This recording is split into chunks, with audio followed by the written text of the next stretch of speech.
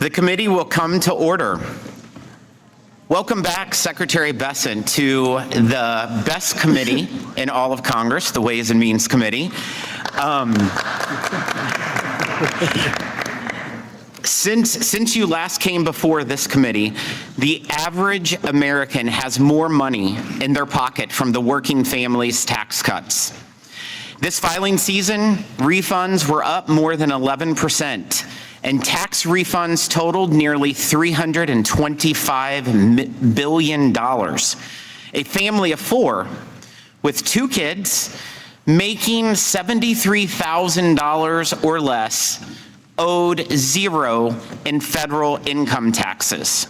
62 million Americans claimed at least one of President Trump's new tax relief priorities, such as no tax on tips, no tax on overtime, no tax on Social Security, and no tax on auto loan interest. Your department just revealed that the majority of Americans who benefited from these policies earn under $100,000. Nearly 6 million kids now have Trump accounts to save for their future.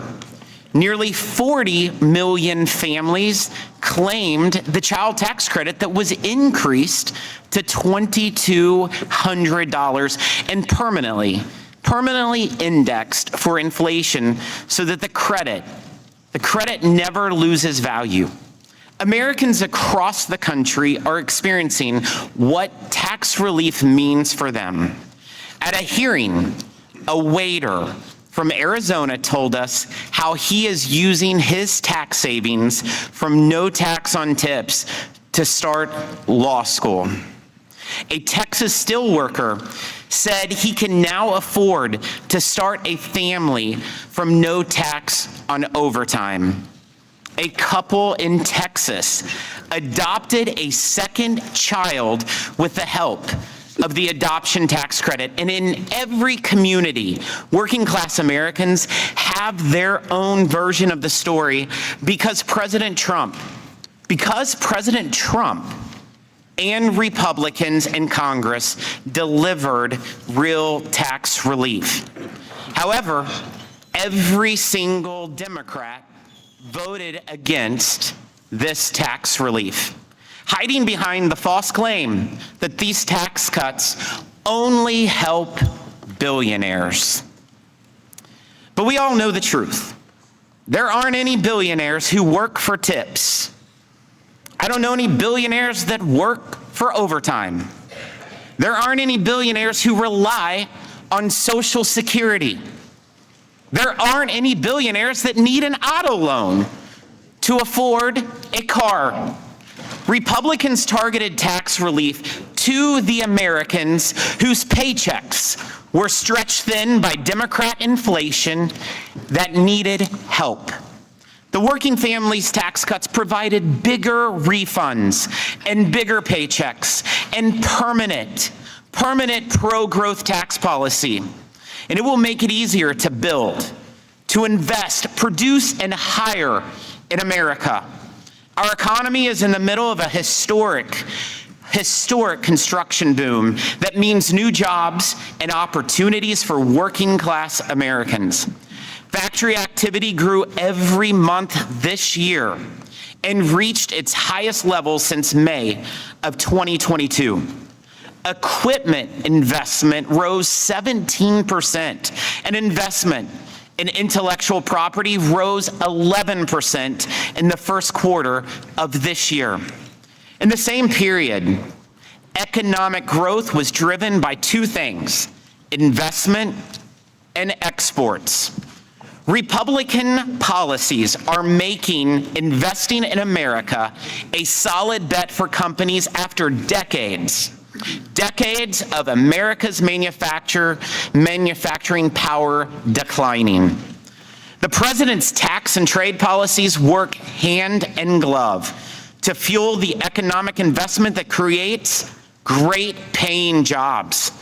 Reciprocal trade agreements have secured $10 trillion in investment commitments in leading industries, open new markets formerly hostile to U.S. exports and made our trading relationships fairer for American workers, farmers, manufacturers, and producers. American producers exported, just last year, a record $3.4 trillion. And in the first 3 months of this year, U.S. exports were over $300 billion each month. That's the highest in 250 years of our country's history.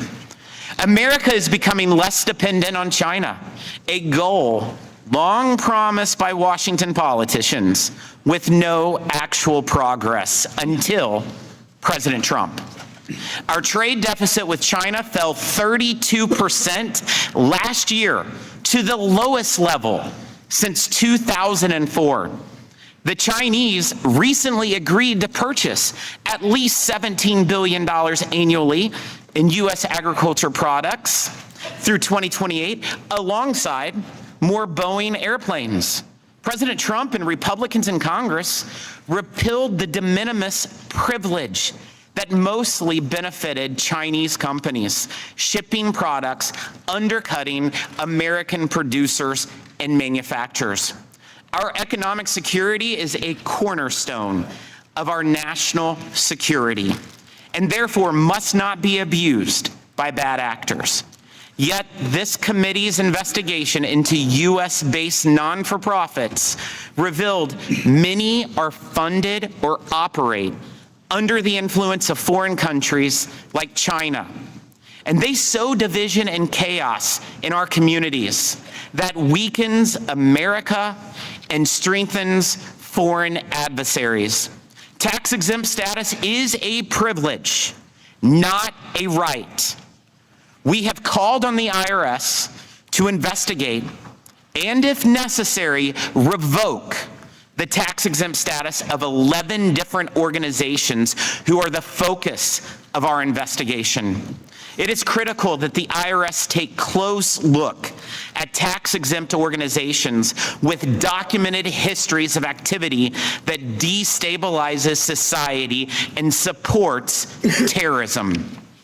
Looking ahead, our tax policies must continue to make our economy the most competitive for innovative sectors of the future, including digital assets and the over 60 million Americans who own cryptocurrency. America needs clear, modern tax rules to ensure we remain the crypto capital of the world. Next week, we will be holding a legislative hearing on policies that offer solutions to pressing issues surrounding digital asset taxation. Mr. Secretary, I know you are a strong advocate for ensuring Main Street shares in the prosperity of our economy.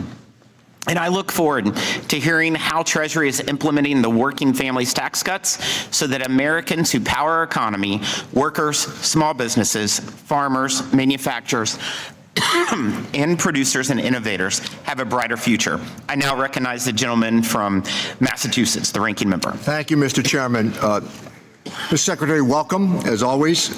The chairman made the point that this is the best committee in Congress.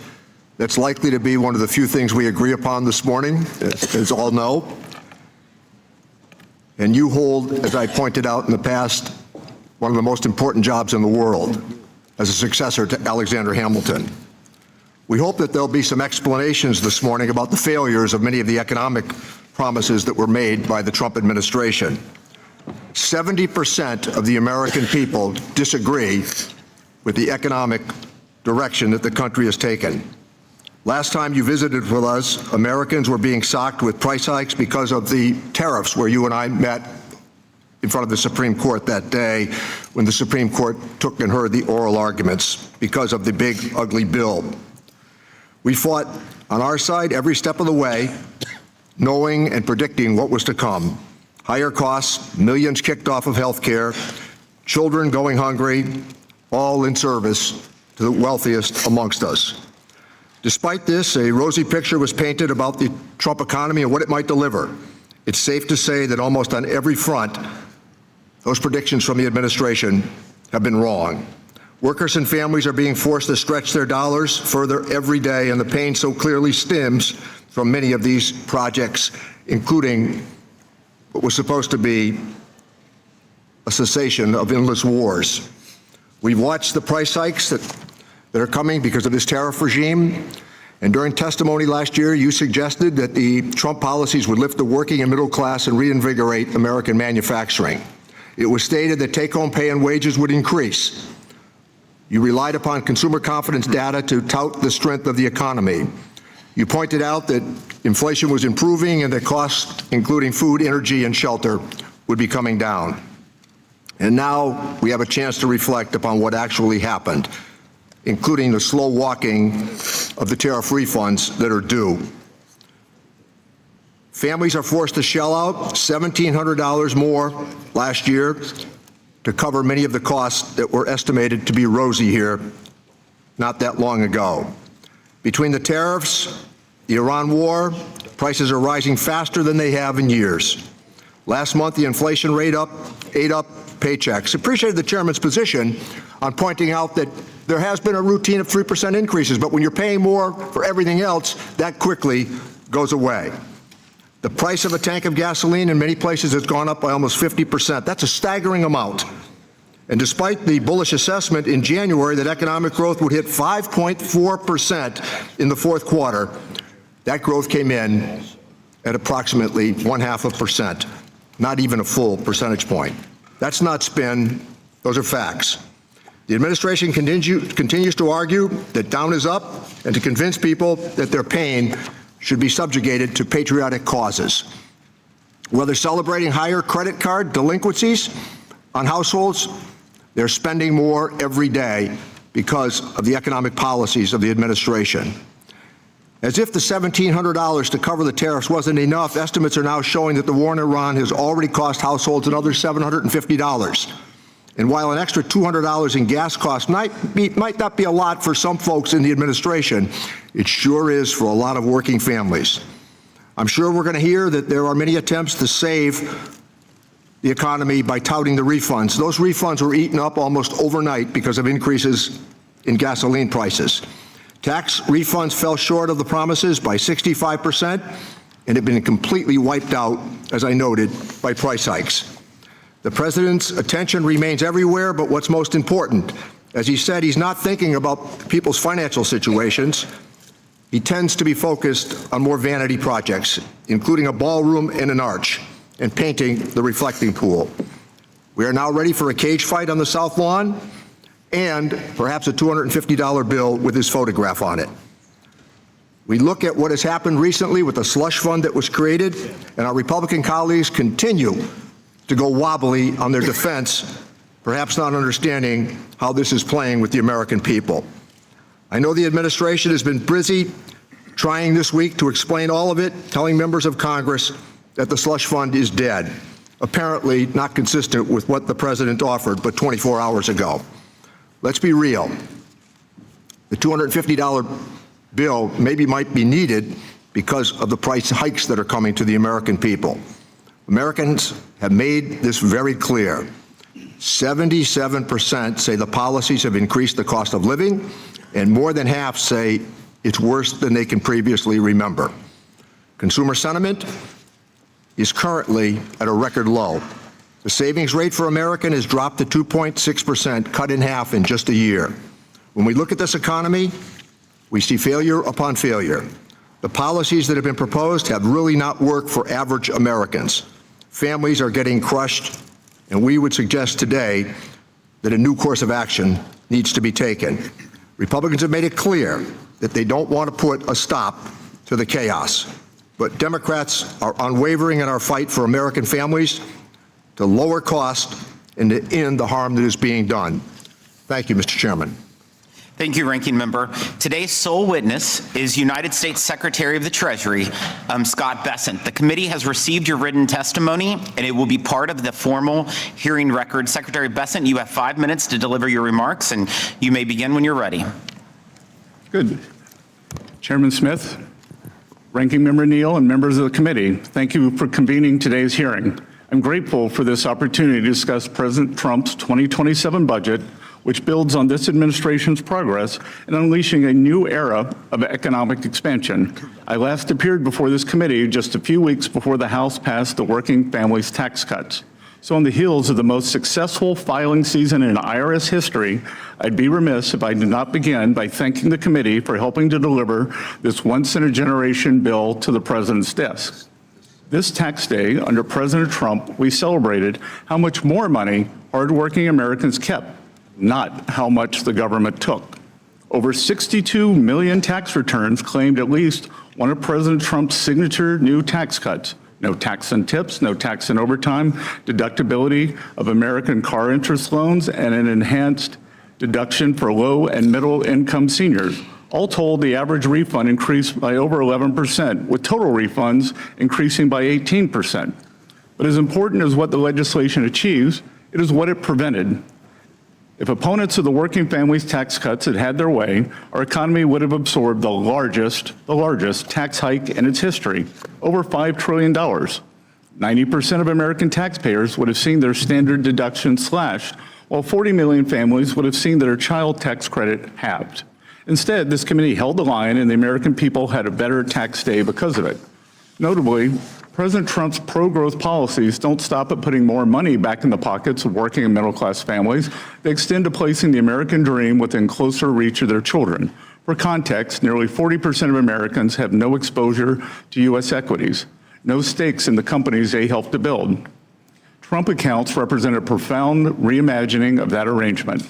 They will ensure that every American child can benefit from private ownership and compound growth, that every American child, in short, is born a shareholder. To date, nearly 6 million Trump accounts have been opened, with 1.4 million eligible for the $1,000 seed contribution from Treasury. Of course, as his tax cuts deliver relief for working class Americans, President Trump's economic agenda is bolstered by two other distinct but reinforcing levers: trade and deregulation. Let me briefly address both of these in turn. First, the president is undeterred in his determination to open markets for U.S. goods and services while rebuilding U.S. manufacturing capacity. Over the 12 months ending March 2026, the trade deficit for goods declined by $370 billion compared to the same timeframe ending March 2025. The economy has added 313,000 net new private sector jobs and 13,000 manufacturing jobs in the past 2 months. Firm capital expenditures rose at an annual rate of over 17% in the final quarter, and companies are investing trillions to build and expand here at home. American industry is winning again to the benefit of American workers. A whole-of-government approach, meanwhile, is coupling our manufacturing revival with a great regulatory reset. Properly calibrated regulation is essential for economic growth, capital formation, employment, and higher wages. So at the outset of this administration, President Trump set the ambitious benchmark of slashing 10 existing regulations before issuing a new one. In 2025, we shattered that goal with a ratio of 129-1, and as a result, the regulatory actions generated more savings last year than in those of the prior Trump administration combined. Separately, any one of these initiatives on trade, tax cuts, and deregulation would be substantial.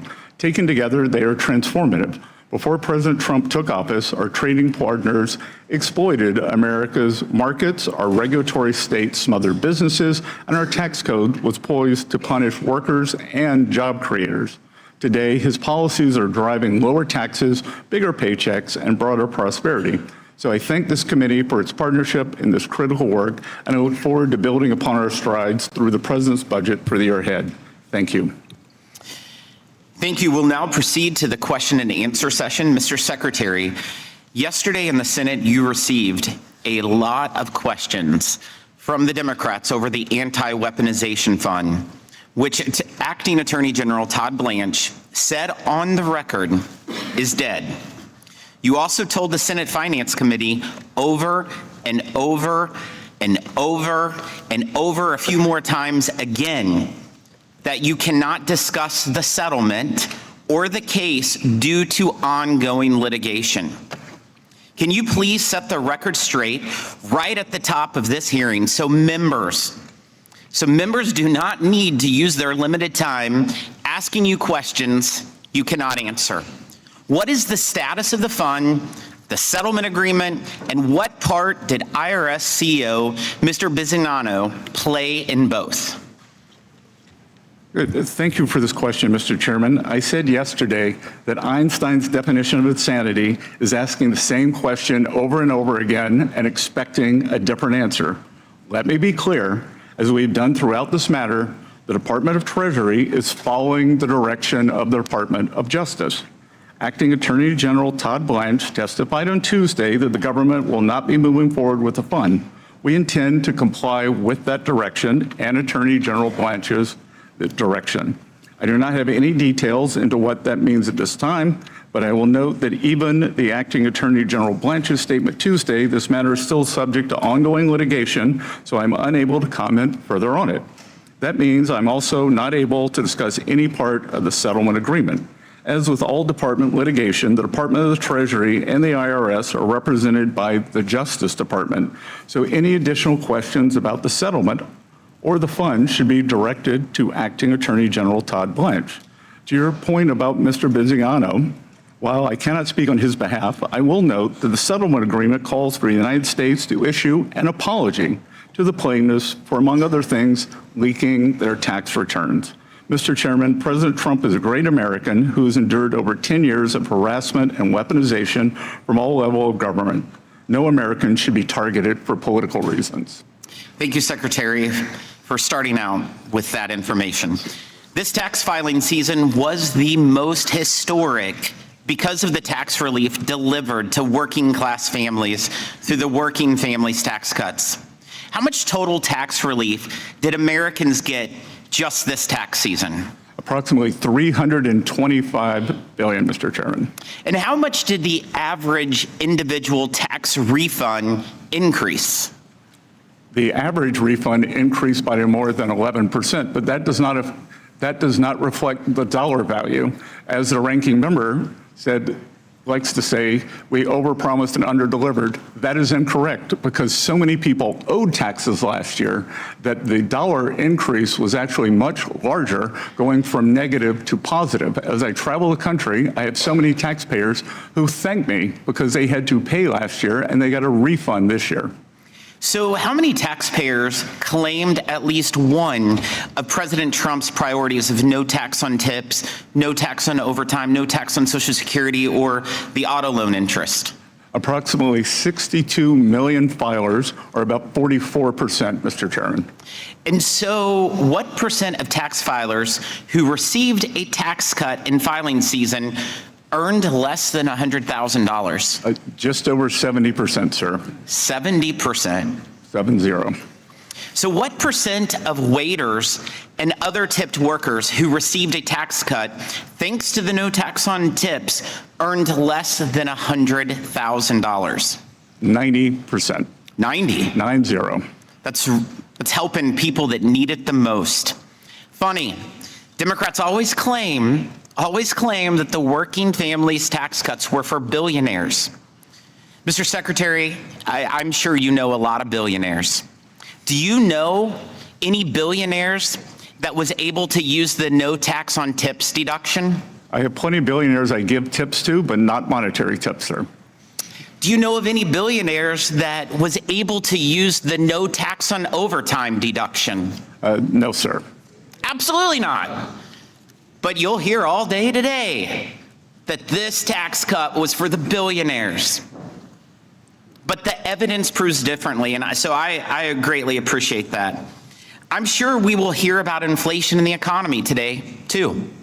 And so at this point, during President Biden's term, what was the core inflation rate?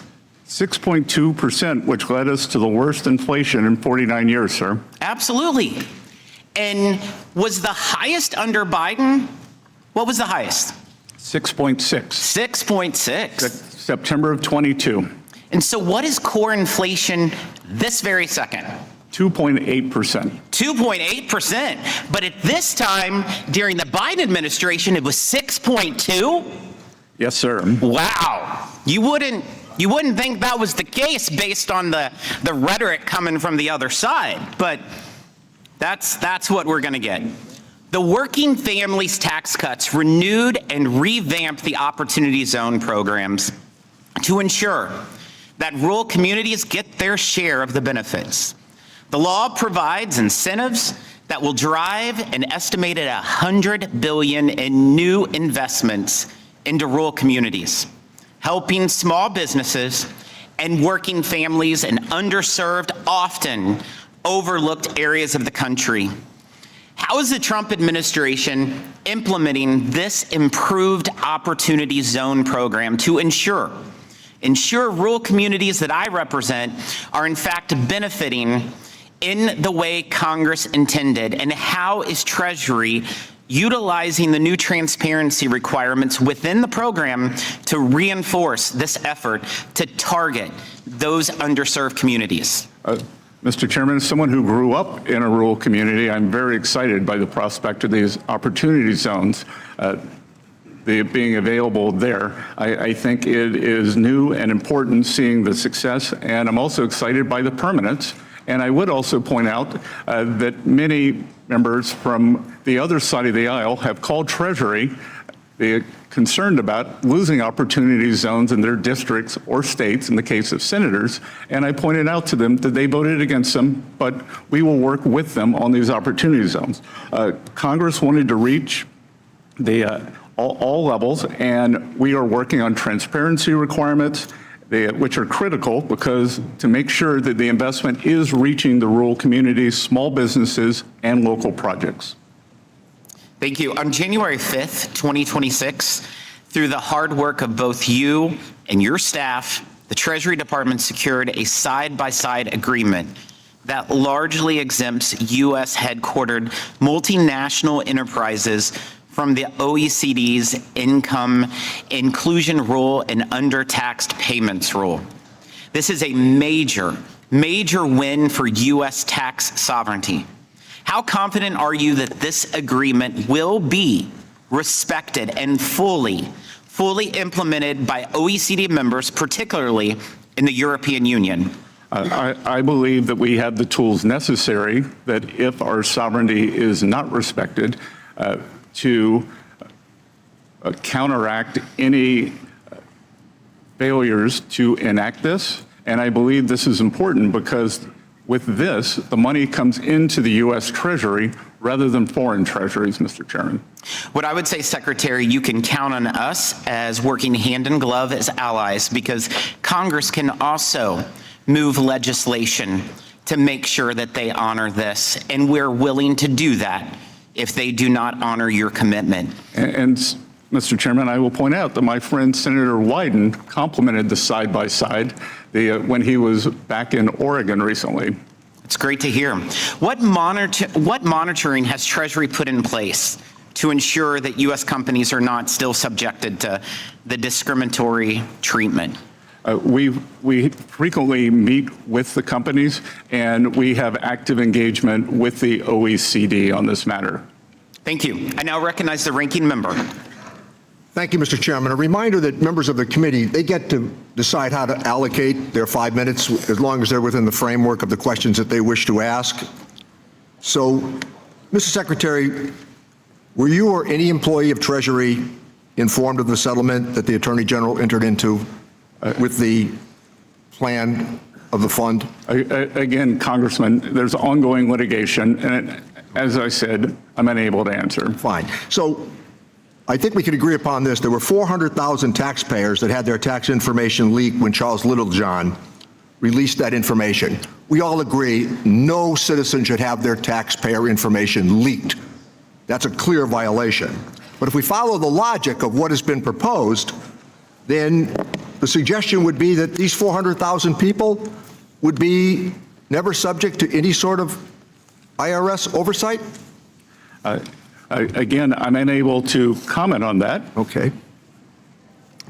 So let me go back to part of the statistical data that's been gathered.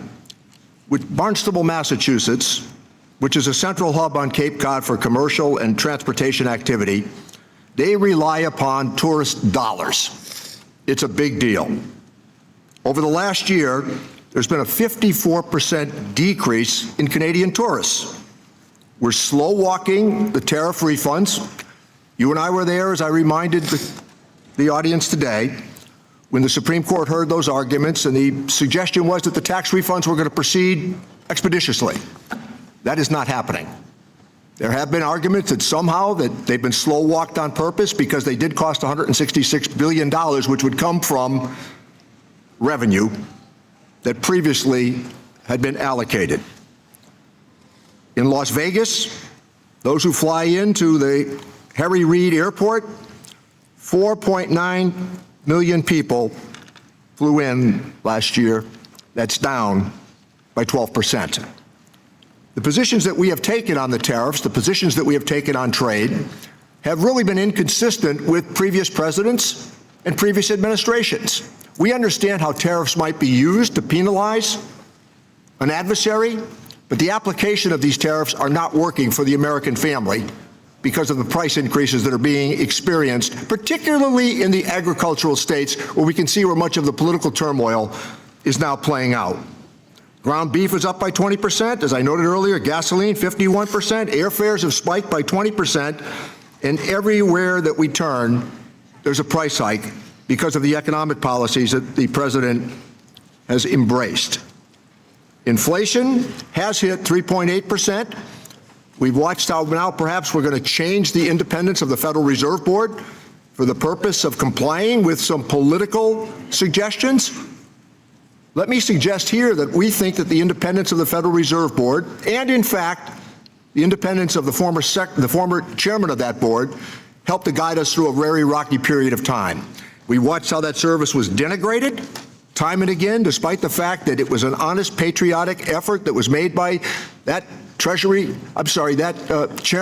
to get us through, again, a very, very difficult period of time. But if we don't like the outcome with the Consumer Price Index, we get rid of the forecaster. If we don't like the result of what the Federal Reserve Board has said, then we threaten and intimidate the chairman of the Federal Reserve Board. The argument has been, since your last visit, that lowering costs was something that we all embraced. But there's a fundamental acknowledgement, and it is not happening. I cited a previous statistic that I think remains very compelling this morning. 77% of the American people disagree right now with the economic positions that are being embraced by the administration. With that, I yield back my time. Thank you, Mr. Buchanan. Thank you for being here today, Mr. Secretary.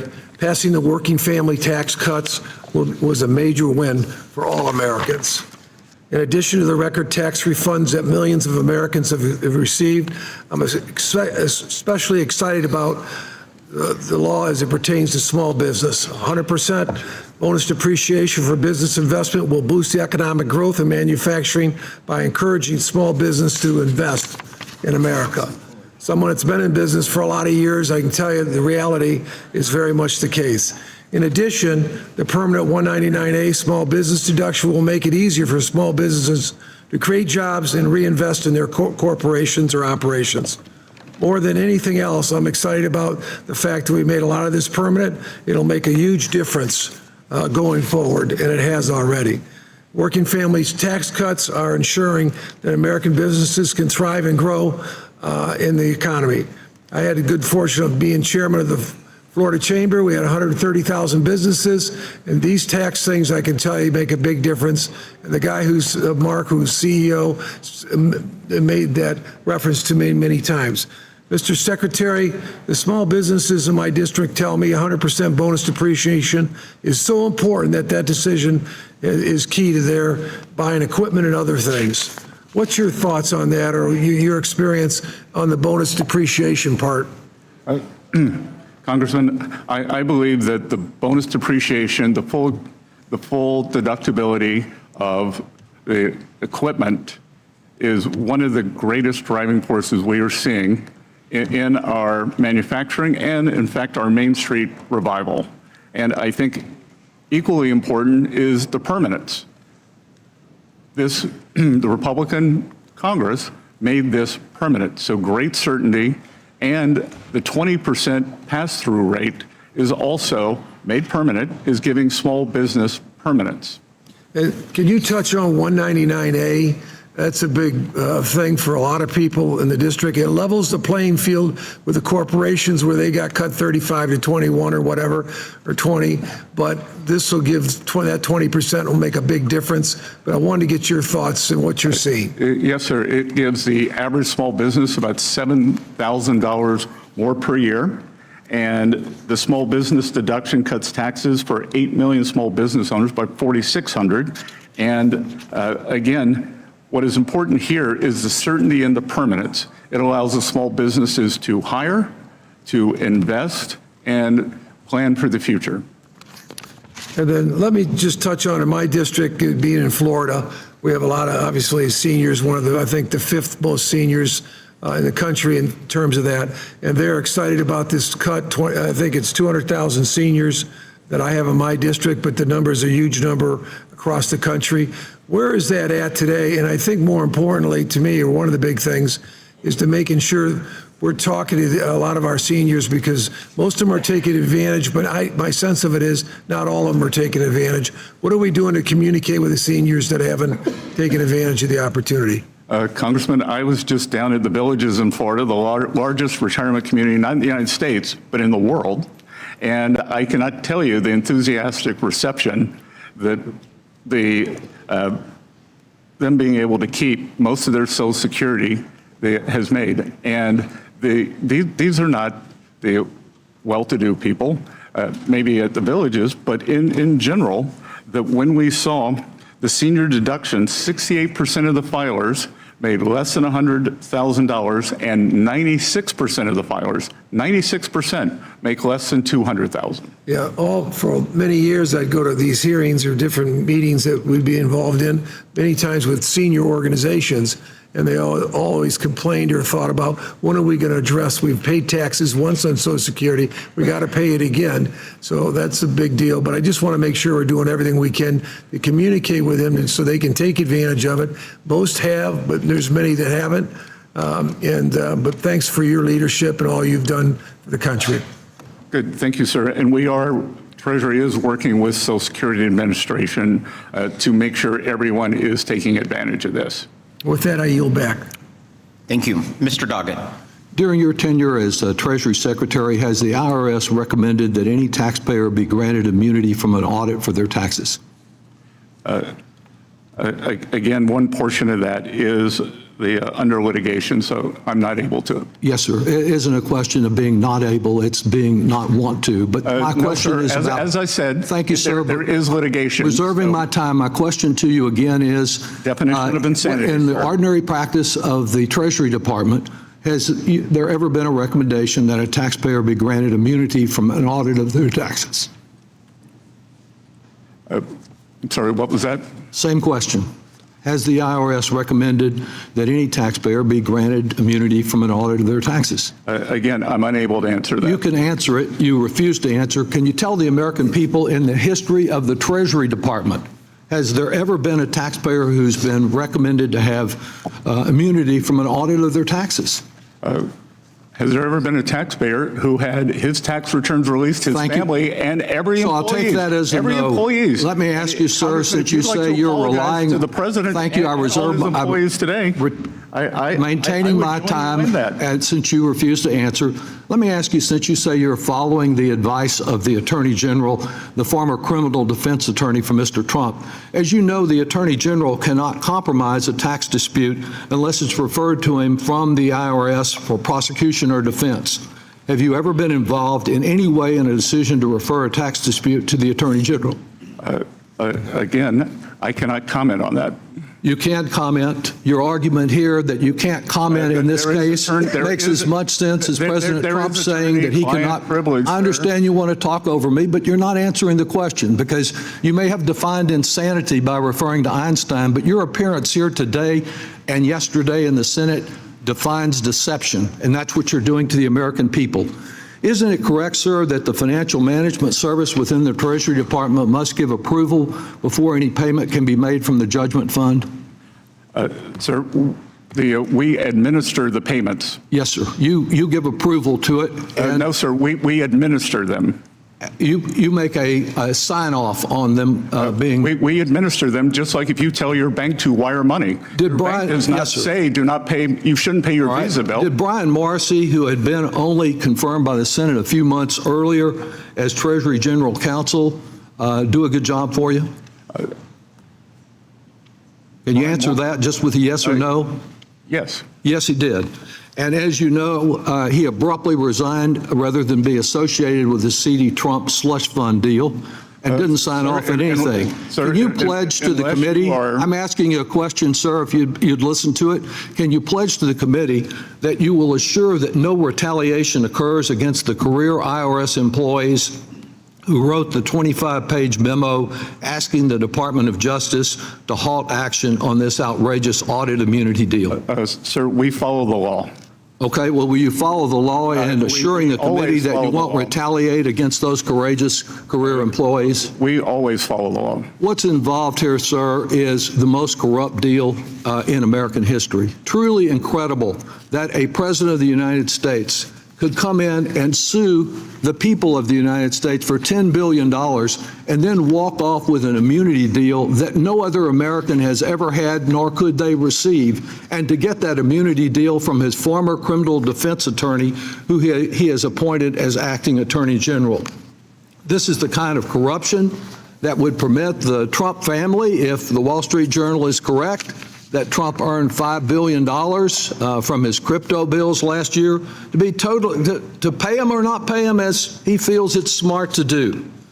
He made no complaint about the audits in his petition, and yet suddenly out of nowhere, he's granted immunity in what some have said in a report would be $100,000 benefit, $100 million benefit to him. You know that there is a responsibility of your department to do audits of the president every year. A report of this committee indicates that only one was begun during the first term. What are you doing to assure that those annual audits occur this year? The first term, 3 years, nothing.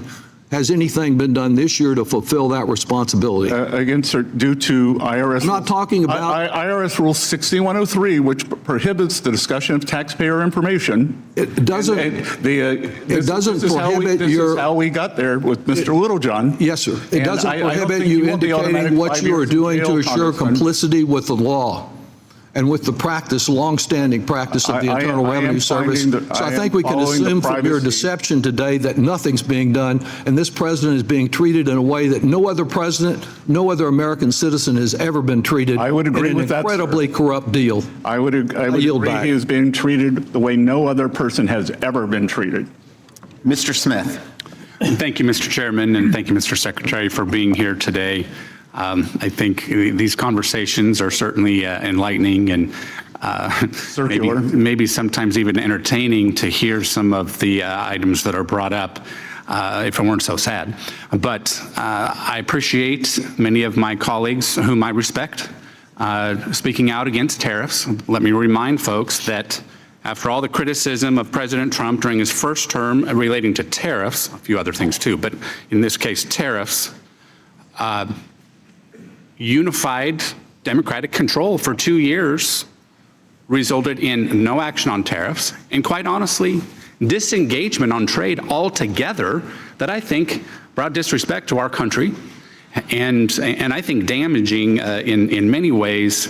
But I'll move on here to talk more about tax and certainly the Treasury's recent interagency agreement with the Department of Education to address the ongoing costs to taxpayers associated with the Biden administration's student loan policies. Last year, I joined several colleagues in urging Treasury to rescind the waiver which prevented collection on defaulted student loans. So this agreement takes an important step toward restoring accountability and protecting taxpayers. I certainly appreciate your partnership in the effort. You know, the Working Families Tax Cut bill was very productive, certainly teed up by the Tax Cuts and Jobs Act from the first Trump term.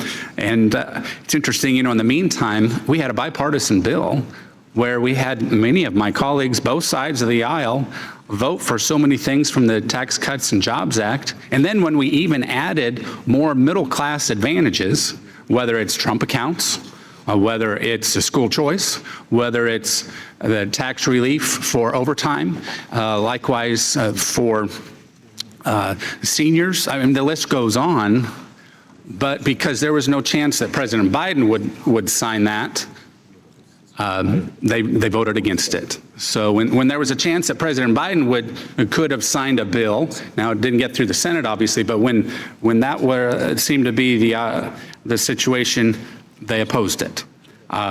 So I just I get a little frustrated when we can have good discussions here in this room and legislate. I think it's important to note that there were so many inversions happening leading up to the Obama administration that even President Obama advocated for lowering the corporate tax rate.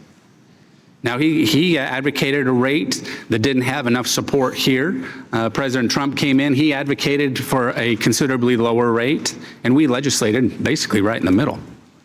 And it proved very effective economically, proved effective for growing revenues and growing because the economy grows. So anyway, I'm excited about the Trump accounts because I think those are going to be consequential, especially teaming up with the federal scholarship tax credit. Appreciate my colleague Blake Moore working with me to make permanent the Trump accounts because I think they are going to be very much appreciated by a lot of folks. A few years down the road especially, but I think even in the near term as people start thinking more about their financial future.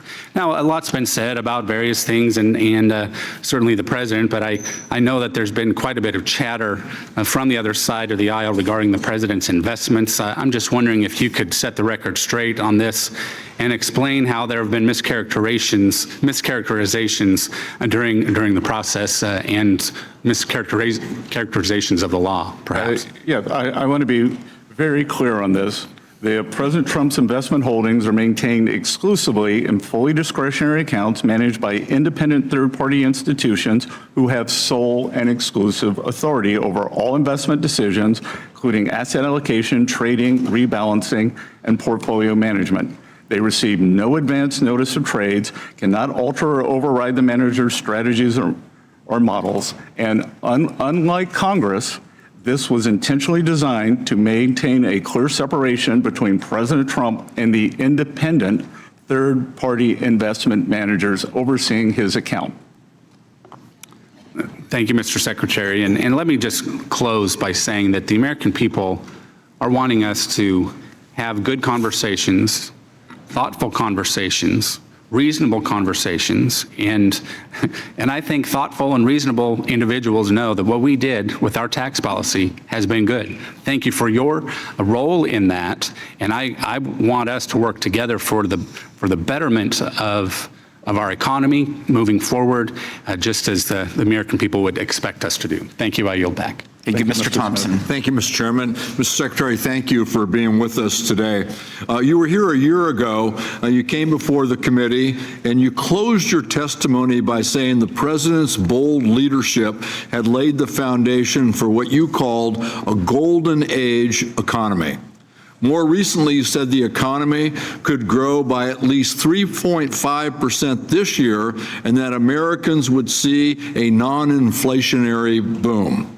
Mr. Secretary, I've searched hard to find constituents in my district who believe that this economy is golden.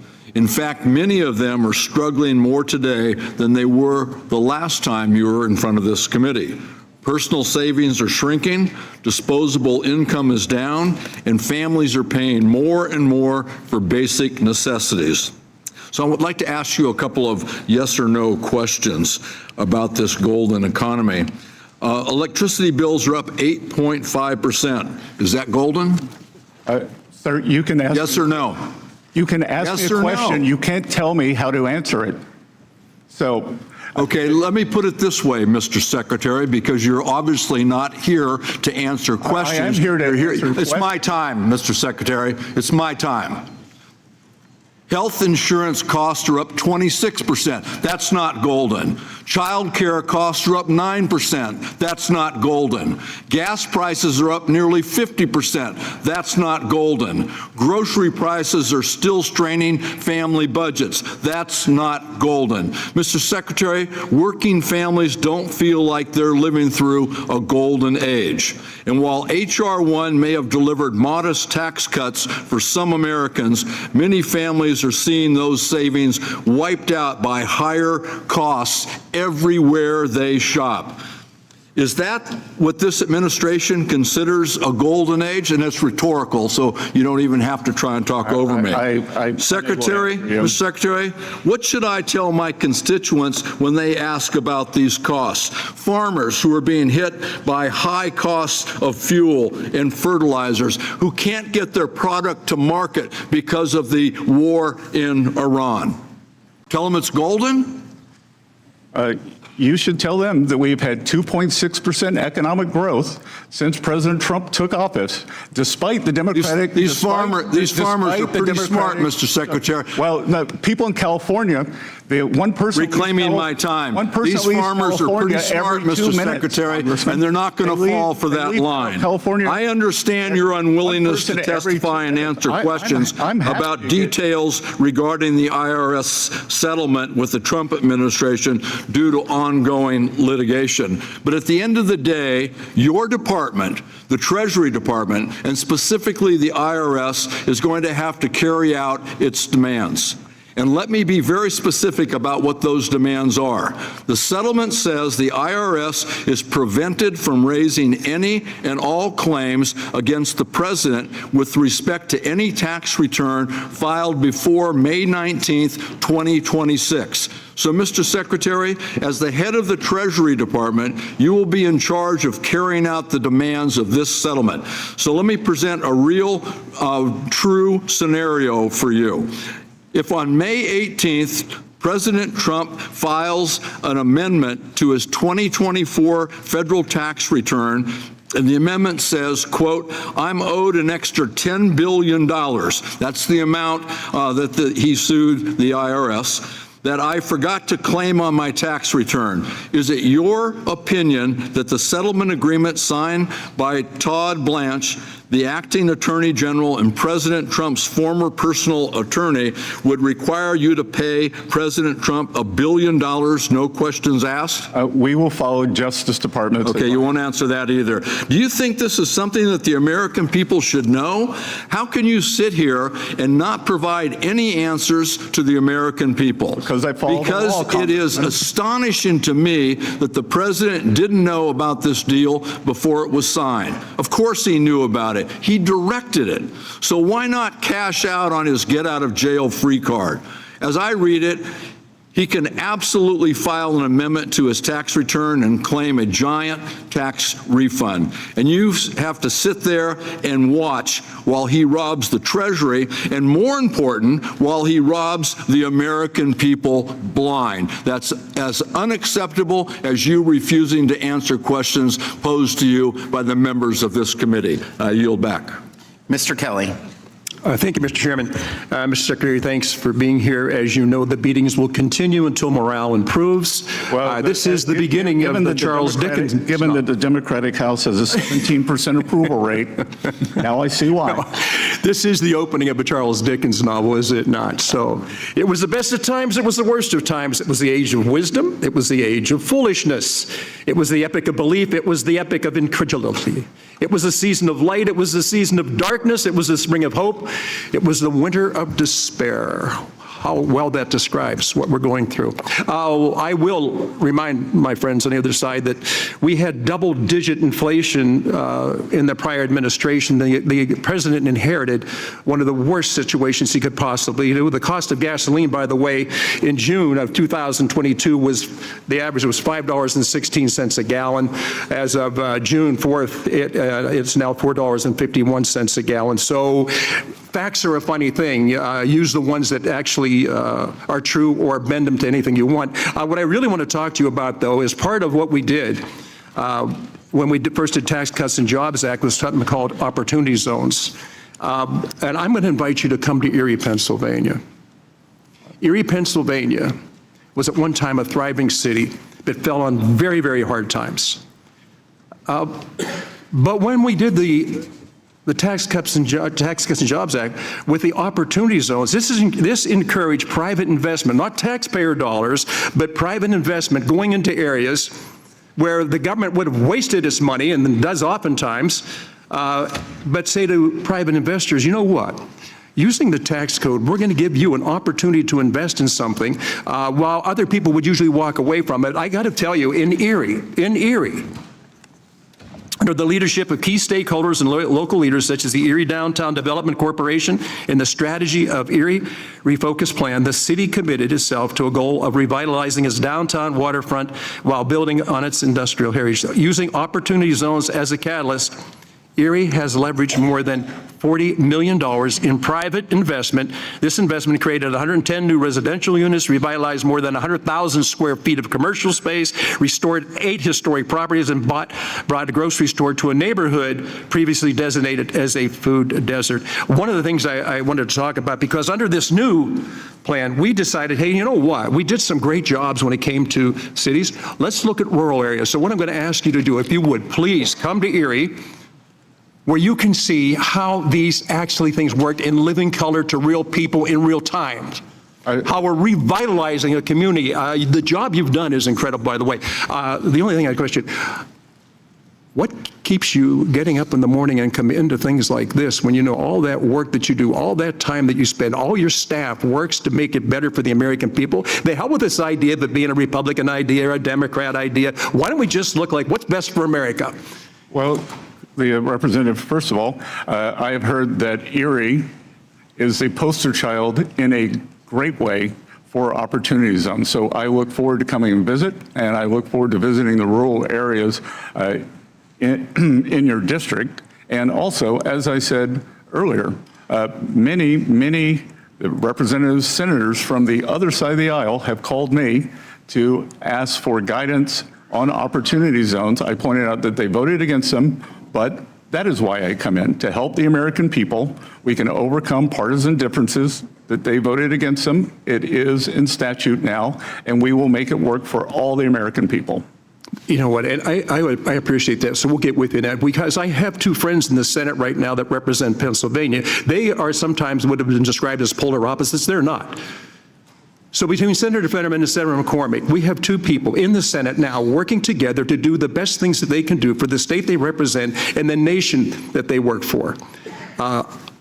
I think if we could twist things around, and unfortunately elections get in the way of us doing things that are actually beneficial to the American people. We tend to work on a party spectrum rather than the people we represent. As I said, I represent 750,000 people. None of them are, it's not an all red, it's not all blue. And in fact, what discourages me is too many of our people who live in the area no longer have faith, and they don't even register to vote. But please, we're going to invite you. We're going to invite Senator Fetterman, Senator McCormick. We will get people there to sit down with you. There is such a wealth of opportunity taking place right now. The figures don't lie. Sometimes the liars can figure, but figures don't lie. Thank you for doing what you're doing in your private life, to walk away from that, to walk into this. When they first described it as a swamp, they had no idea how deep the swamp has become. Thank you for being here today, and thank you for your dedication to the United States of America. Thank you, Mr. Larson. Thank you, and thank you, Secretary, for joining us here today. It's always kind of unusual when you start a hearing and are instructed what you can say or can't say in an open and free democracy. But having said that, you mentioned in your testimony core inflation a couple of times. What's the difference between core inflation and inflation? Many people believe, or it is in general, energy prices and food prices, which are much more fast-moving. And I would say that energy prices will roll down when this Iran conflict ends. So is gasoline considered part of core inflation? Yes, sir. It is. So those remarks, core inflation reflects gasoline prices. Core inflation that reflects the underlying trend in inflation and whether that inflation has become endemic to the system as it did during President Biden. Has the war in Iran had anything to do with core inflation? Sir? Does the war in Iran have anything to do with core inflation? Or you can't answer that, or either, or are we precluded from asking that? Well, I'm not sure what the question is. Let me make it as simple as I can. Does the war in Iran, are you with me? Does the war in Iran thus far have witnessed the rise in gas prices as it caused? Well, again, that is the regular inflation, and gas prices have gone up, which I believe will be temporary. Gas prices have gone up, but you believe they're temporary. Core inflation has dropped 0.5% since President Trump came to office. Geez, you know, when I'm home in my district, I'm going to just tell those people, geez, you know what? You missed this whole thing. Don't you understand core inflation? You guys are better off. I mean, these gas prices, I don't know what you people are thinking out there. For God's sake, you know, you should be doing cartwheels in the street over the price of gas. So what is the administration's plan to lower gas prices? We've taken the many. Are you in favor of eliminating the gas tax? Again, the White House has asked for it, sir. They have? Why isn't it before the committee for a vote? I don't run the agenda. Well, it's good to hear that we're in favor of something that we can work on bipartisanly that will help relieve people who need it the most. Forgive me, but people in my district aren't doing cartwheels over this economy. They haven't seen the impact that you claim that they're all receiving. People hear a lot of rhetoric, et cetera, but that doesn't pay their grocery bills. That doesn't pay their heating costs. That doesn't put fuel in their tanks.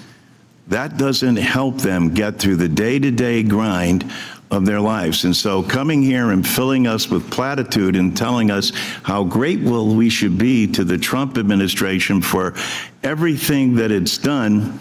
Well, Congressman, is this war responsible for any of this? Congressman, food at home is up 2.5% since President Trump took office. Are we at war currently? Which is twice. Are we at war twice that currently? Much every year under the Biden administration. Are we at war currently? The conflict has been halted. The conflict has been halted. So we're not at war. Special military. So our military is not involved. We're not at war. Again, if you would like for me to call the Secretary of War, I can ask. I'm the Secretary. So as part of the administration and as part of this, we're not at war. How in God's name, if we can't answer any questions at all, and I don't know, maybe there were some special orders where we're not allowed to these questions or not, we ought to make that clear. Are we at war or not? I'm asking as relation to the cost of going up for oil and gas. That hasn't risen. Has it risen because of the war? It did rise because of the conflict, yes, sir. The conflict. So that's what we call it. Our people go into battle and lose their lives. Mr. Larson, your time has expired. Mr. Schweikert. Thank you, Mr. Chairman. And just, Mr. Secretary, you were already heading there. As everyone here, I'm sure, knows, PCE, there's actually trimmed, which Kevin, new head of the Fed, prefers. There's actually 4 or 5 ways you do balancing on the calculations. So if any of you want joint economic, actually, we have a whole chart of how those calculations work. If anyone would like it. Those will be facts, and they're inconvenient. And food prices, food at home, has risen 2.5% since President Trump came into office. It averaged more than 5%. 5% under the Biden-Warren economy. And I've got a list here that President Trump posted, but no one wants to talk about it. Last year, all we heard was eggs. Eggs are down 90%. Avocados are down 19%. Mr. Secretary, you will find... Which is probably, avocado is probably more popular on the other side of the aisle. Yeah, Mr. Secretary, you'll find we often choose whatever number works best for the social media posting we're going to do in an hour. So welcome to Congress. A conversation we've been having actually with some of your staff and some of the Ways and Means staff is something that often never comes up, but we're going to have to understand it and find a better way to document it. We calculate about 17% of the U.S. economy now is in the tax-exempt space. And within that space, those who receive the benefit of tax exemption, the basic concept is, here's the community good you're doing for not having to pay taxes. Okay. There's something you're an expert on, the 990 form that documents to the IRS, to Treasury, to Congress, what is that community benefit? I know your team has been working on this. I know some of the IRS team, we've been working on it. Is there a way to come up with a much more robust, universal form so we can understand, are these tax-exempt organizations meeting their societal obligation? And if they're not, we can help them meet that. But we don't have enough information today. It's a great question, Congressman. And there are many tax-exempt organizations. A large part of the economy are hospitals and healthcare services. So we should look whether they are meeting the needs and are in fact nonprofits. But your question in terms of what is going on with these nonprofits, the IRS has issued guidance for Form 990 that nonprofits, just as banks must KYC, know your customer, they are telling the directors of these foundations, of these institutions, you must know your grantee. So KYG. If your grantee if the money is being used for violent activities, you as a trustee, as a fiduciary, are in trouble. If it is being used to take away people's civil rights, you are in trouble and the nonprofit status is in jeopardy. My team looks forward to continuing to work with Treasury on making that more robust so we actually understand both those that are using nonprofit tax exempt as funnels to bad acts, but also are they meeting their community obligations? One that you're probably not going to get as a question from anyone else. We have a fixation of debt management. You know, we're responsible as policymakers, we're responsible for the debt, not the administration. We do make the policy. What can we do as members of Congress, Joint Economic Committee, Ways and Means Committee, to help you convince the markets, you know, please buy a 10-year note. Please, we have some vision, you know, the visibility to see where we're going. I do have some concerns of in the future where the entire world is binging on debt, that we have some stressed auctions. What do we do as a country to actually not have that happen to us? So since President Trump came into office, the U.S. Treasury market has been the best performing developed market, but that is not assured. It is assured that we will have, the Treasury will have a regular and predictable issuance cadence. But what we must let the borrowers know, people who are buying Treasury bonds, whether it is U.S. households, the foreign central banks, and everyone else in between, that we are serious about getting our debt and deficit numbers under control. That is perfect, Mr. Secretary. And with that, I yield back, Mr. Chairman. Mr. Davis. Thank you, Mr. Chairman, and thank you, Mr. Secretary.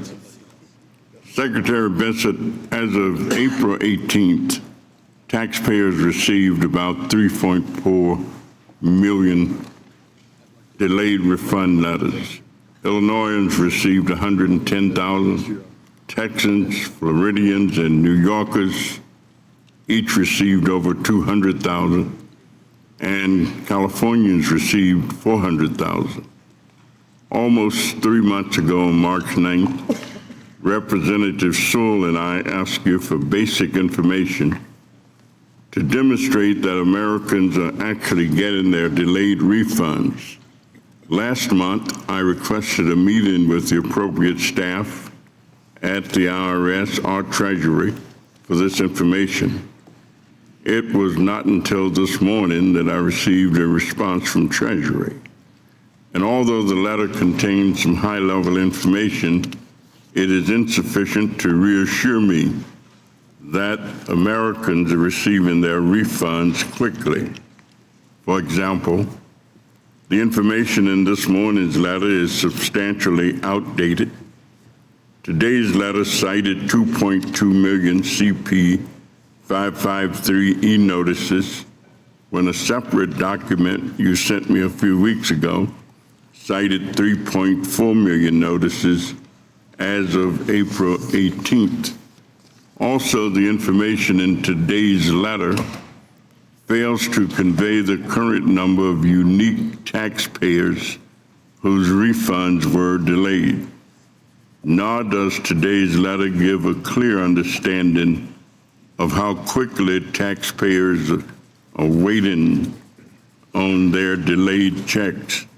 So, Mr. Secretary, could you tell me when or before June 11th will you or your staff meet with Representative Sewell and me to walk us through the evidence that taxpayers with delayed refunds received the funds owed to them?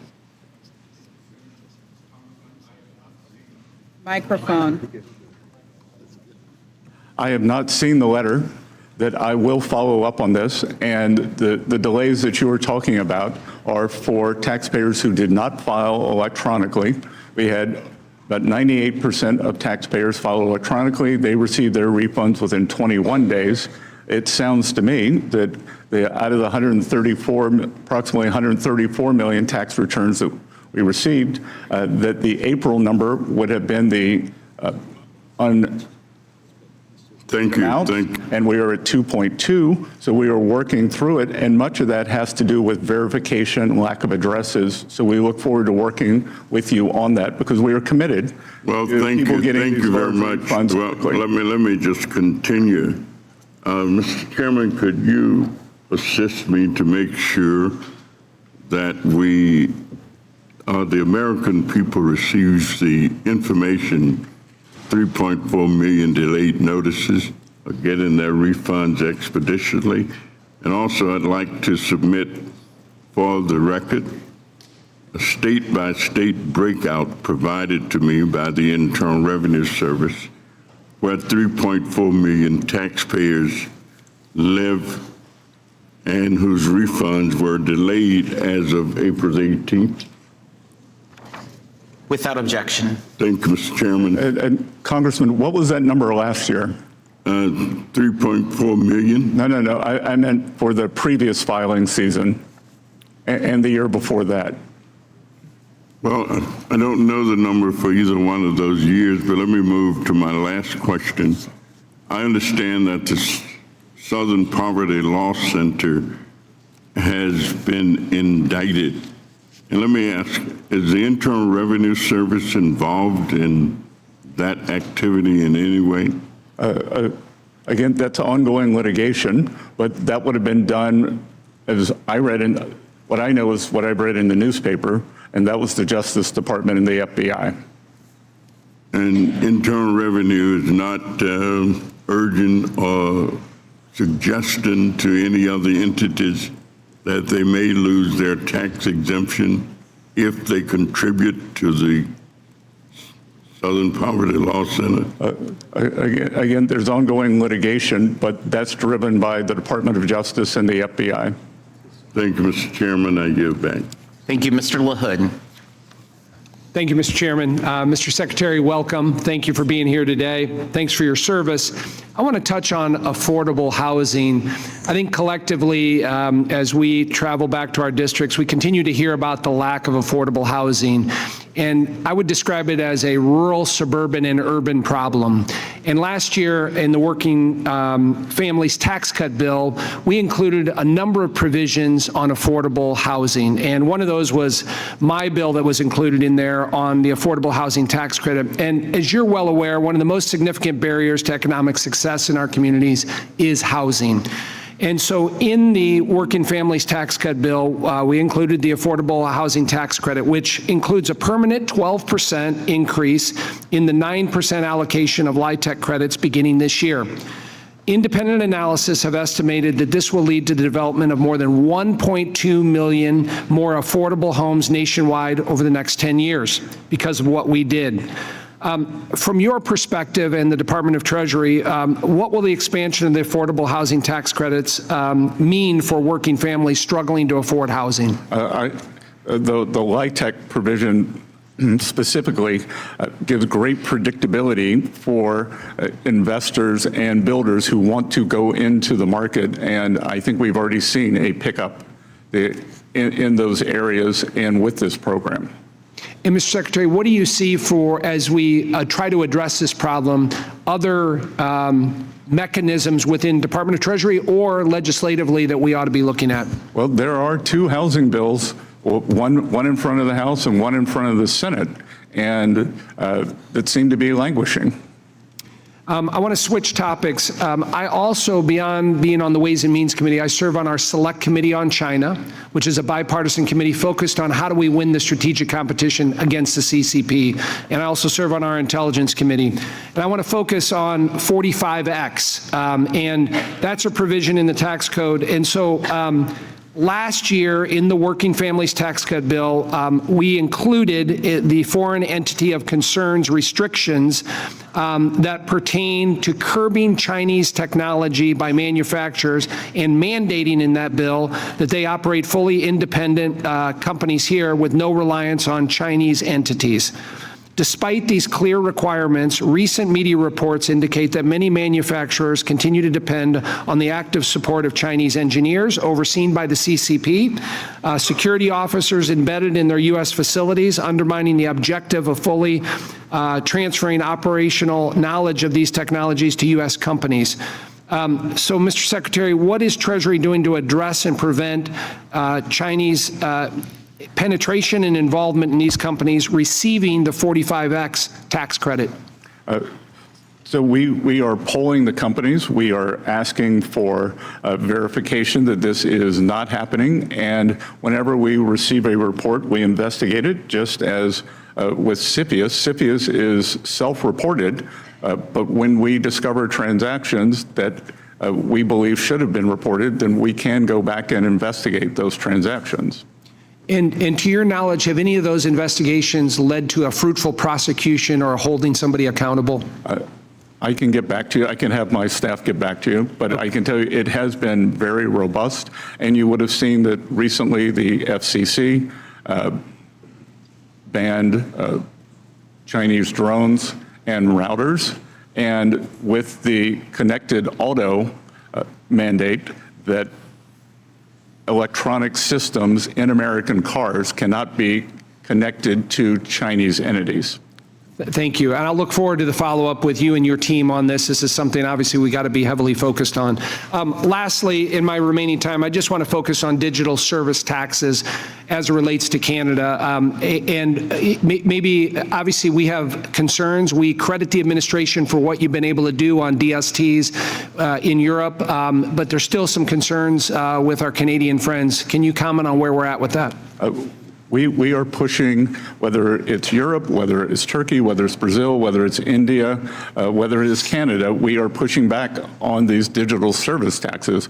We have the greatest technology and innovation ecosystem in the world, and they cannot take advantage of our companies and for their treasuries. They are very interesting. They are very ripe targets because they are profitable, they are well run, and they are in demand, but we cannot have this. And we, in every trade negotiation or every trade discussion with the Canadians, we bring this up. Thank you, Mr. Secretary. I yield back. Ms. Sanchez. Thank you, Mr. Chairman. Secretary, nice to have you back before our committee. Mr. Secretary, do you believe that all Americans should follow our tax laws? Yes, Congressman. Yes, good, so do I. And do you believe that for those Americans who break our tax laws, they should be audited or held accountable? Well, I think there are two things there. An audit is not a result of breaking the law. Yes or no? Simple question. Well, no, it's not a simple question. It's Okay, a two-part then question. let me break it into two. Do you think they should? If you're asking me, Please don't should every interrupt taxpayer be me. audited? Please answer I came here for answers. If you came here to waste time, I'm going to try to make sure you don't do that. Do you believe that people who lie on their tax returns should be audited? Yes. Okay, do you think that people who break our laws should be held accountable, our tax laws? Yes. Okay, thank you. Very simple. Not a hard question. I'm glad we agree. So why is it that you are allowing President Trump to have complete immunity from being audited? Again, I'm going to have to refer you to my previous statements. And what was your previous statement, sir? That I am unable to comment on any of the ongoing litigation. Okay, can you name the ongoing case concerning President Trump's immunity from audit? Sorry? Can you name? There are 3 cases. Can you name them, please? That are out there now, and I will be happy to get back to you on those, because again, I am not a lawyer. Okay. We are represented by the DOJ. Great, you said that you can't because there's ongoing litigation. You'll get me the name of the ongoing litigation, because the only ongoing litigation that I know of is surrounding the $1.8 million slush fund, which has already been suspended. The fact is that the judge's ruling in the litigation that references that slush fund only addresses the anti-weaponization fund. It doesn't even address Trump's immunity from audit. So I would like to ask unanimous consent to enter into the record the judge's order in the Floyd versus Department of Justice case. Without objection. Thank you. Now, Secretary, you said you're not an attorney, is that correct? Mercifully. Okay, well, I am, and I'm actually proud to be an attorney and know the laws, and I know how to read a judicial ruling. Furthermore, I know that since 1962, the Supreme Court has held that ongoing litigation does not prevent someone from testifying in a congressional hearing. So once again, I'm going to ask, why are you allowing President Trump and his family to have complete immunity from being audited? Again, since you're a lawyer, you will understand that the U.S. Treasury and the IRS are represented by the Justice Department and the Acting Attorney General. Yes, but I just mentioned a Supreme Court case that doesn't bar you from testifying. It's pretty clear to me, though, however, that you're not interested in answering questions. You're interested in arguing. Let me ask you this question. If President Biden amended a prior tax return and claimed that he was owed $1 billion, do you think that that would be audited, or should it be audited? I'm not going to talk about any because you're not really here to answer questions. I don't understand why you wouldn't audit that, and I don't understand why you wouldn't do the same for President Trump. So the ruling, by the Justice Department, do you have specific knowledge of an audit of President Trump? Excuse me. It's my time. You're not here to ask me questions. I'm here to ask you questions, and hopefully you're here to try to answer some of them. I'm curious to know who counts as Trump's family for the purposes of this immunity. Is it his children, his in-laws, his grandchildren, his second or third cousin, his great-great-grandchildren? Do you know the answer to that question, Mr. Secretary? Again, I imagine you have the Justice Department phone number. I would suggest you call them. I'm not the one that runs the Department of the Treasury or that oversees what is happening with this immunity that has been granted. I'm not the one either. We follow the instructions of our lawyers, and we obey the law, Representative. I hope that you're proud of your performance today, Mr. Secretary, because I hope you get some social media I think it's pretty safe to say that this is probably the most corrupt Treasury Department in our nation's history. And while you dance around questions to protect Trump, Americans are suffering in Trump's spiraling economy. Inflation is now rising faster than average hourly wages. Gas prices are at an all-time high with the war in Iran. The cost of groceries has risen 3.2% over the past years, and prices on most goods have gone up because of Trump's tariffs. So I don't see how you could call that anything other than a failure of the most corrupt Treasury Department in history. Your time has expired, Ms. Sanchez. Thank you. My time has expired. Secretary, I would love for you to respond to the accusations at your department, because I think you are due the opportunity for that. The Congresswoman is slanderous. She has nothing but the unsubstantiated opinions, and I will not stand for that. There is nothing corrupt. We move at the highest levels, and just because she cannot get the answer she wants, if she would like to give me facts, she seems long on facts, short on facts, long on hot air, and I will not stand for that. Yeah, that's great. Mr. Arrington is recognized. Disgrace to make a remark like that. Apparently, my colleagues had a sudden interest in the rule of law. I wonder if you asked her if she thought illegal immigrants should be detained and deported or caught and released, what the answer would be. Well, and Congressman, and two, on inflation, I am not going to take firefighting advice from an arsonist. Well, Mr. Secretary, they torch the American people. Mr. Secretary, maybe we ought to ask the question: inflation. should the sons of presidents who have multiple felony convictions, should they be held to the same standard of the American people in terms of crime and punishment? I wonder what the answer to that question would be. But let's not veer off. Apparently, wages and take-home pay aren't the only thing up in this country. Irony and hypocrisy is at an all-time high among my Democrat colleagues. Now we see why someone leaves California every 2 minutes. And that hypocrisy and irony starts with questions about price increases. It was the failed economic policies, one self-inflicted failed economic policy after the other, that created the worst inflation crisis in a half a century.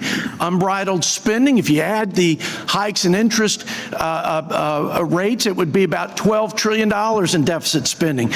Waiving work requirement for able-bodied adults on welfare, giving welfare and health care to illegal immigrants with the stroke of a pen by President Biden, layers of taxes on American competitiveness, layers of regulation on our small businesses. And you know what?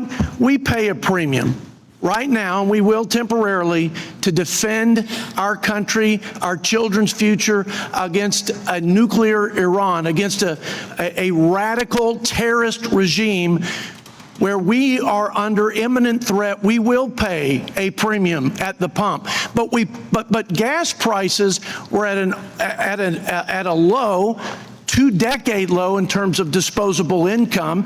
We had gas prices before the conflict below $3. President Biden and 4 years of Democrat policies, gas prices went from $3.30 to $5. Now, we pay a premium for national security in times of conflict, and when we have imminent threat, we're trying to stave off another addition, nuclear power to the axis of evil. But the premium that the Democrat policies imposed on the American people was for what? A mandate for electric vehicles? What did we get for that premium? We got hundreds of billions of dollars. It was supposed to be 200 billion. It was 800 plus billions of dollars in giveaways, corporate subsidies for green energy. That's what the American people got. You know, they got higher energy prices, higher electric bills because of this radical climate agenda, the Green New Disaster, and that was the trade-off from my Democrat colleagues. So a little context to this conversation, I think, is helpful. The results, as you know, Mr. Secretary, were that the American people every year were losing $3,000 in wages, that they had a 21% regressive tax hike, 21%. They were losing $1,500 a year. I mean, are we in the golden age? Well, relative to the dark ages that we were thrust in by these failed policies, we are at the dawn of a golden age because wages are up. Take-home pay is up. GDP, you said, is 2.6%. Well, that's a percent over what CBO said after we passed the big, beautiful bill. And on an annual average basis in a budget window, that's $3 trillion to reducing the deficit, which may be why the deficit was reduced over 10% in the first 6 months of this fiscal year compared to last fiscal year, because we actually controlled discretionary spending and have saved up to now almost $500 billion. It's because Republicans actually cared about not frittering away tax dollars, and we rooted out waste, fraud, and abuse to a tune of over $1 trillion because we had quadruple revenue from having restructured World Trade Order and set a level playing field for our farmers and manufacturers. Because of all of that plus the growth, we have had a reduction in the deficit to GDP for the first time in almost a decade. I'm out of time. I think you're doing a great job. Keep it up. Don't listen to the noise. Oh, I don't, sir. Look, they don't want to talk about how they voted to cut the child tax credit in half for 40 million people, voted for higher rates on low and middle income families, for $5 trillion tax hike. And if I were the Democrats, this side of the aisle, I would be terrified how many Americans applied for no tax on tips, no tax on overtime, reduced taxes on Social Security, and deductibility of auto loans. 7.5 million no tax on tips, 29 million overtime, seniors 35 million. Mr. Arrington, your time has expired. Unbelievable. Keep up the good work, Mr. Secretary. Thank you. Ms. Del Bene. Thank you, Mr. Chairman. Thank you, Mr. Secretary, for being here. Last year, one of President Trump's first actions was to put his billionaire donor, Elon Musk, in charge of the so-called Department of Government Efficiency. By the end of Musk's short but destructive tenure, DOGE had nearly quadrupled its original budget, lost taxpayers hundreds of millions of dollars in estimated interest and fee revenue, and paid 200,000 federal employees roughly $22 billion to stop working. DOGE was a massive failure. It turns out moving fast and breaking things and having no clue what the heck you're doing is not the most efficient way to govern. Unfortunately, DOGE's destruction wasn't limited to wasting taxpayer dollars and gutting the federal service. DOGE staffers also abused their position to gain access to taxpayers' sensitive private data. Mr. Secretary, on January 31st, 2025, you personally granted DOGE access to one of the Treasury Department's payment systems at the Bureau of the Fiscal Service. This database houses Americans' most sensitive data, including Social Security numbers and bank account information. Shortly after, my colleagues and I requested the GAO review DOGE's unprecedented access to this critical payment system. GAO completed that report last month, and I asked for unanimous consent to insert it in the record. Without objection. Thank you.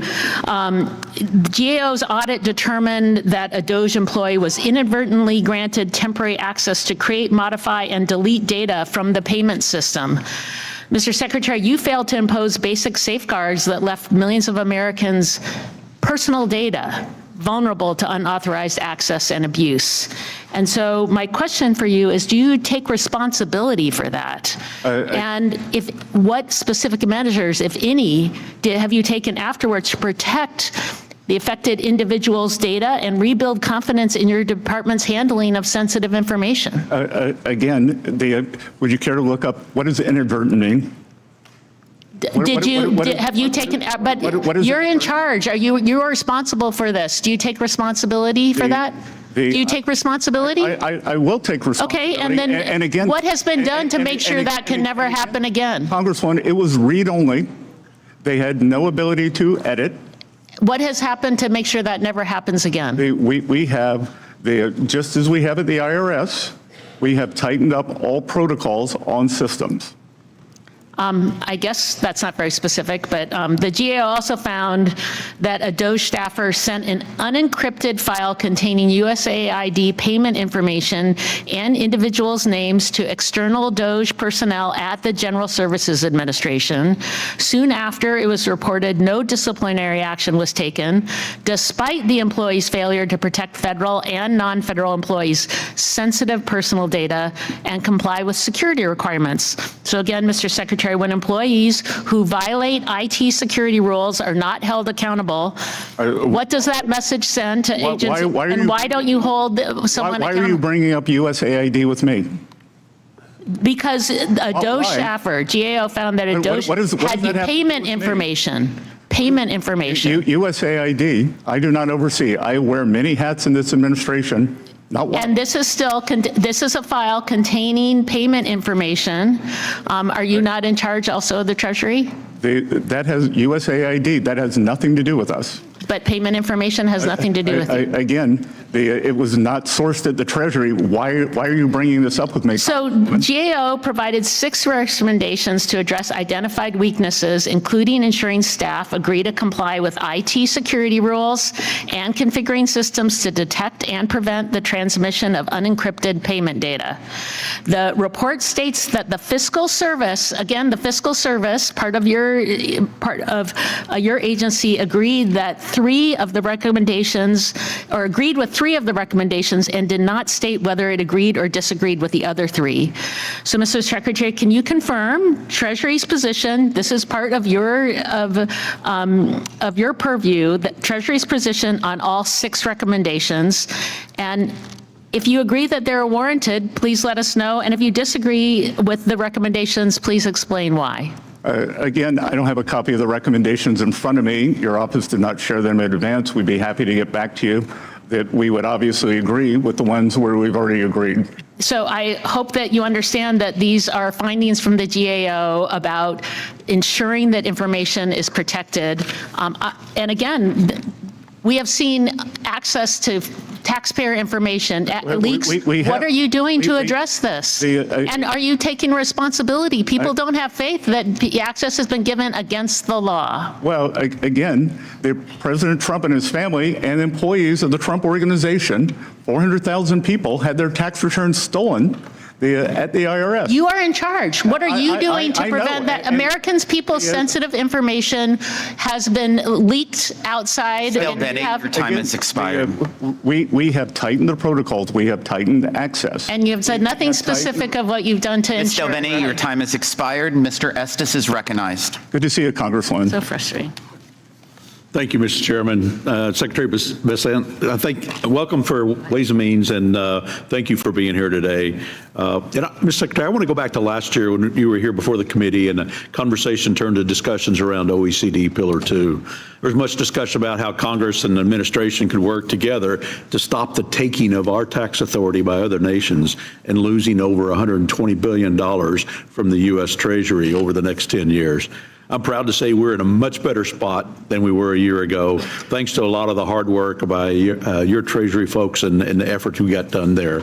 Side-by-side agreement that you and your team negotiated is an important agreement that protects the American tax base from foreign countries looking to use our economy as an ATM for their own budgets. I know some members of this dais and their allies in the liberal press believe that this agreement gives successful American companies a free ride, but that's simply not true. The reality is President Trump and Republicans in Congress have done so much work on both the Working Families Tax Cuts and the Tax Cuts and Jobs Act to make the U.S. tax code more competitive and cement the U.S. as the best place to do business.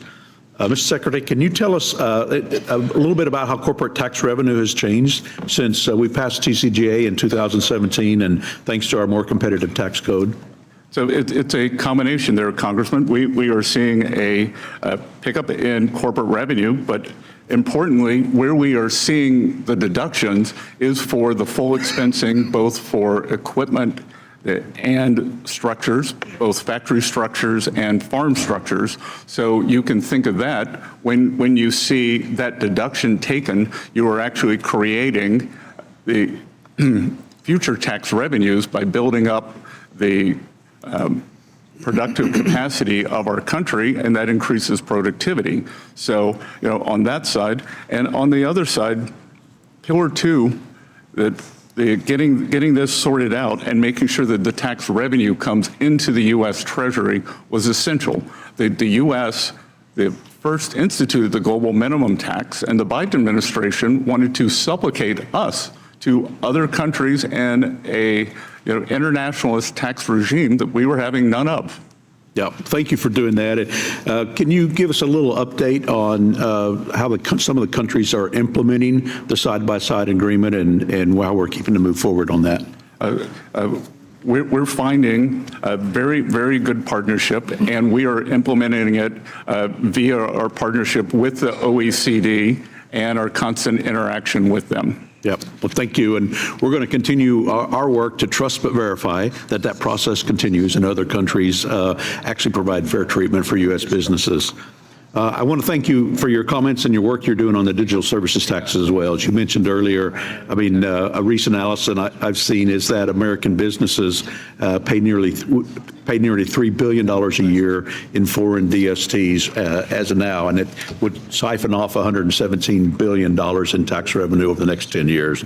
And we need to continue that effort, and I appreciate your work in that regards. We in the United States, both in Congress and Treasury, plan to commit to protect our tax base from foreign attempts to take it. And while we welcome negotiation and engagement based on the foundational principles of taxation, our resolve is absolute. We want to make sure that we continue to provide every tool available, including ones that we may have put on the shelf recently, to ensure our competitive on a world stage. And this is true whether you're talking about Germany with their Section 49, or whether you talk about Italy or Mexico that have been trying to weaponize tax audits or raiding offices and homes and threatening criminal charges against U.S. companies. I want to switch quickly to domestic tax code. Everyday Americans, businesses, and individuals tremendously benefited from our historic tax relief. 97% of taxpayers received a tax cut this past filing season, thanks to no tax on tips and no tax on overtime and increased standard deduction and enhanced senior deduction. And these are American First provisions that have put more money in the pockets of hardworking Americans.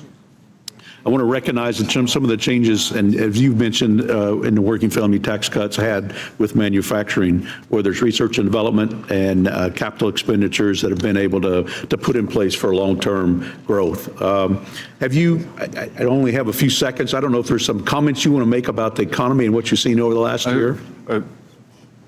Congressman, I would say the economy is very strong. We are experiencing a short-term elevation in prices due to the Iran conflict. That will come down. That what the other side doesn't want to talk about is job growth is strong. Except for April, we have seen real wage growth every month since President Trump took office. They don't want to talk about that 2.6% economic growth despite the shutdown in the fourth quarter of last year, and despite the Iran conflict. We will get on the other side of this, and we are creating jobs, and importantly, Congressman, these are jobs for Americans, not the 5, 10, 20 million illegals that flooded across the border during the Biden administration. Well, great. Thank you for being here. Mr. Chairman, I yield back. Mr. Smucker. Thank you, Secretary, we're here. Thanks for being here. Very much appreciate your leadership, and I think you just cited some figures about the economy that are really important. Real wages have been growing under this administration and after the implementation of the bill that we passed.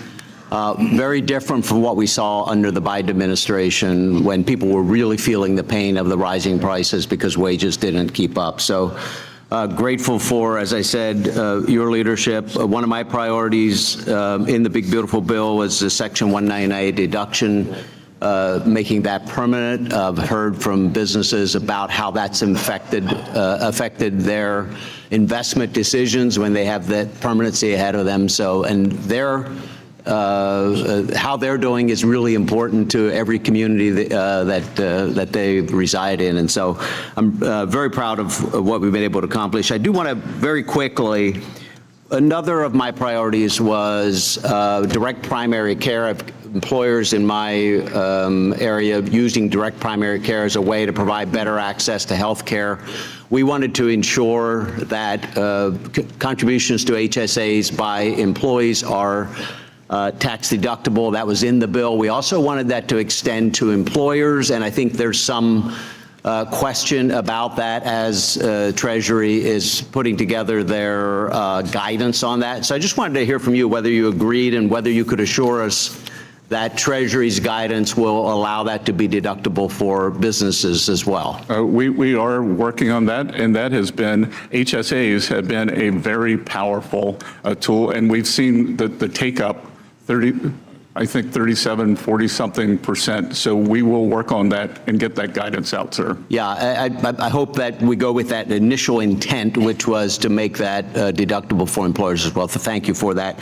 Wanted to, you had, I have to pull this up, the statement you made in regards or during the discussion with Schweikert in regards to the debt and the markets that I thought was really good, and I wanted you to expand on that if you would. You said, and I maybe paraphrased just a little bit, but to assure that we have a regular and predictable issuance and cadence, people who are buying Treasury bonds, whether it's U.S. households or foreign central banks, they have to be assured that we're serious about getting our debt and deficit numbers under control. I know you really care about this. I certainly do. I feel at times like the American people don't fully understand the impact of the debt on their economic activity today, but the threat going forward. So I'd love for you to expand on that a little, talk about why that's important and what are the steps that we could be taking in Congress to address the debt and the deficit numbers. Well, Congressman, let's look at a little bit of history. And this is MIT's numbers, not my numbers. MIT believes that almost 50% of the inflation we saw during the Biden era was due to the size of the deficits.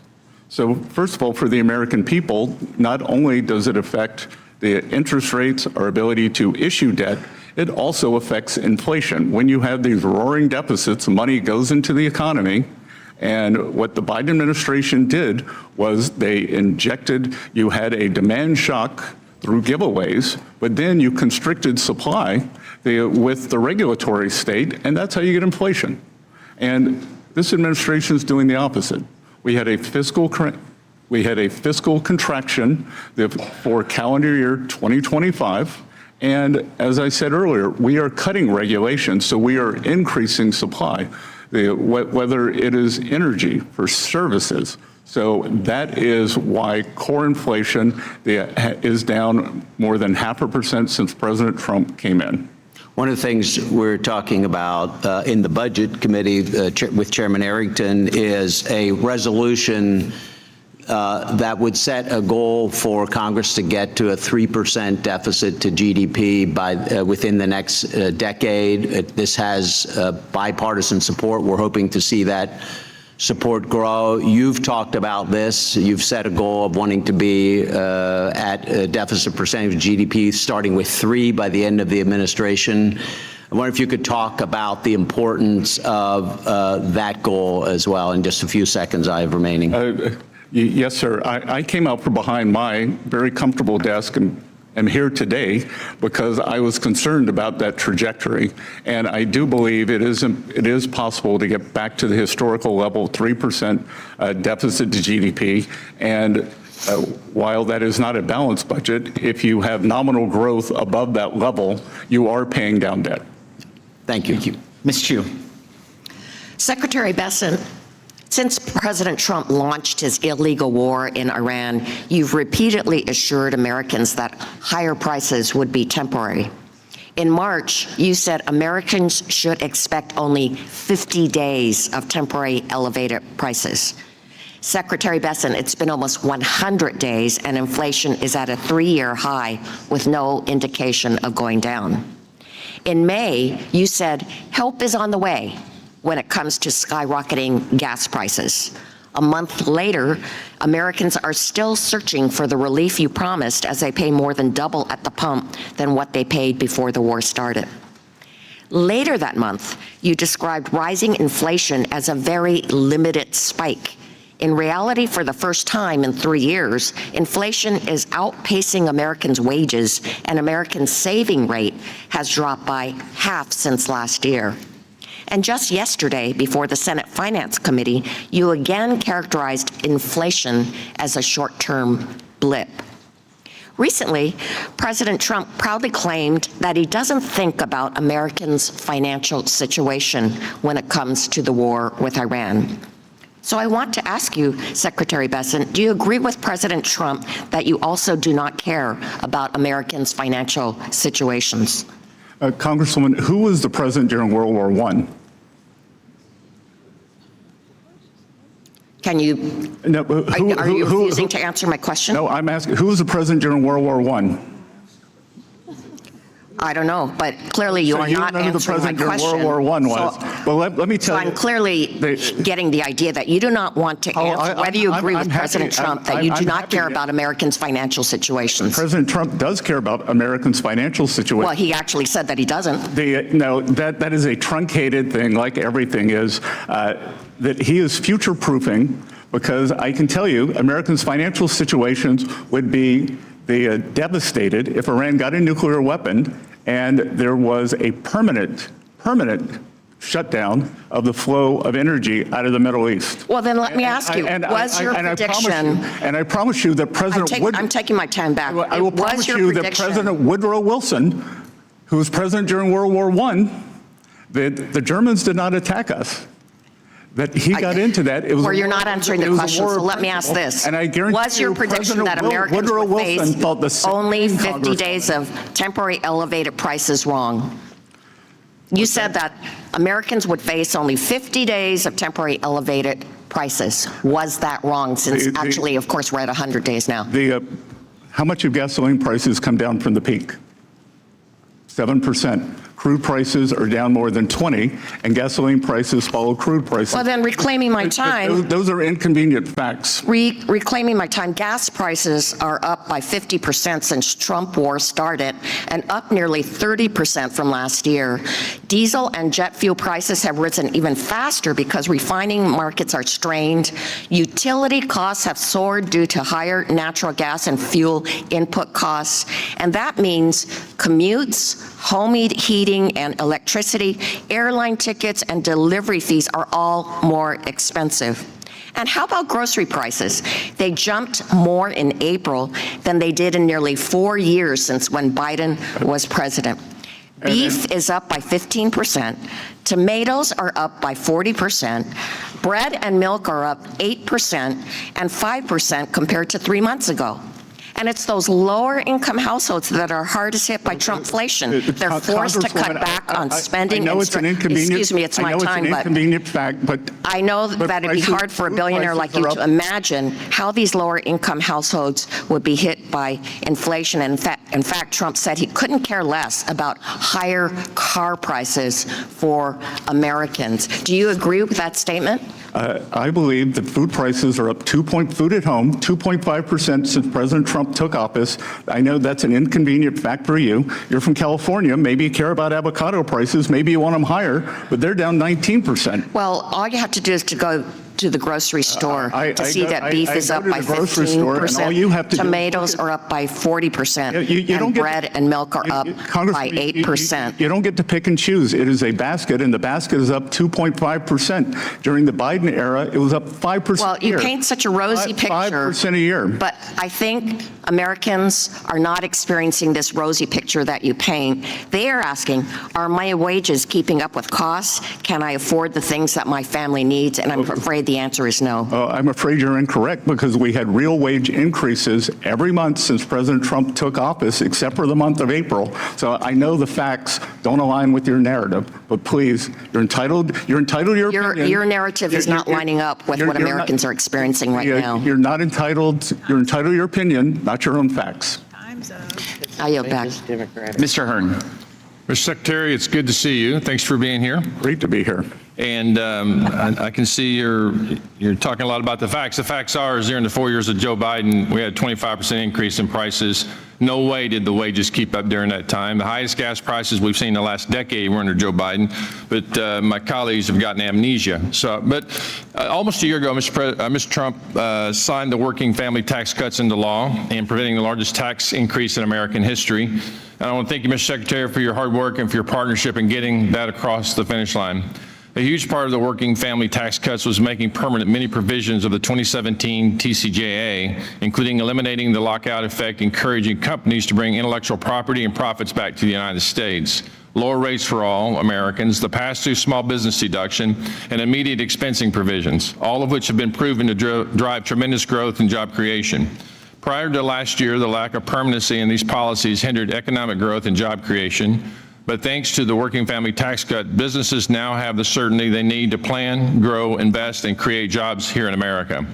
I now want to shift focus to the expensing of factories, which is a new pro-growth tax policy in the working family tax cuts. After the passage of TCJA, bonus depreciation allowed businesses to deduct the full cost of equipment and machinery immediately. But the factory building that housed the machinery had to be depreciated over a much longer 39-year schedule. This created a major gap in U.S. tax policy. Manufacturers could quickly recover the cost of machines, but the cost recovery for the enormous capital investments in the physical factories lagged far behind. Last year's tax law extended and accelerated expensing treatment to the structures of new domestic production facilities, allowing manufacturers to quickly recover the cost of the building and in turn make it significantly more attractive for companies to invest in expanding U.S. manufacturing capacity. And in fact, they have. We see that, we hear about it, we read about it. Those are the facts. Following the passage of the working family tax cuts, 52% of manufacturers surveyed said they would intended to use the new provision to immediately expense the cost of the construction or expanding a manufacturing facility over the next 4 years. Mr. Secretary, my first question is, last year I asked you about the importance of this provision, and you said that expensing for factories in a way puts us on a level playing field with countries that heavily subsidize their industries. And as you know, this provision expires at the end of 29. Do you believe this provision should be made permanent or extended to continue incentivizing the expansion of U.S. manufacturing capacity and job creation?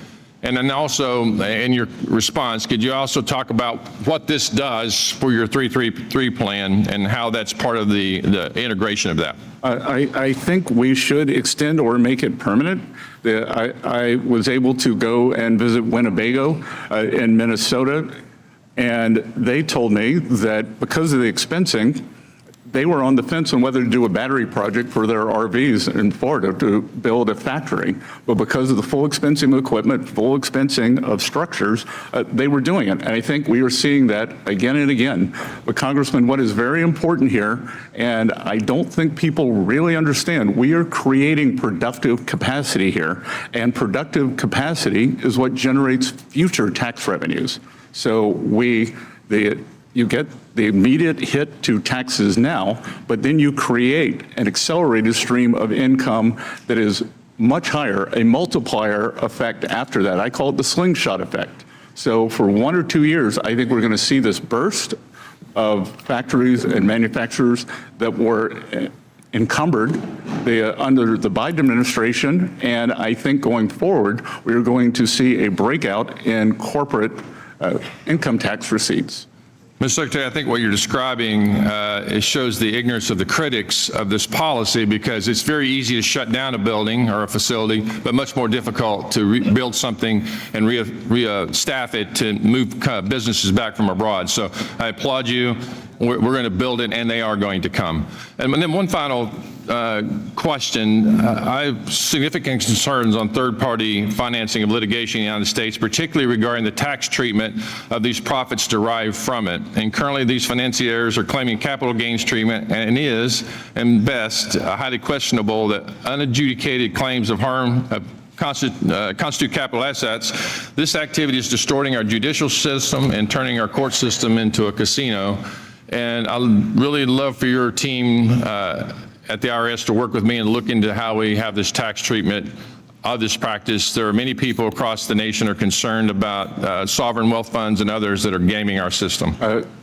Congressman, I look forward to working with you on that, especially international foreign money that is coming in and gumming up the works and sponsoring these lawsuits in our system. And paying no taxes. And paying no taxes. So I look forward to working with you on this. Thank you very much. I yield back. Mrs. Miller. Thank you, Mr. Chairman. Secretary Bessent, thank you for being here today. I've found it a little disturbing, the animosity and lack of decorum from some of the members of this committee. Common courtesy takes us a long, long way. I'm a lifelong small businesswoman, and I want to emphasize the importance of working with business-minded leaders rather than career politicians who may not fully understand the real harm that bad policy inflicts on everyday Americans, especially back home in my state of West Virginia. The Working Families Tax Cuts provided much relief to our families, our farmers, and our small businesses across the country, and it fulfilled President Trump's promise of tax relief and certainty. One of my priorities has been saving the Gig Economy Taxpayer Act, which repealed the Biden administration's harmful 1099-K reporting threshold of $600, and it restored back to the proven standard of $20,000 and 200 transactions. Can you speak to how much of an effect that this policy had on the tax filings of our hardworking Americans? Well, I think that just speaks to the Democrats. They're not the party of Main Street. They're the, I don't know what they're the party of, but they are bringing this down. I thought that it was one of the most reckless things that had been done, that you were going to create this paperwork for small businesses. Many of them, they are service businesses. And to do this, and the magnitude from 20,000 to 6,000, it just shows a complete tin ear for an administration that probably had a record low business people involved with the administration and what they viewed as business experience. So I think realigning that for Main Street and small businesses was essential, and we have seen no effect at the IRS in terms of the revenues from that. That's right. If anything, it's better. In your testimony, you mentioned President Trump's signature new tax cuts, and specifically the no tax on overtime provision, which rewarded hourly workers by allowing them to deduct up to $12,500 or $25,000 for married couples. This pro-growth policy has helped expand domestic manufacturing in our country and helped hourly workers keep more of what they earn. Have you seen that the no tax on overtime policy benefit our tax filers this past tax season? Representative, I was with President Trump on April 15th in Las Vegas for a rally for tax day for his signature policies, and he asked for a show of support from the crowd. And we were at the home of the service and the tipped income. And actually, the no tax on overtime got a bigger ovation than the no tax on tips. And it's the American way. We had the 75% of the filers make under $100,000, 90% make under $200,000, and the average deduction that was $3,100. And it's the American way. If you want to work harder, you get to keep more of your take-home pay. I was with a group of small business owners out in California near the Reagan Library, and they love it.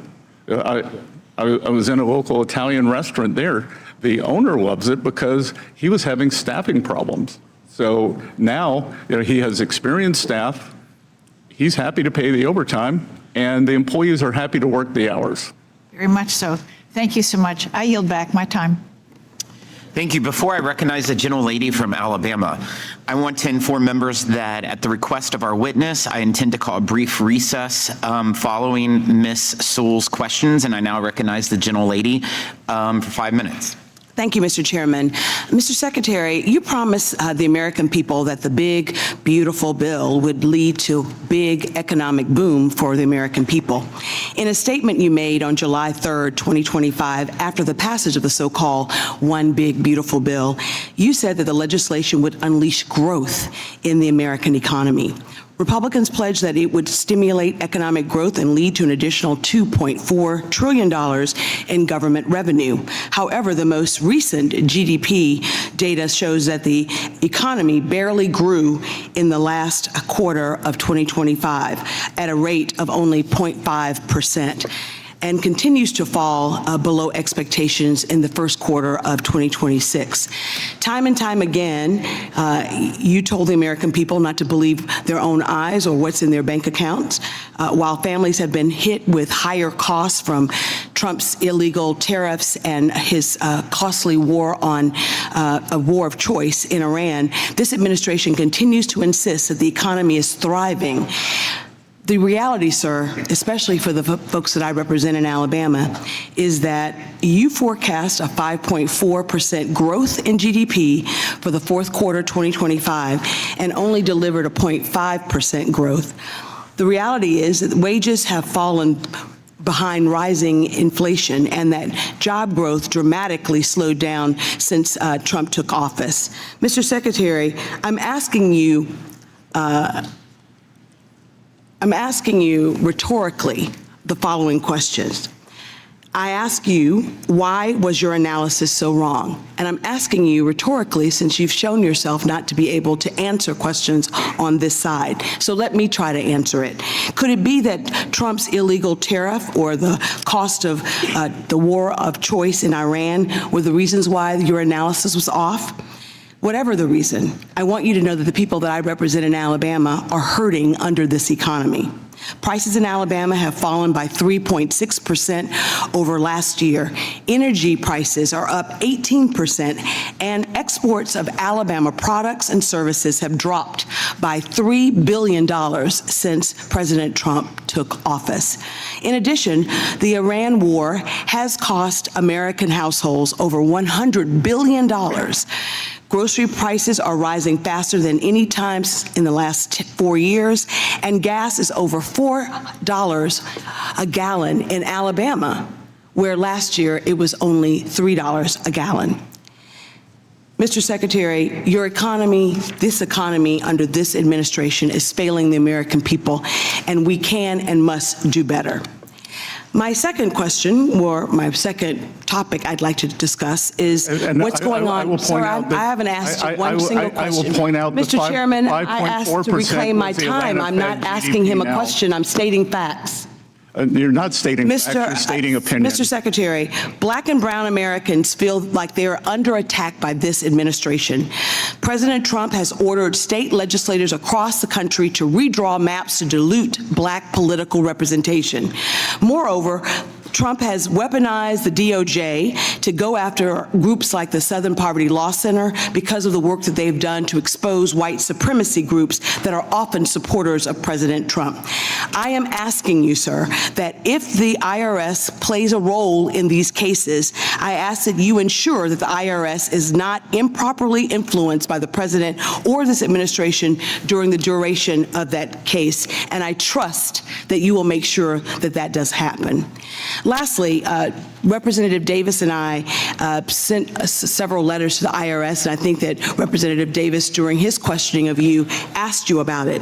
This most recent tax season was the first time that the president signed an executive order in September of last year that ceased paper refund checks from being issued. This decision to upend paper checks has led to a significant delay in refunds for those taxpayers.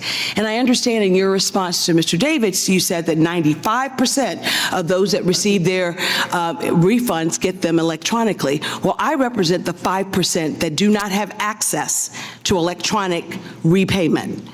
Those folks need paper checks and they need their refunds now. I trust that this administration will do all that it can to make sure that all Americans, irrespective of whether they are unbanked or have access to electronic payment, that they get their refunds. And Mr. Davis asked a question that you didn't answer, but I'd like to answer it for you. We're asking that you and your office, that the Treasury Department, work with us to make sure that our constituents get their refund checks. I will commit to do that. Thank you, sir. I yield back the balance of my time. That was the first I've seen. And to be clear, that number 5.4% was the Atlanta Fed GDP need now, but I know that's inconvenient. So. Thank you, sir. Thanks. Thanks. As announced, the committee will stand in a 5-minute brief recess.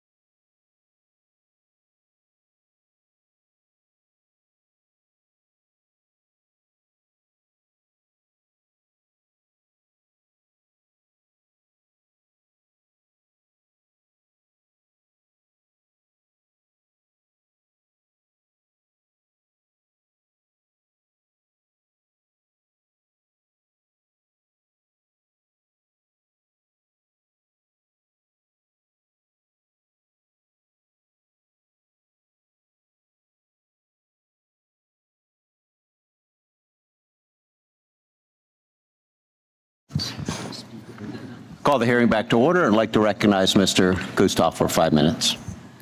Thank you, Mr. Chairman. Thank you, Mr. Secretary, for appearing today.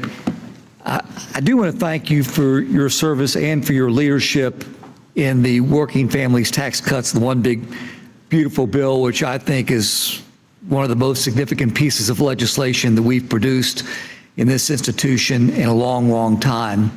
If I could, and I know that you've been asked earlier by Congressman Buchanan about Section 199A, but I would like, if I could, go a little bit further with you on that. Obviously, we made permanent in the One Big Beautiful Bill or the Working Families Tax Cuts Act a provision that gave a 20% deduction for those small businesses. When we looked and were considering the policy, of course, we had given a permanent deduction or rate for those C Corps at 20%, 21% rate, but we were looking at parity as it relates to those small businesses. First, if I can ask you to give, in your opinion, the effect of the permanency for those small businesses and for the pass-throughs. And then secondly, if I could ask your opinion about a bill that I've introduced, the Small Business Tax Cut Act, which would actually increase that deduction from 20% to 23%. Congressman, we are clearly the party of Main Street, and nothing is more Main Street than putting small businesses on par with big business. And what we are seeing is the great certainty. For many people in small businesses, many of them mortgage their homes for these businesses. So it is the certainty that enables them to invest, to hire people, to plan for the future. And I think we are going to see that. The other thing that we are doing at Treasury is trying to unleash our small banks, because small and community banks are the lenders to these companies. So we believe that for many years, regulation was not tailored, and the small banks, it was too big to fail. Small banks became too small to succeed. So I think the combination of the certainty and the Main Street lending, we're really going to see the flourishing. Good. And would there be a benefit to small business to raising that deduction from 20% to 23%? We're happy. Our Office of Tax Policy is happy to engage with you and your staff on that, sir. Thank you very much. Mr. Secretary, as it relates to rates and yields, think about the bond market. And I was looking at some quotes from the Clinton era, specifically James Carville, if I could quote him. This is him talking about the bond market. He said, "I used to think that if there was reincarnation, I wanted to come back as the president or the Pope or a 400 baseball hitter. But now I'd like to come back as the bond market. You can intimidate everybody." And then a second quote from President Clinton to your predecessor, Secretary Rubin. He said, "You mean to tell me that the success of the economic program and my reelection hinges on the Federal Reserve and a bunch of blank bond traders?" Let me ask you, if I can, to give maybe some certainty or some clarity to those bond traders, those in the bond market, and the relative state of our economy. The state of our economy is strong. We are having a short-term level increase in price levels. We will get to the other side of those. And I defy this side of the aisle to tell me what is wrong with our economy. We've had 2.6% GDP growth per quarter since President Trump came in, and that's despite the Democratic shutdown in the fourth quarter and this conflict that we're going through. So I'm very optimistic on the other side. And it is my view, and we are going to push this, that the U.S. will be hosting the G20 this year, and we have the leadership, that the biggest threat to financial stability is a lack of growth. And I believe that we can grow well in excess of 3%, given the deregulation and great tax policy. So, and Congressman, back to your initial question, it's all about certainty. So we have permanence. If you want to come, if you're an American or a foreigner, come to the U.S., build your business, you have tax certainty, you have energy certainty, you have regulatory certainty, and that all flows back into the Treasury. And what comes into the Treasury is stability. We had a fiscal contraction for 2025, and everything we are doing now is creating more productive capacity that will be tax revenues down the road. Thank you, Mr. Secretary. I'll yield back. Thank you. Now I'd like to recognize Representative Stubbe for 5 minutes. Thank you, Mr. Chairman. Mr. Secretary, thank you for being here. Families in Florida are still focused on affordability: groceries, housing, cars, childcare, and day-to-day bills. Treasury's new analysis shows the working families' tax cuts are delivering relief through policies like no tax on tips, no tax on overtime, the enhanced senior deduction, which is huge in my district, and the expanded child tax credit, and no tax on car loan interest for American-made vehicles. Beyond the top-line numbers, what tangible steps is Treasury taking to make sure these policies translate into more take-home pay, lower tax bills, and real breathing room for working families, seniors, and small businesses? Your mic. Representative, what we did was we had about 98% last year of online filers, and we made sure that they got their refunds within 21 days. So the other thing, I've encouraged people, one of the reasons for big refunds is you haven't changed your withholding. So if filers change their withholding, they get an automatic step up in their monthly take home. And we are constantly refining all of these programs at Treasury. And we're trying to educate people because I've been in restaurants, and when I talked to the servers, said, "How is no tax and tips going for you?" We didn't know about it. So I think a lot of it is education, and I would expect that the take up this coming year will be even bigger. So I represent one of the most elderly districts in the nation. I have the most Social Security recipients of any district in the country.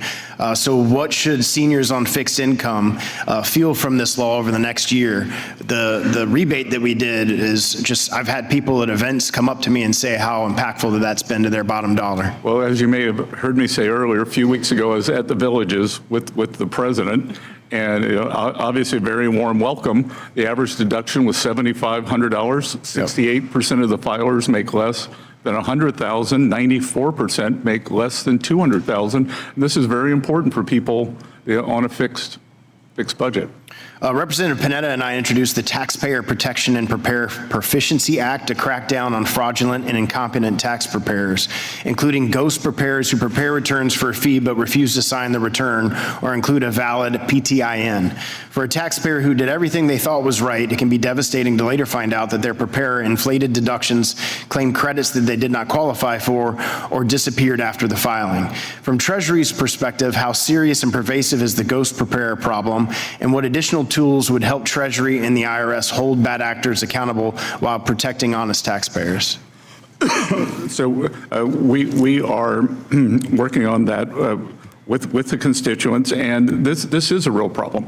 That especially as you described for our seniors, more than one third of our seniors have been victim of some kind of a fraud, and what we don't need is some kind of a tax fraud here. So we have pushed out to the preparers to make sure that everyone understands what should be done, and we are happy to work with your office on that, especially for seniors who are subject to fraud.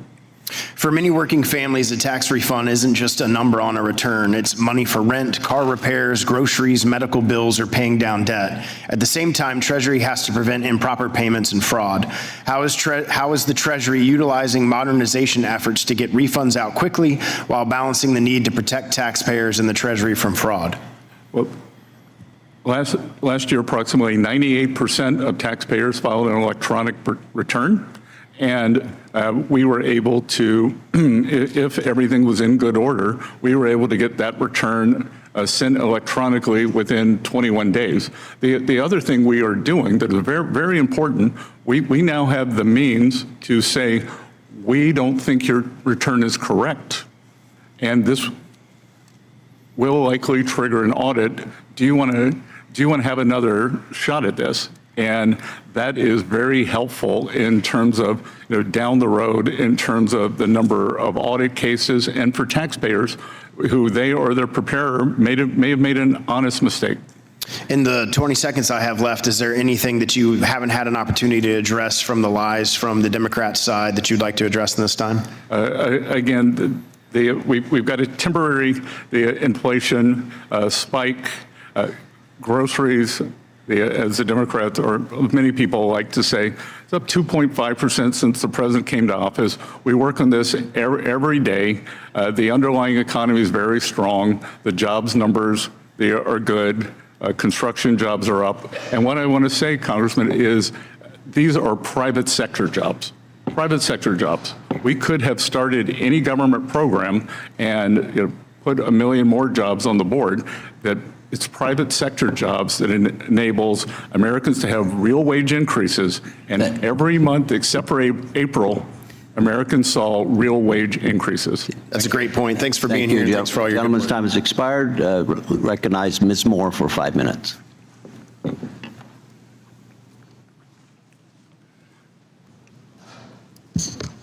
Thank you so much, Mr. Chairman, and thank you, Mr. Secretary, for appearing, and thank you for your patience and indulgence for this very long hearing. I just don't want to get into a big fight with you, sir, but I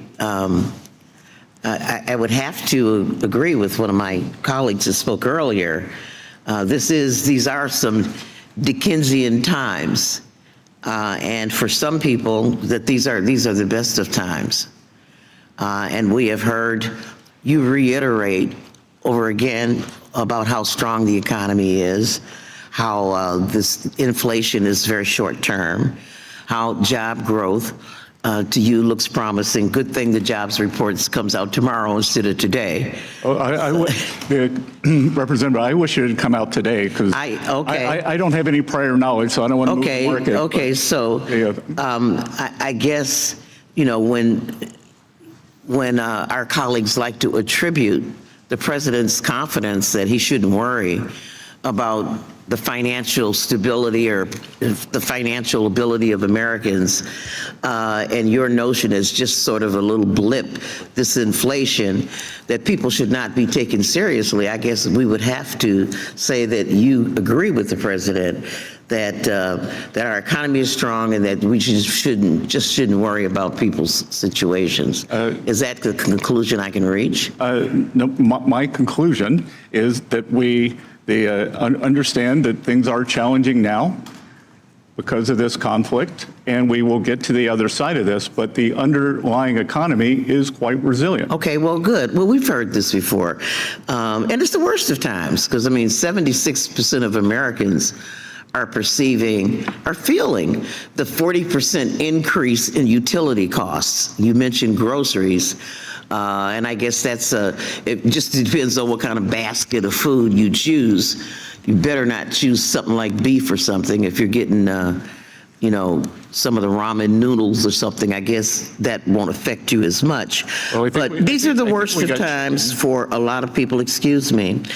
And what we have found, and I'd like to place in the record an article I found without objection, which really indicates, and maybe it's no fault of this president, but in fact, wages are growing at a much slower rate than inflation. And if we look at data going back to even, the beginning of this century, we'll see that that inflation is really eating up about all of the economic benefit people have. And people are experiencing that. When your utility bill goes up 40%, we've already paid, 48, just since this war, this blip, people have paid $43 billion more in gasoline costs. And people are feeling some pressure from that. I want to just change the subject, Mr. Secretary, and talk a little bit about the tax credit for the private school fund. And this is a bill where, this is a program where a taxpayer can get a 100% tax credit for providing monies to the, what do you call these organizations, the school granting organizations. What other tax credit do we have where people don't have any skin in the game? They get a 100% tax credit for their participation. I just want to be reminded of it because I don't know. Again, I don't know why you think there's no skin in the game, because this can go to students in public schools for tutoring. It can go to handicapped students. Well, I guess kids in public school don't pay tuition, and so I don't know how. If you wanted to hire a tutor for your child, that you could do that. But I guess I'm talking about the taxpayer, sir. So I'm talking about me as a taxpayer. If I want to provide money to a school, and say it's a school, and let me get to the point. What if I want to donate my money to a school that doesn't follow any of the civil rights protections? I don't want to admit LGBTQ students. I don't want to admit black students, or what would, and I'm going to get a dollar for dollar tax credit for that. What other tax credit program do we have that's similar to that? Almost nothing. Nothing. And many of these are for religious schools, ma'am.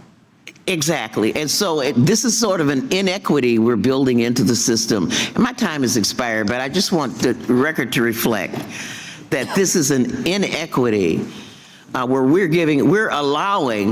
we're circumventing the state's rights. Gentlewoman's time expired. Well, will you indulge me? I couldn't disagree more. Yeah. Okay, I have a unanimous consent request to put these materials in the record, Mr. Chairman. Without objection, and now I'd like to recognize Mr. Fitzpatrick for 5 minutes. Thank you, Secretary Bessent, for being here today. We appreciate it.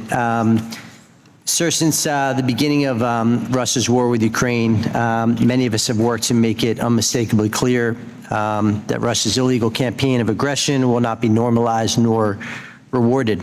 And that is why several of us have continued to advocate for sanctions that will put economic pressure on Russia and ensure that any peace agreement is durable, is real, and is agreed to by the government of Ukraine.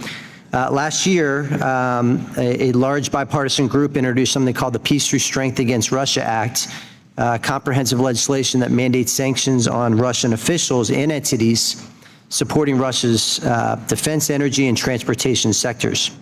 This bill would close loopholes, fueling Russia's war economy, targeting Russia's energy leverage, and impose sanctions for war crimes, including the kidnapping and wrongful deportation of Ukrainian children.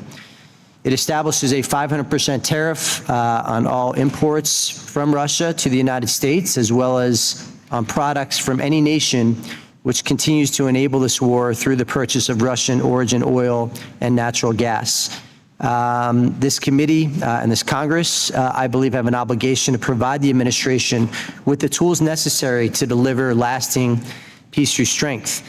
On May 18th, the Treasury announced a further 30-day extension of sanctions waivers permitting the purchase of Russian seaborne oil, citing the need to support energy vulnerable countries affected by the supply chain disruptions in the Gulf oil markets. And while it was intended to address energy shortages, the waiver has the potential to enable continued Russian oil exports that generate revenue for the Kremlin, revenue that could be used to sustain Russia's ongoing war effort. So, Mr. Secretary, again, thank you for being here today. Just on that point, what safeguards are in place to prevent the Kremlin from using this extension to fund its war against Ukraine? Can you expand on the rationale for this waiver and potential for there to be financial benefit to Russia in this war effort?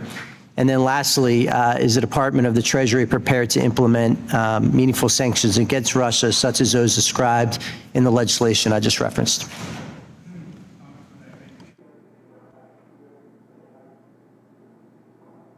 You have to step back and think, are you willing to put a 500% tariff on China? Because all I've heard, especially from the other side, but many on our side, are how tariffs are inflationary. I don't believe they are, but a 500% tariff is an embargo. So I am the highest ranking U.S. official in this administration to have visited Ukraine, so do not mistake my skepticism for this for a lack of support for the Ukraine. And let's go back and look at the sanctions regime. The Biden administration was weak, and weaker on Russia's sanctions. There were exemptions. If I were to score 0 to 10, the sanctions level was 3%. And then probably the worst national security advisor in history, Jake Sullivan, on his way out the door in January of 2025, raised what I would call the sanctions level from a 3 to a 6. So the Trump administration could adhere to those sanctions, and we have. In October of 2025, President Trump asked me how could he really turn the heat up on Russian Federation, and I said, you could do what no one else has done, sanction Lukoil and Rosneft, and that has been done. So make no mistake, Congressman, that this administration has been tougher than any country in the world on the Russian Federation.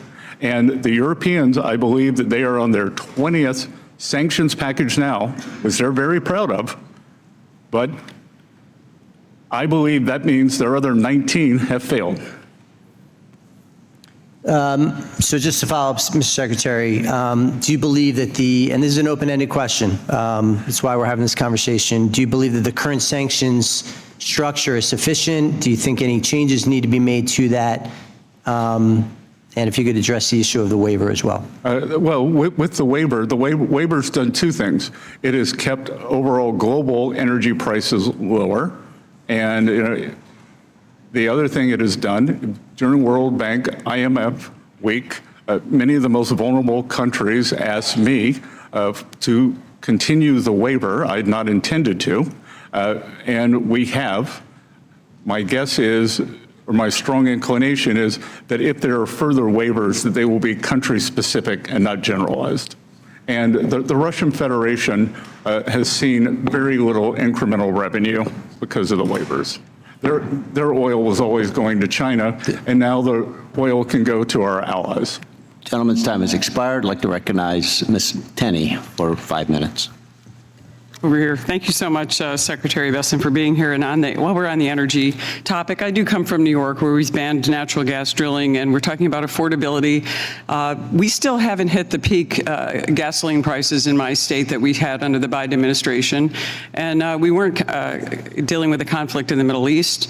We didn't deal with the Democratic shutdown of our Department of Homeland Security last fall. We also didn't kill the Keystone Pipeline, banned all new oil and gas leases, and also restrict leasing on 13 million acres of land in Alaska.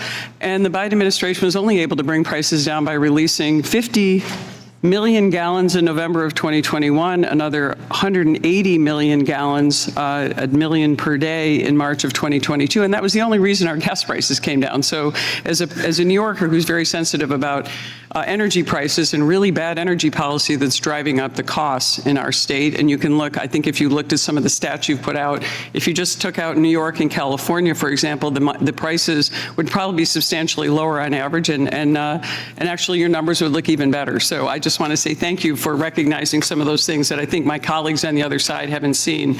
But I do want to give you... Congressman, I would say that no one likes paying higher electricity prices, but that is a state issue, and it is really a red state, blue state issue, because blue states have not built new capacity and red states have. So it is a regulatory morass that we see, unfortunately, in great states like New York, and what the people are subjected to. Absolutely, and it's a transmission issue and a pipeline issue and an access issue and lack of common sense. But let's talk about the positive things, because we want to talk about the HR 1 and your help in getting that across the finish line. Obviously, it was a monumental piece of legislation building on 2017 tax cuts that I actually was in Congress for and voted for, and we are grateful to you and your department for making that happen.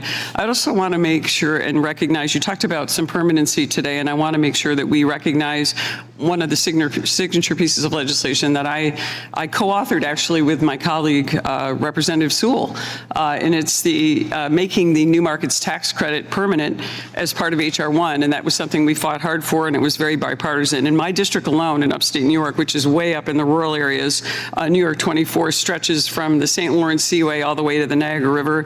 The new markets credit has delivered over $38 million in total project financing, supported by over 350 full-time jobs, and has brought real investment to communities in our region that Washington often forgets, and we appreciate you for that. And the permanency also, it really helps our rural communities, especially low-income neighborhoods, and oddly enough, very similar communities that Ms. Sewell has in Alabama. So we want to thank you for that. And also want to just thank President Trump. The infrastructure has been significant. You talked about permanency and why that's going to be good for our communities. I do want to ask you a little bit, if we could just get into, when it comes to the implementation of new markets, the community development finance program and that fund. Can you just give us an update on that and where we are going to be with that in the future? In terms of the CDI? CDI, yeah, where we are with CDFI and how, and that looks like we're moving full speed ahead on that. Yep. So the OMB apportioned the funding for fiscal year 2025, and we had to restore accountability. Over the last year, my team has reviewed rhetoric, priorities, and we are getting CDFIs back to their core business. It's not going to be financial engineering. It's not going to be wasting taxpayer dollars. And we think that they are important when used properly. But one of the biggest financial frauds of last year, tricolor, was the CDFI. So are we going to see, when are we going to see a timeline on that for our applicants? We know that, do we have is that coming out of Treasury? I'll have my staff get back to yours tomorrow. Okay, that'd be great. We appreciate it. Hope you run for president. Thank you.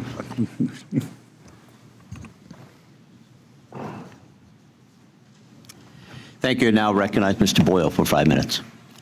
Thank you. Mr. Secretary, a few days ago, the White House Director of National Economic Council, Kevin Hassett, said, and I quote, "People are spending more on gas, but they're also spending more on everything else, not just groceries, but restaurants and so on." I think that's a sign you see when people are optimistic about the future. I was wondering if you agree with your White House colleague that people spending more on everything else is just a sign of great optimism. I think high discretionary spending is likely what Director Hassett meant. And you consider spending on groceries discretionary? Or gas discretionary? I didn't say gas. Did he say gas? Yes, that's correct. I'll read the quote again.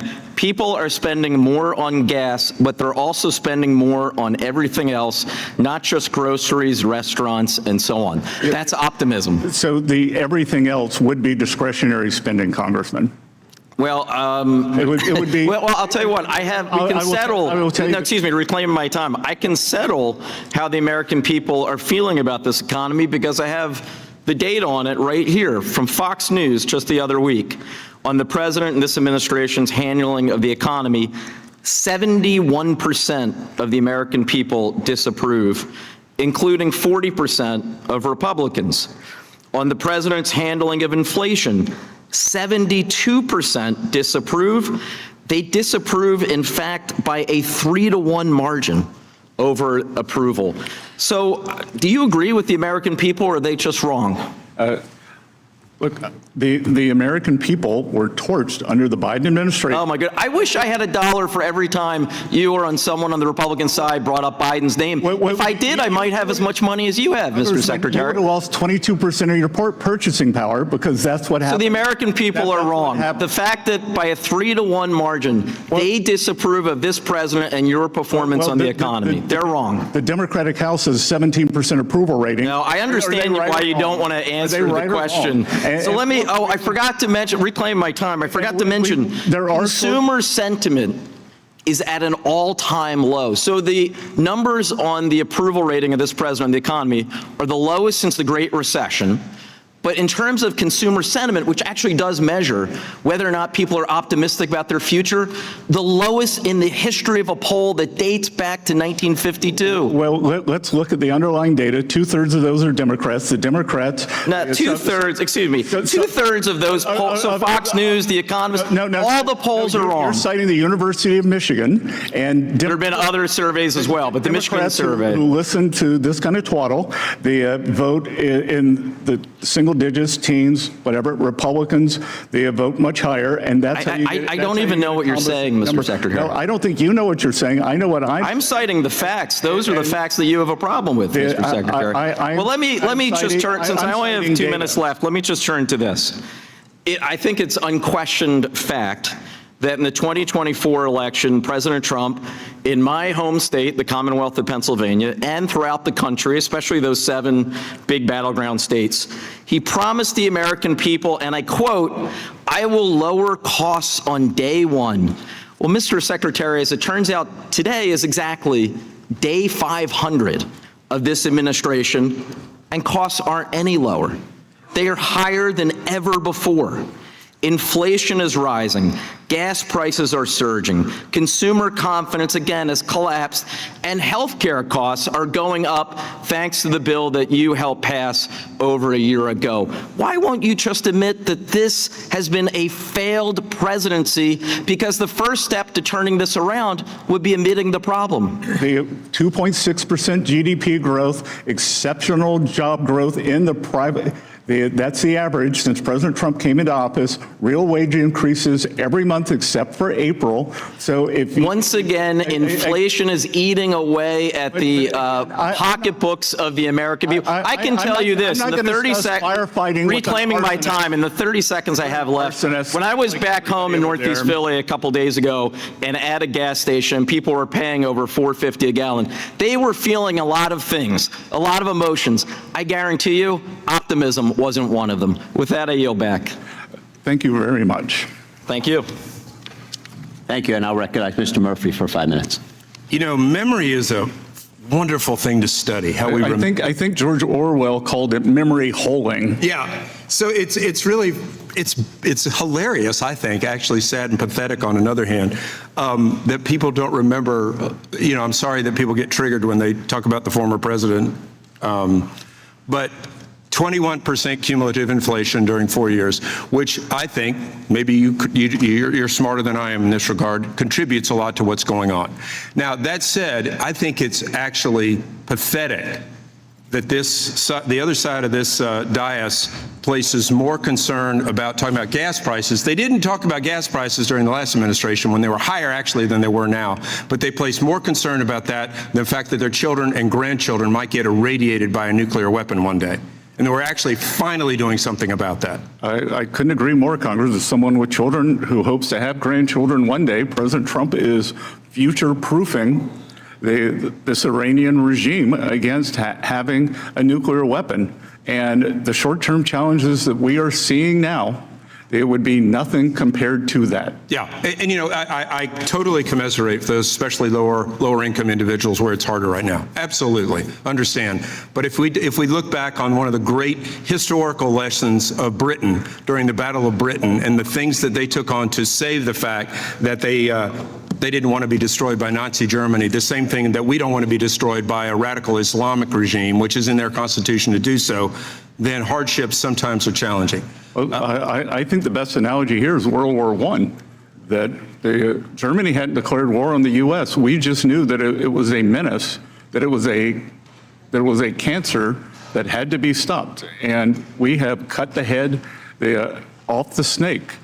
Everyone should remember the number of Americans who have died at the hands of the Iranians since 1979. They are the world's leading sponsor of state terrorism, whether it's the USS Cole through their proxies, whether it was the barracks in Beirut, and on and on. And yet we had a vote yesterday, basically, that was applauded Not so much, maybe it was anti-Trump, because everything's anti-Trump these days, but it was more pro-Iranian in so many different regards. Nothing against the Iranian people, but the Islamic regime wants to kill Americans, and has done so, as you point out, since 1979.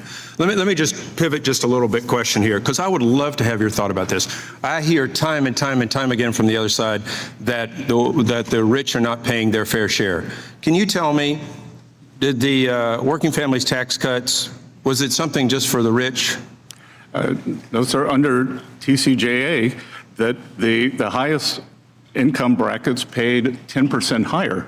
And I can see that especially for the president's signature policy, 99% of the filers on no tax and tips make less than 200%, make less than $200,000. No tax and overtime, 6% of the filers. 75% make less than 100. So I've asked them. We heard. The rich don't get tips. The rich, don't need the senior deduction. Yeah, so I've just asked them repeatedly, tell me what that percentage is. What is the fair share? The fact that the top 1% donate 1/3 of all the donations in this country. Yeah, maybe they should do more. I don't have no issue with that, but that's a voluntary thing. And you've read the book Atlas Shrugged, right? Yes, sir. Don't you think we're seeing a lot of lessons from that today?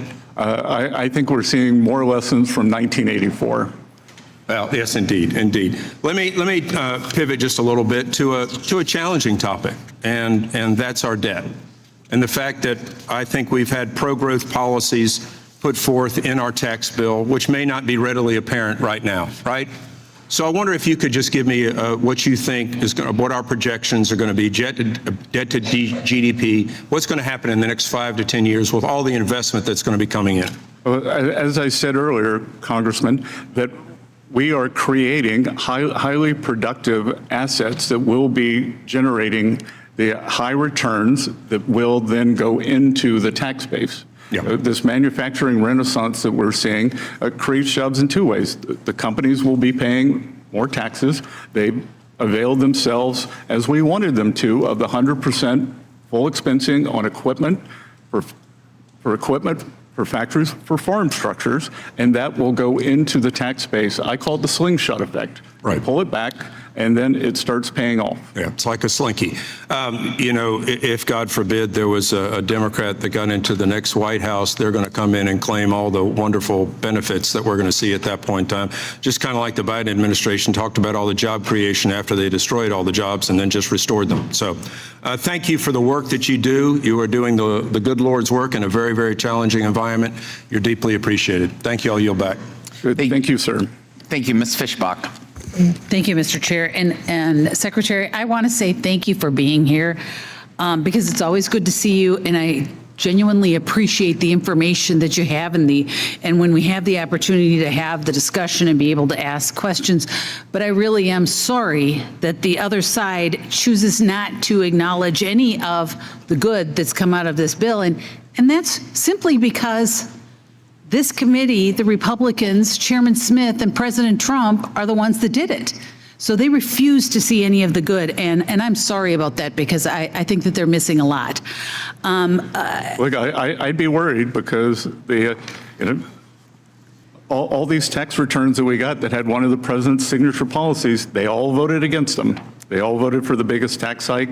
They all voted against increasing the child tax credit. They voted to cut it in half. And I feel like they did it simply because President Trump supported it.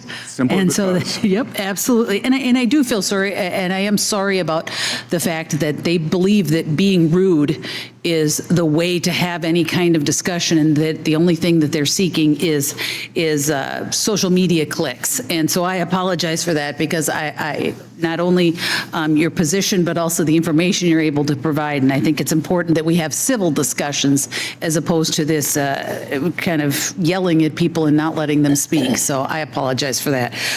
But I just wanted to ask a little bit. My district is very rural, very family oriented. And so I wanted you to maybe talk a little bit about particularly those families that benefit from what we've done in the bill, the pro-family provisions, and maybe a little bit about that so that people can understand better what we really did for those families. That we Well, first of all, permanence is very important. We increased the child tax credit from $2,000 to $2,200. That is permanent. And we've done, and that per child, 40 million families have claimed this benefit.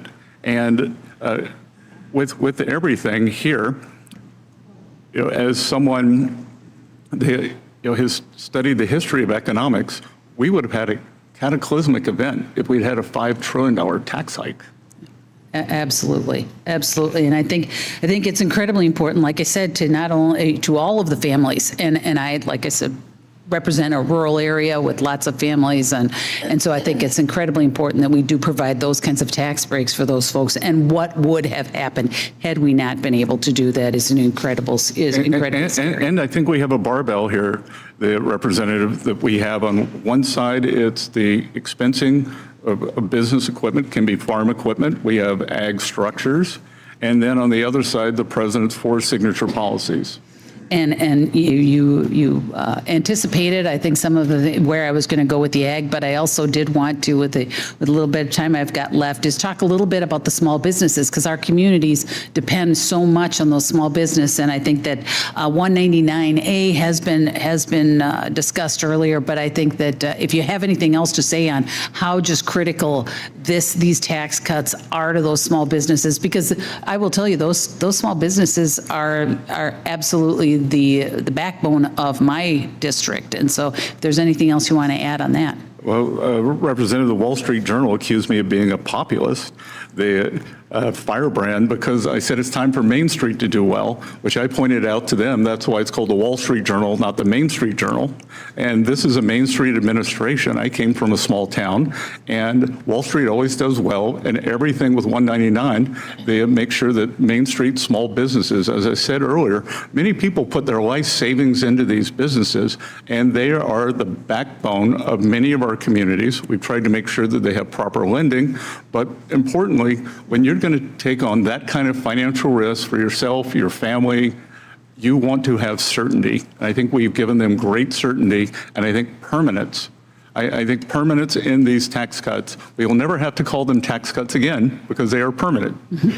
Well, and with my remaining couple of seconds, I know that you were invited to Pennsylvania, but I'd like to invite you to Minnesota anytime, and so that you would get outside of the metro area and into the rural areas where these permanent tax cuts have really had an effect. So I thank you for being here, and Mr. Chair, I yield back.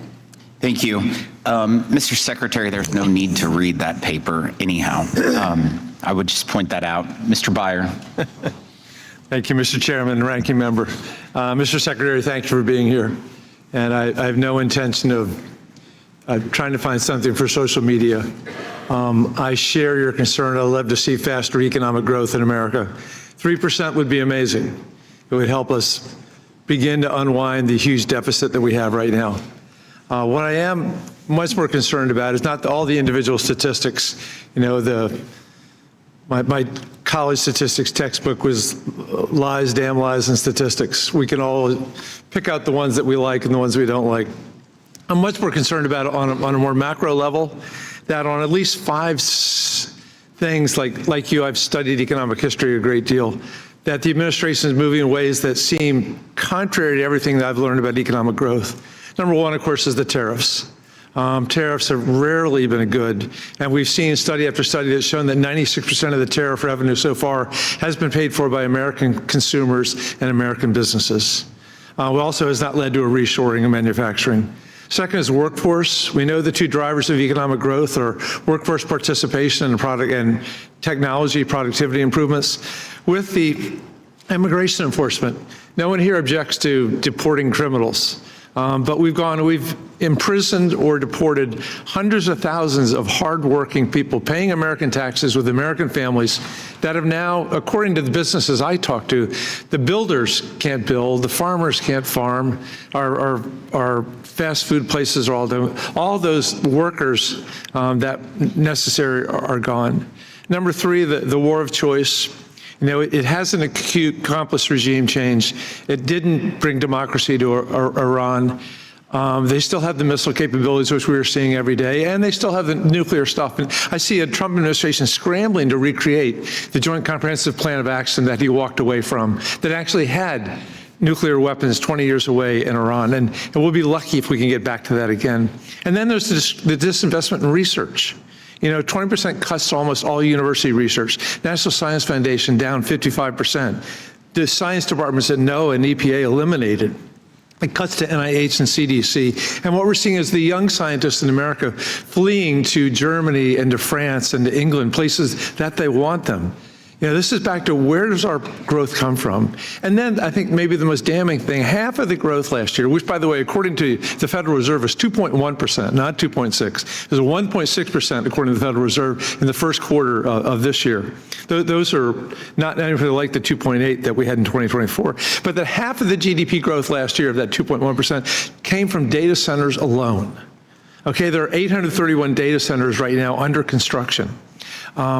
I live in an area that has half, 2/3, 3/4 of the data centers in America. I am a big AI optimist, but I promise you, so many of the people that I talk to are hating the data centers because of the impact on water, the sound, the particulate matter, the electricity costs, and ultimately the fears about what all that AI may do to their privacy and their concern.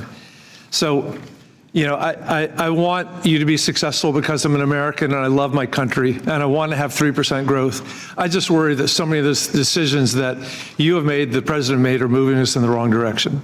And with that, rather than getting into an argument about you, I know your responses. Let me move to something that I think has not been touched upon today. Is that, as they say in a courtroom, asked and answered? Oh, yeah, maybe. Yep. The president announced that he was appointing, you had plenty of chance today, that he appointed a businessman and current head of the Federal Housing Financing Authority with zero background in intelligence gathering and national security to be the acting DNI. Of course, I speak for many of us, we think that Mr. Pulte is wildly unqualified for this job, and also has misused his limited authority as head of the Federal Housing Finance Association to manufacture bogus mortgage fraud cases against the president's enemies. But I know that you've had some interaction with him before. I think you said at the Finance Committee yesterday that you told him you were going to kick his rear end.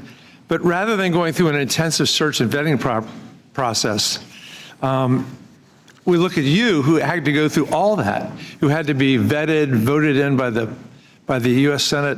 Doesn't it bother you as a Senate-confirmed, deeply vetted cabinet official that you're going to be asked to serve with a character like Bill Pulte? I think the president has chosen a great cabinet. I think he continues to. And I think that it's a false assumption. When you look at highly credentialized people, if I look, no one had more credentials than Jake Sullivan. And as I just said, I think he was the worst national security advisor of all time. Do you think the Afghan pullout was done in a good way? 13 people, it was tragic. 13 people died at the Kabul airport. He wrote a piece in Foreign Affairs magazine that they had to be redone online. I've still got the hard copy where he said everything's fine in the Middle East. And then we got October 7th. So I don't believe in credentials. I've actually made a lot of my money over the years betting against the status quo. And I think President Trump, you wouldn't have thought that a real estate developer could come down an escalator and become president twice. It had never been done before. Yeah. I would point out that the Afghan withdrawal was done on Trump's timeline after it was negotiated at Camp David with Mike Pompeo. All right, Mr. Moore. Thank you, Chairman. This is a very important hearing, and particularly Mr. Secretary for being here. I want to commend the work that you and your staff have done over the last 11 months to implement the working families tax cuts. As a father of 4 and a representative from the youngest state in the country, I'm proud of the fact that we focus so much on supporting families and the next generation through an increased child tax credit, refundability of the adoption tax credit, and of course, the creation of Trump accounts. Mr. Secretary, Treasury has indicated that over 5.5 million Trump accounts have been opened. 5.5 million, with 86% of them linked to families making less than $200,000. Can you speak to what this investment in lower and middle income Americans and children will do for their future? Good. Congressman Moore, thank you for your leadership on this. I think that this is one of the most important benefits for young people, maybe since the GI Bill. 38% of American households have no exposure to our great financial markets. They believe that they are on the outside looking in. I grew up in a rural place in South Carolina. I only knew that something bad had happened on Wall Street in 1929. And I have pushed and pushed for financial literacy. And I think this is going to do two things. We're creating a generation of shareholders that when the program goes live, and we're at 6 million as of this morning, when we go live, July 4th is a Saturday, we'll go live on July 6th, that all those families will be able to look at the app and know that they have a share in our great economy, in our great markets. And we have created, at Treasury, we've created learning modules, trumpaccounts.gov. And I think this is going to be the ultimate learning experience. And on the back end of this, that when the children turn 18, they can take it out. They can use it to for a down payment on a home. They can use it for education. They can roll it into a retirement account that they take out when they're 65. So I think that this, as a supplement to our current programs, is going to prove one of the most durable legacies. You make a point that not enough people had access to it, and I think you and I and many others understand that there was an opportunity to have access, and it only requires a little to make a huge impact in your own life, but getting started is insurmountable to a lot of people. They think, oh, this isn't for us, this isn't for me, and what this does is it makes it so it is literally in front of every single an opportunity for every single child in America to be able to have it there and have it part of it. The other aspect of it that I think is due some of the most, what I think has been the most incredible part that's come in the aftermath of passing it is I don't recall seeing really in my, maybe you got better examples, but over $6 billion given to one specific initiative of philanthropic dollars from the Dell family and so many others that are involved. Can you help put this into perspective, how significant and wide-ranging private and philanthropic investment is into Trump accounts? So a lot of excellent points here, Congressman. First, there's this idea of food deserts that people weren't able to get, or still aren't maybe able to get nutritious food because they're in a food desert.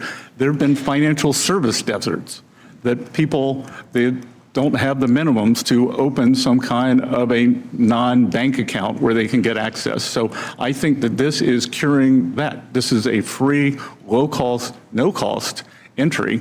If your child's born during President Trump's term, you get $1,000. But as you highlight, I think that this is a change in philanthropy. Foundations, great philanthropists like Michael and Susan Dell can donate directly to the children of America. No big foundation buildings, no annual gala, no speakers, straight to the children of America. And what Susan and Michael have done, that they are giving to they have excluded the top 20% of zip codes in America. They're going to give to every eligible child in those zip codes. It will be $250 per account. That's what the $6.25 billion, and we have more and more philanthropists who are coming on board all over the country. We have major corporations that are doing it for their employees. People can adopt school districts, they can adopt zip codes, they could adopt states. I think we're going to see foundations, and many state governments are getting on board. So we have created the delivery device and the holding tank for this, and I think it's going to explode. It's galvanized so much more than I think people even expected it. The group that's been involved with this, Invest America, from the start, getting it to where we are. It's been an absolute honor to be able to work with your team on this and look forward to some of the best opportunities. Like I said, I have 4 young boys under 13 years old. I was at their age when I learned the concept of a checkbook. They're going to be able to learn the concept of compound interest and how just a little bit now is going to affect them later. And I yield back. Thank you. Ms. Beth Van Dyne.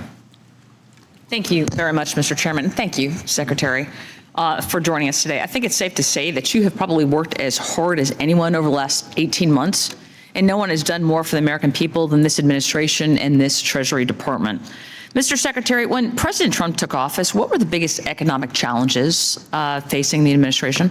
Well, we inherited a mess. We had had the worst inflation in 49 years, and I think in many ways the worst for working people in our nation's history, because someone was asking me about the inflation indices earlier, that's the average for working families, that it is thought that many of their goods and services inflated as much as 35% with an 18% wage gain. So the loss in purchasing power was tremendous. We were running the biggest deficit to GDP that would ever run, 6.7, 6.9%, when we were not at war, not in a recession, and we had to get that under control. And then everything that was happening to our American workers, from the border being open, and whether it was safety or jobs being taken. So since January of last year, what would you say that the largest economic indicators have been showing the greatest improvement?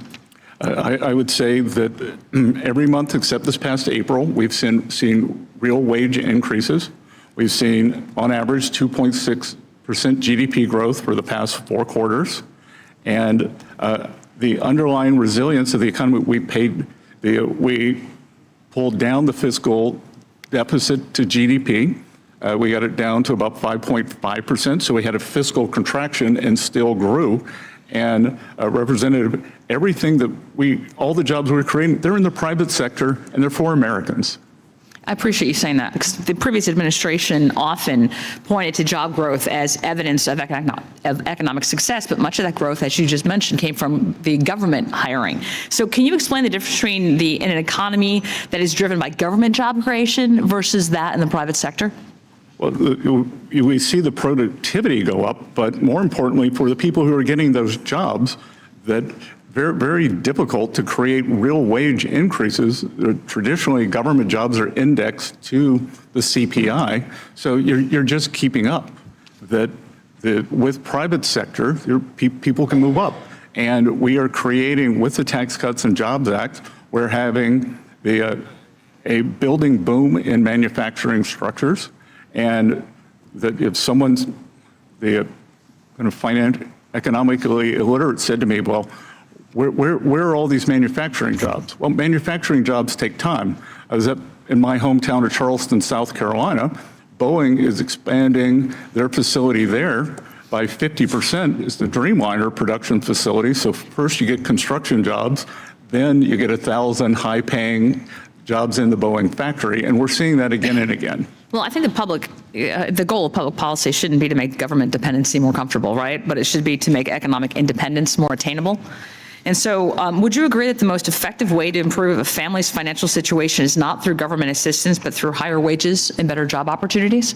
100%. And the opportunity to start your own business. And that's what we're seeing too, that in terms of Main Street coming back, one of the things, I spent my career in the financial sector, and 45% of our small and community banks disappeared since the great financial crisis. Senator Warren likes to say, ooh, we might have a bank failure. She killed 45% of the small banks. Yeah. I think the Trump administration is rightly focused on creating the conditions for private sector growth and for private sector hiring, because every new private sector job represents an American who is less dependent on government and more empowered into their own future. And I think as Congress considers policies that encourage work and reduce dependency, I do believe that we have a responsibility to connect people with opportunity. So I'm going to ask you, what are you doing on August 6th? I'm not even sure what I'm doing. Let me tell you, for the 5th consecutive year, I am hosting what has become the nation's largest job fair. Last year, we had over 500 businesses that represented over 33,000 jobs, and we had about 35,000 people came last year to Globe Life Field, and we're going to do it again this year, August 6th. And we would love to have you there. I am formally inviting you right now to attend. Because if you want to know about economic policy, don't ask anybody in Washington. Ask the single mom who now has a job that pays the bills. Ask a vet who now finds a new career. Ask a worker who can get off economic, government, federal assistance because he's got a job that has given him a new opportunity. These are the real scorecards that I think that we should be looking at. Well, I was just in Texas a few weeks ago. I'm going to be there next week, and that is the land of opportunity. I appreciate you saying that. I think the clearest measure of a successful domestic policy is whether Americans believe opportunity exists. And I think on August 6th, over 35,000 people are going to walk into Globe Life Field looking for not for government assistance, but looking for jobs. And over 500 businesses will be there because they need workers. And to me, that's the strongest real-world indicator that President Trump's economic agenda is working. And with that, I yield back. Thank you. Thank you, Mr. Evans. Thank you, Mr. Chairman. Thank you for being here, Mr. Secretary. The Trump-Biden administration is failing at home and abroad. It is not smart investment for the future, and certainly isn't delivering on the affordability agenda American people deserve.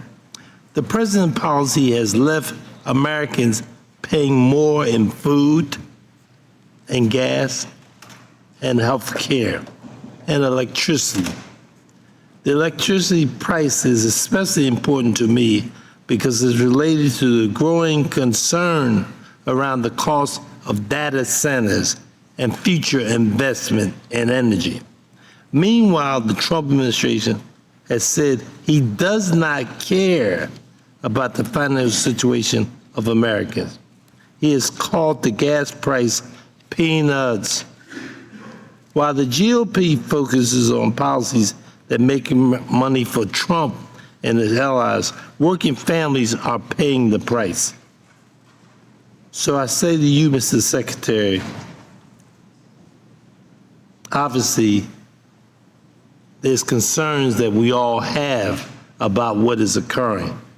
Though I know you may have a different view, I want to share with you the view that I'm having and living with and hearing my constituents talk about.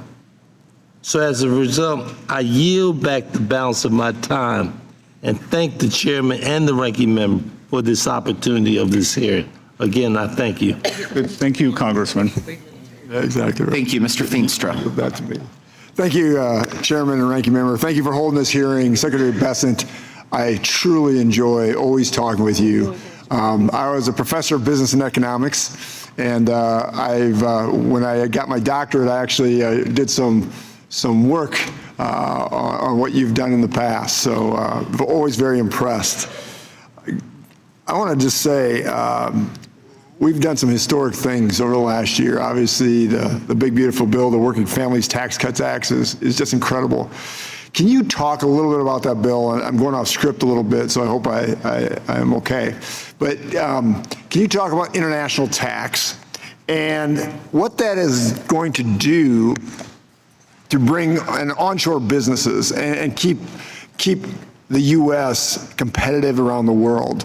We have so many multinationals and other companies that do jobs around the world, and I see a lot of this employment coming back, and a lot of the workforce that we're going to have in the U.S. is going to grow. Can you talk a little bit about that? So, couple of things, and I enjoyed our trip out to Iowa. I remember being there when everyone says that the gasoline prices aren't going to come down. I remember the level when we went to the diner. That's right. And they will come down. You know what? And they're all happy.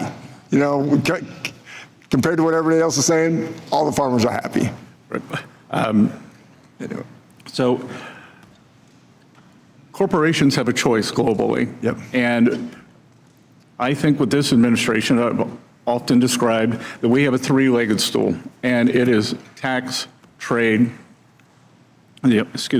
tax, trade, and regulatory certainty. Yep. And all of those have worked to push the businesses back into the U.S. to make them want to come here. And it's certainty. Come here, you have tax certainty, you have regulatory certainty, and you have energy certainty. U.S. is an energy superpower. Yes. And I am responsible for the U.S. economic dialogue with China. And when I look at, what does China envy the U.S. over? It's our military. It is our economic system and the strength of the dollar. It is our innovation, and it is our energy. And we can't take those for granted. And all of that centers around the tax policy and this immediate expensing. It's my belief that in China, they spend about 4% of GDP, subsidizing industry. That's right. So we aren't command and control economy, what we tell people, I don't go through the S&P 500 and say, you need a loading dock, you need a new assembly line. We just give companies 100% expensing, and they can do what is best for them. Yep. And it's capitalism. I mean, it works well. And like you said, we're not giving anything like China is. I mean, it's just phenomenal. It's just immediate expensing, and that's just a timing issue. I just want to talk about, I was really involved in the ACRE Act. This was borrowing, farmers that borrow costs for manufacturers and agricultural businesses and stuff like this. Could you highlight how this will help strengthen America's agricultural economy? If you know a little bit about it or not, what it is, it's the tax on the loans. And we have lowered that. We want to continue to lower that. And can you just tell how that could incentivize growth in rural America? Well, I think that deferral on the tax is very important because there is nothing with more fixed assets. Farming is an interesting business. My family's been in the farming business for 250 years. That it's an interesting business because you have high fixed income assets, or high fixed assets, but you have uncertainty based on weather and production. So that's right. There is a lot of uncertainty, and this brings much more certainty in terms of cash flow to those farms. Yes, absolutely. Then one final thing, based on farming and stuff like that, I call it the pilfer tax. It's actually government sticking their hand in the grave and wringing a dead person's neck and saying, you owe us 40% in death tax. I'm always appalled by this when somebody passes away and all of a sudden we say, oh, by the way, you owe us 40% tax if you pass that land on or that manufacturing or that small business on to the next generation. So we did $15 million. Thank you to President Trump and everyone else to get that done. What is your thoughts on trying to permanently get rid of the death tax? I mean, do you tend to agree it's sort of a pilfer tax? Well, it's all that capital has already been taxed at least once, many times twice. And to go back to farmland, I've studied tax policy around the world. In many countries, including the UK, farmland is not subject to death duties. That's right. Thank you so much. Always good to see you. Thank you. I yield back. Mr. Chair. Thank you. The chair recognizes the gentleman from New York, Ms. Malliotakis. Thank you very much. Secretary Bessent, thank you very much. Welcome to our committee. It is great to have you here. First, I want to say thank you for your words in support of suspending the federal gas tax. I have legislation that would do that. It would suspend it for 90 days, give the president additional authority for 125 days. I'm introducing that with my colleague, Max Miller, on this committee as well, and we hope that we can get that through. Number two, I wanted to say that, in pointing out some of what my colleagues on the other side have been saying about the working families tax cuts, the fact remains that this was a historic tax cut for working Americans, for middle-class families, for senior citizens. They are the ones who voted to cut the standard deduction in half, to cut the child tax credit in half, to increase tax rates for Americans across the board. And they also voted against tax cuts for tipped workers, for those who work double shifts and overtime, for refunding taxes paid on Social Security to our senior citizens. And so first, the SALT deduction and the senior citizens, I believe, in addition to the child tax credit, which we've seen tens of millions of families take advantage of across the country, I think the SALT and the senior deduction were most beneficial. I was very proud to have authored the bonus senior deduction, and I think essentially it has given back the seniors that qualify the taxes that they paid on Social Security. And they're seeing that money returned to them, which is why it is no tax on Social Security provision. Could you talk a little bit about SALT and senior deduction, how that benefited, preferably New York, but the entire country? Well, I think in high tax jurisdictions, high income, high tax like yours, bringing back some level of the SALT deduction that was appropriate. I think that no one negotiated harder, well, maybe a couple people, but it was a group effort from some of the Northeast and California delegations, and I think we got to a very good spot on that. SALT, that if this tax bill had expired, the SALT deduction would have come back, but so would the AMT, which would have devastated which would have devastated the middle class, everyone in those states. So, and look, as I travel around, that whether it is the Social Security deduction, when I look at these numbers, 99% of the filers claiming no tax and tips, incomes under $200,000, 90% under 100. For the senior deductions, 94% under 200, the 68% under 100. So these are people on fixed incomes, and they need certainty. Yeah, and the SALT deduction, again, was not for billionaires. It was targeted to families of incomes of less than $500,000. I think it was very well tapered. It certainly was, and I know that. Tailored and tapered. And I can tell you that in my district, we have many people who have saved thousands of dollars because of that SALT deduction, and seniors who have saved thousands of dollars because of the other deduction as well. And I just want to turn to some of these organizations that we've been talking about. Our committee has investigated these organizations that we're seeing a lot of foreign influence. We continue to see examples of foreign actors exploiting nonprofit organizations to interfere in our political process, to fuel anti-Semitism, in some cases even support or promote terrorism. We have also seen an increase in these organizations coordinating with and receiving support from individuals connected to the Chinese Communist Party. One of these organizations is Code Pink, which Department of Treasury, your department, as well as Justice, have launched an investigation into. I mean, the Code Pink founders and groups there, they've been meeting with Cuba's communist regime, the Iranian regime. In the past, they've met with leadership of Hamas. I would like to have an update on your investigation, and do you see the potential for some of these organizations to have their 501c3 status stripped? So I'm going to have to say it to this side of the room now. I can't comment on ongoing investigations, but they are fulsome. Okay. Well, we appreciate your efforts, and I yield back my time. And thank you for coming here, and thank you for putting up with some of the nonsense that we're hearing.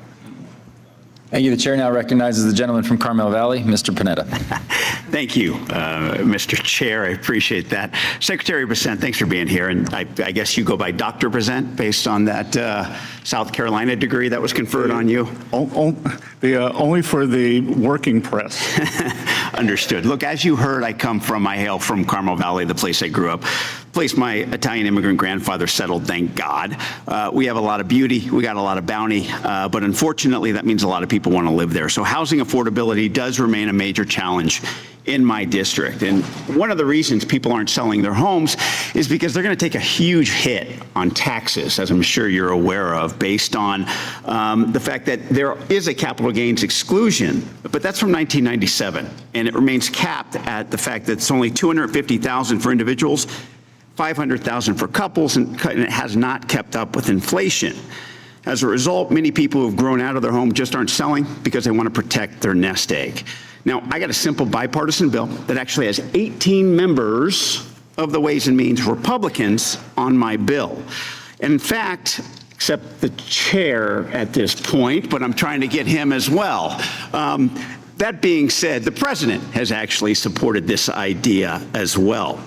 And so not just because the president supported this type of legislation for doubling those numbers, making it 250 to 500 and 500 to 1 million, and then tagging it to inflation, would you support that type of solution when it comes to dealing with our affordability crisis, affordable housing crisis? I haven't seen studies that would show that how many openings that would create, but I'd be happy to work with you on it. I remember it's a Clinton era program. Yeah. And I remember when the when the Clintons changed it previously, you were allowed a one-time deduction over some age, 60, 65, or one-time tax-free sale.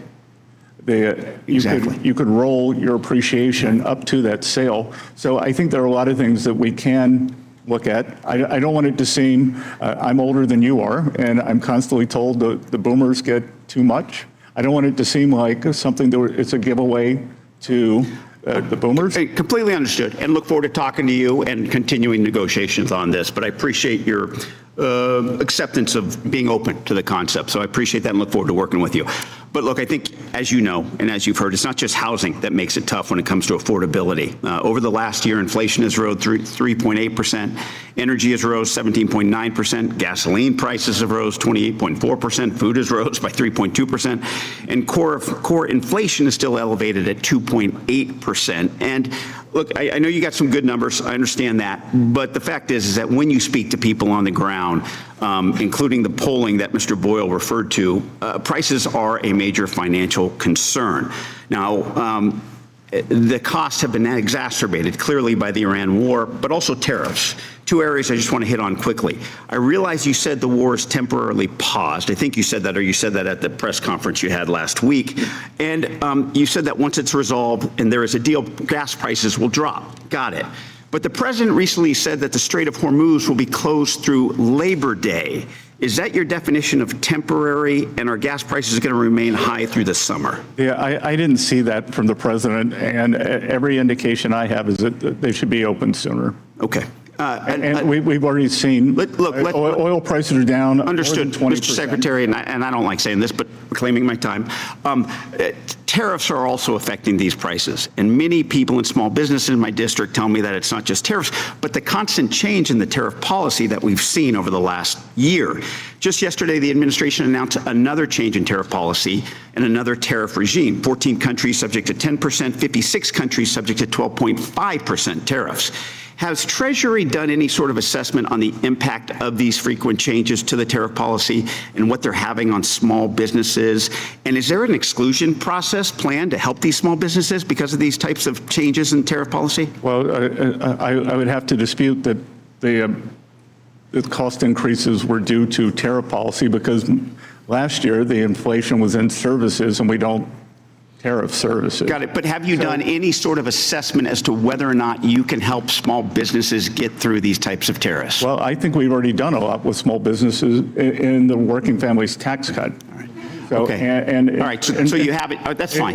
What I'm going to reclaim my time just because you're not getting to the point. In terms of the refund, I'm reclaiming my time, Mr. Secretary. Thank you. But please know I think that should be done in regards to our small businesses. Now, also in regards to Mr. Pulte, I was an intelligence officer. I served in Afghanistan, and I served proudly. And I dealt with the intelligence community. I know what you say about not having experience in the job, but please know that that's offensive to people in the intelligence community, and worse, it's dangerous to our national security to have someone like that at that position. Thank you, Mr. Secretary, for being here. I yield back. Thank you, Congressman. Thank you. The gentleman from Buckeye State, Mr. Carey. I want to thank the chair. I want to thank the ranking member, but also, Mr. Secretary, it's great to see you again. Thank you for being with us. And again, I want to touch upon a lot of the facets with the working families tax cuts and how it has affected the average American. But first, I do want to say quite frankly, I just want to kind of highlight some of the successes within this monumental piece of legislation.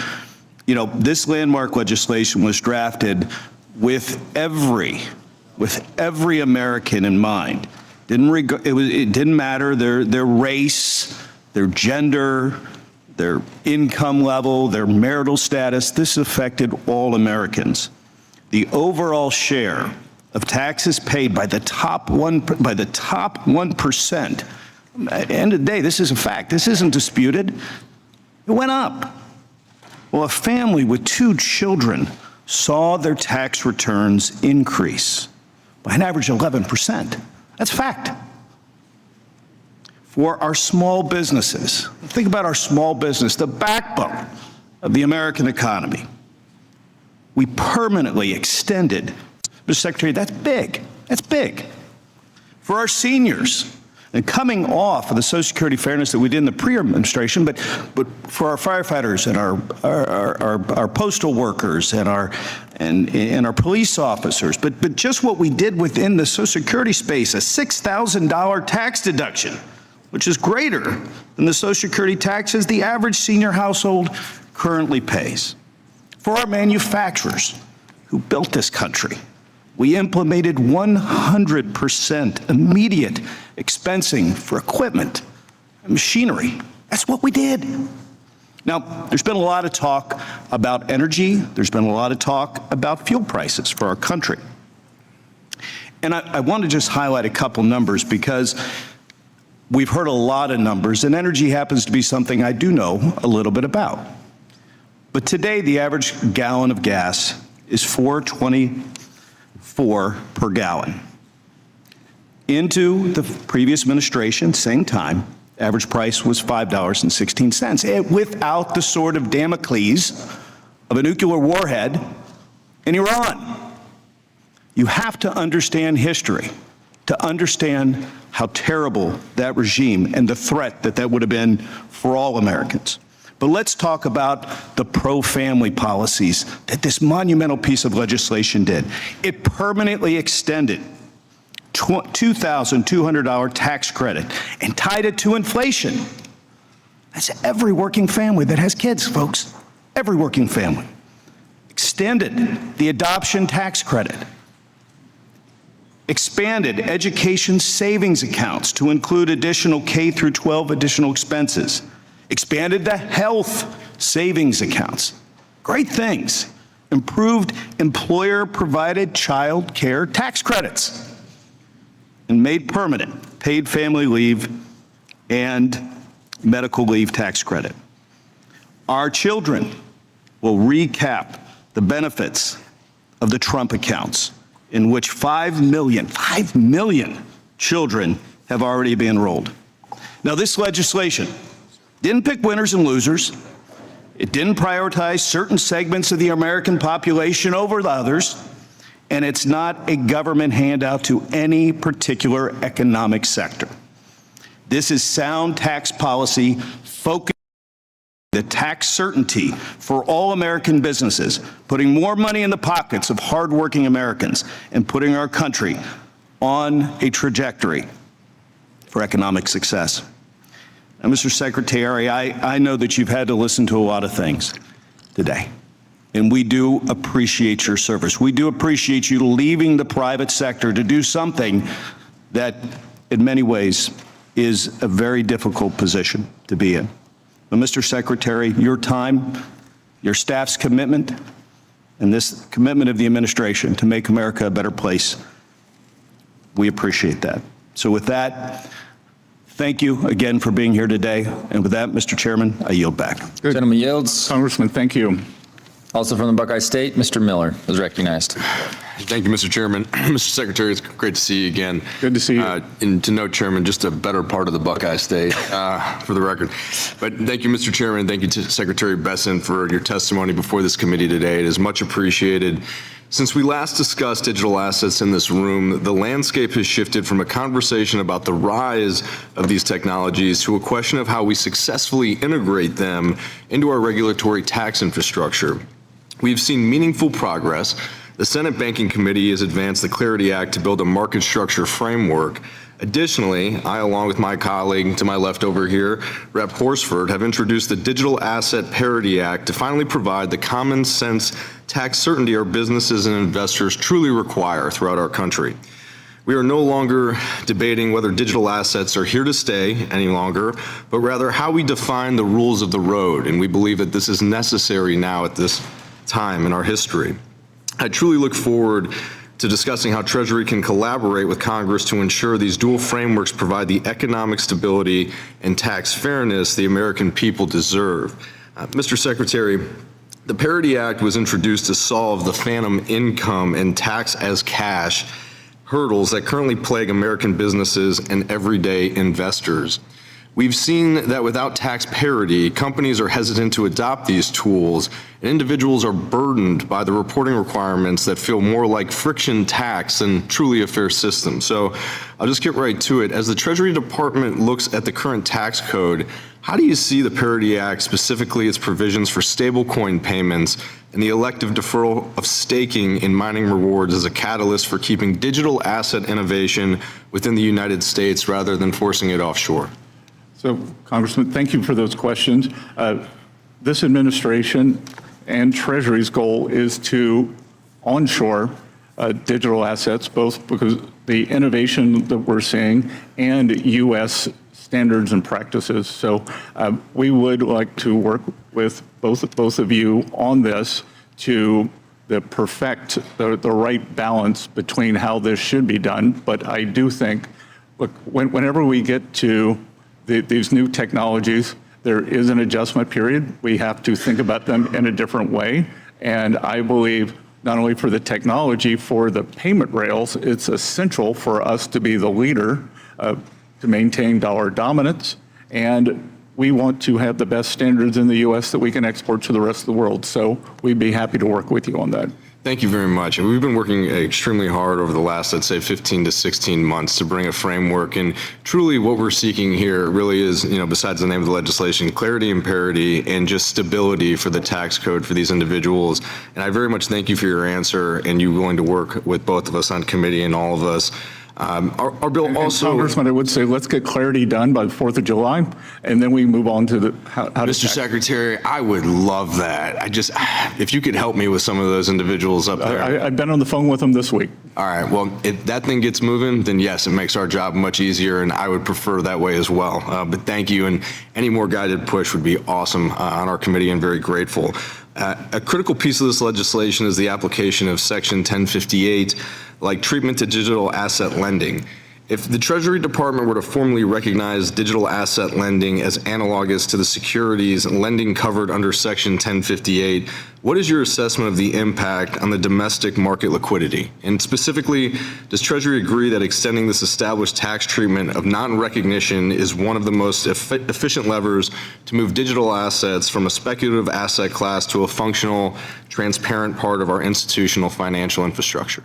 Congressman, you obviously feel strongly about this. I have a motto in life: no data, no opinion, but I will get back to you with an opinion. I very much appreciate that.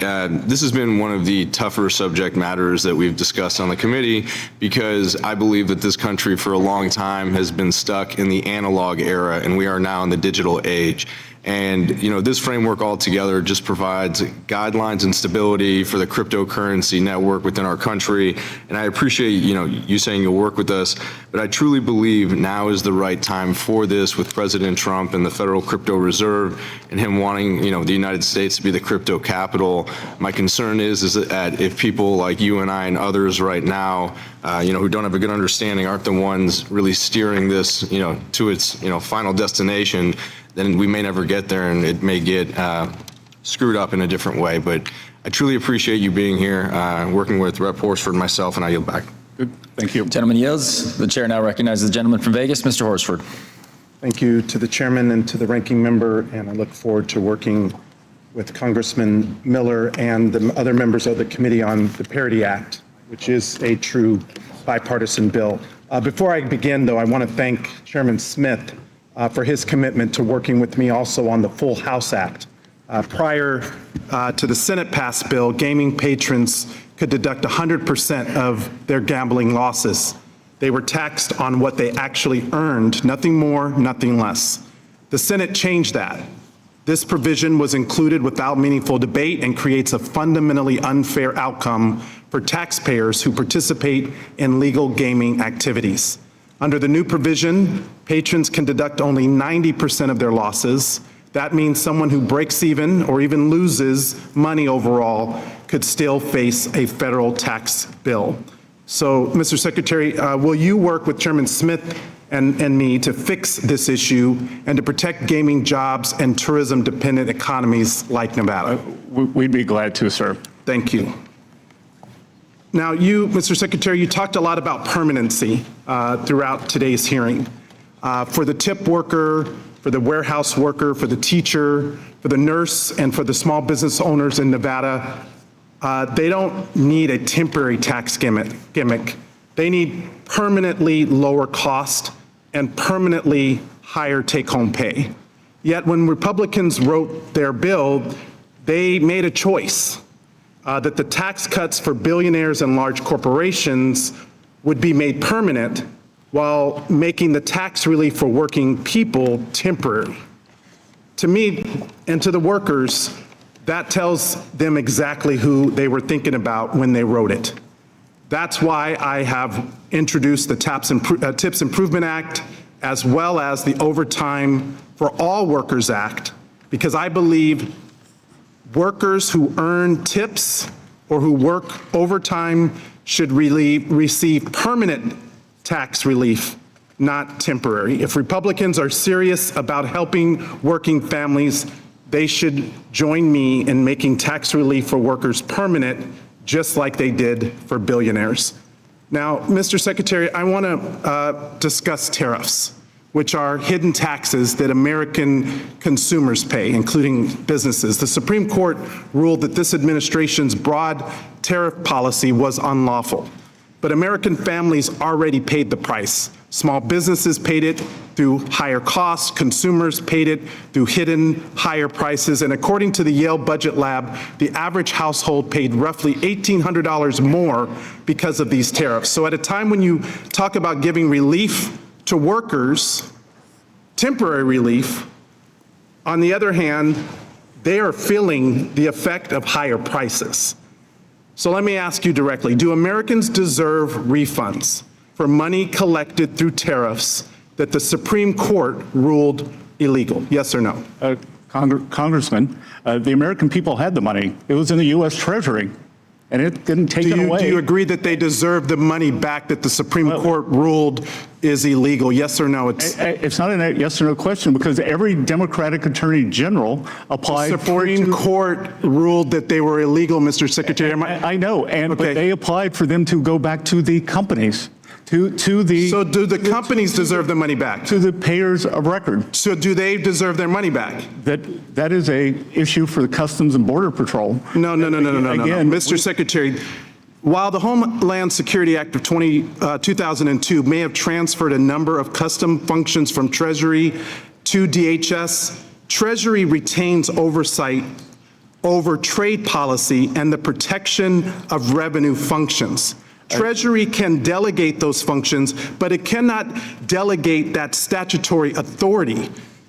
Just last week, the Justice Department appealed a court order that would have accelerated refunds to importers and to businesses. Mr. Chairman, I ask unanimous consent to submit for the record the May 29th article, U.S. to appeal judge's order for broad refund of Trump tariffs. Without objection. Thank you. Secretary Bessent, yes or no? Did you participate in discussions about appealing efforts to speed up tariff refunds? No. Treasury helps shape major fiscal policy, returning roughly $165 billion to businesses and consumers is a major fiscal decision. So why wasn't the Treasury involved? Again, we act as the payment agent. Your bank does not tell you which bills to pay. You tell your bank. Well, from the public's perspective, taxpayers' perspective, the administration is fighting harder to keep their money than to return it. That's why I've introduced the Relief Act, to give automatic refunds within 90 days to the people who paid the tariffs. And that once the refunds are made, that the benefit goes to the consumers that ultimately paid the price in higher costs. The Relief Act creates an automatic refund process, something that this administration has not been working to accomplish, and this would actually address the economic uncertainty that has been caused by these across-the-board tariffs. Not strategic, not in the best interest of American consumers, and it's time that we give the money back to the people who paid it. With that, I yield back. And many foreign companies, and I think we're going to see that the payers of record, many of them are overseas entities. So, Mr. Secretary, families in America don't experience the economy through GDP reports or stock market indexes. They experience it through rent and groceries. They experience it through utility bills. Tariffs? Because they're paying. That's exactly right. What does it have to do? It has to do with the average family not being able to meet their monthly budget obligations, because this administration is so aloof to the reality that the majority of Americans are facing. Mr. Bean. Thank you very much, Mr. Chairman. Good afternoon to you. Good afternoon, Ways and Means. Good afternoon, Mr. Secretary. Welcome back to Ways and Means. 4 hours ago is when this hearing started. But a year ago, we were in the middle of the debate of the One Big Beautiful Bill. You, Chairman Smith, this president, were all architects. You made some big, bold predictions. Pass this bill, Congress, and we will see a reverse of manufacturing jobs closing or fleeing the country. You made a big, bold statement that you'll put more money in Americans' pockets than ever before should we pass this bill. We passed the bill. And Mr. Secretary, everything you said is coming true. How about that? There's more money in Americans' pockets. The 4.5 million manufacturing jobs that we've lost since the year 2000 are coming back. And for me, speaking across Northeast Florida, people are excited. Business owners are excited and making that happen. A year ago, also, we were doing something else. We were debating fraud, waste, and abuse. You would think that would unite this committee, but you can see today we disagree on so many things. That's something that should unite us. I want to brag on something that you're doing in Treasury Department. You're a core pillar of President Trump's anti-fraud task force. Your subcommittees and your initiatives of the Office of Terrorism and Financial Intelligence, FinCEN, and the Office of Payment Integrity are leading the way of supplying that task force. Let's fight fraud once and for all. Something else you're doing. A year ago, we talked about it, of how fast we pay. The United States pays our bills very fast, sometimes too quickly, because we pay people who shouldn't get paid. Scammers don't have to rob banks anymore. They can just bill the United States. We pay them, and then this pay and chase, we figure it out. So you and I, do you know this? You and I and your team have created a bill to codify what you're doing now, which is to verify, to use the data and statistics to making sure it's a legit bill, that it hasn't been paid by anybody else. So hats off to you. What else can we do, Mr. Secretary, to assist you? Maybe it's just get out of the way, to assist you in fighting fraud. Congressman, you are exactly right. Once money goes out the door, that anything other than a partial recovery is unlikely. I was out in Minneapolis and saw what was going on there. And I think in terms of the U.S. is a high trust society, and in terms of the maintaining the trust that American citizens or that we have in each other and our visitors, it's important to prosecute. And of course, prosecute, but the recoveries are going to be very small. It's almost, they're bad guys. They hide and chase. So your efforts, don't give up on our bill that's in Mr. Comer's committee. I'm still lobbying it. You weighing in would be a big deal. You're already doing it, but we want to codify it. It's the best practice of paying our bills. Scammers also are targeting older folks and Americans. They're these scam calls, spam and scam calls. I get 8 to 10 a day. Now the FTC, it's already against the law. We put your number on the do not call list. I want to plant a seed with you. The FTC is responsible for it. It's against the law. But what if they don't have the teeth or muscle that Treasury has? I want to plant the seed with you. What do you think about the idea of Treasury getting involved and chasing and kicking out these scammers that are calling us? What do you think, Mr. Secretary? We are, Congressman. FinCEN is actively involved, and many of these come from overseas. Right, and you've got the tools to go after them. So we've worked very well with the FBI in Southeast Asia to break up these, I think they're called scammer cities. Amen. And a lot of it comes out of, huge amount out of North Korea, and unfortunately, many of our seniors, I think 1 out of every 3 seniors has been the subject of a financial scam that averages about $300. There's a special place in the afterlife for anybody that rips off an older American or anybody old. I hate that. Mr. Secretary, we still have to solve health care. That's something that maybe we do agree on. Both sides of the aisle says we have to do better.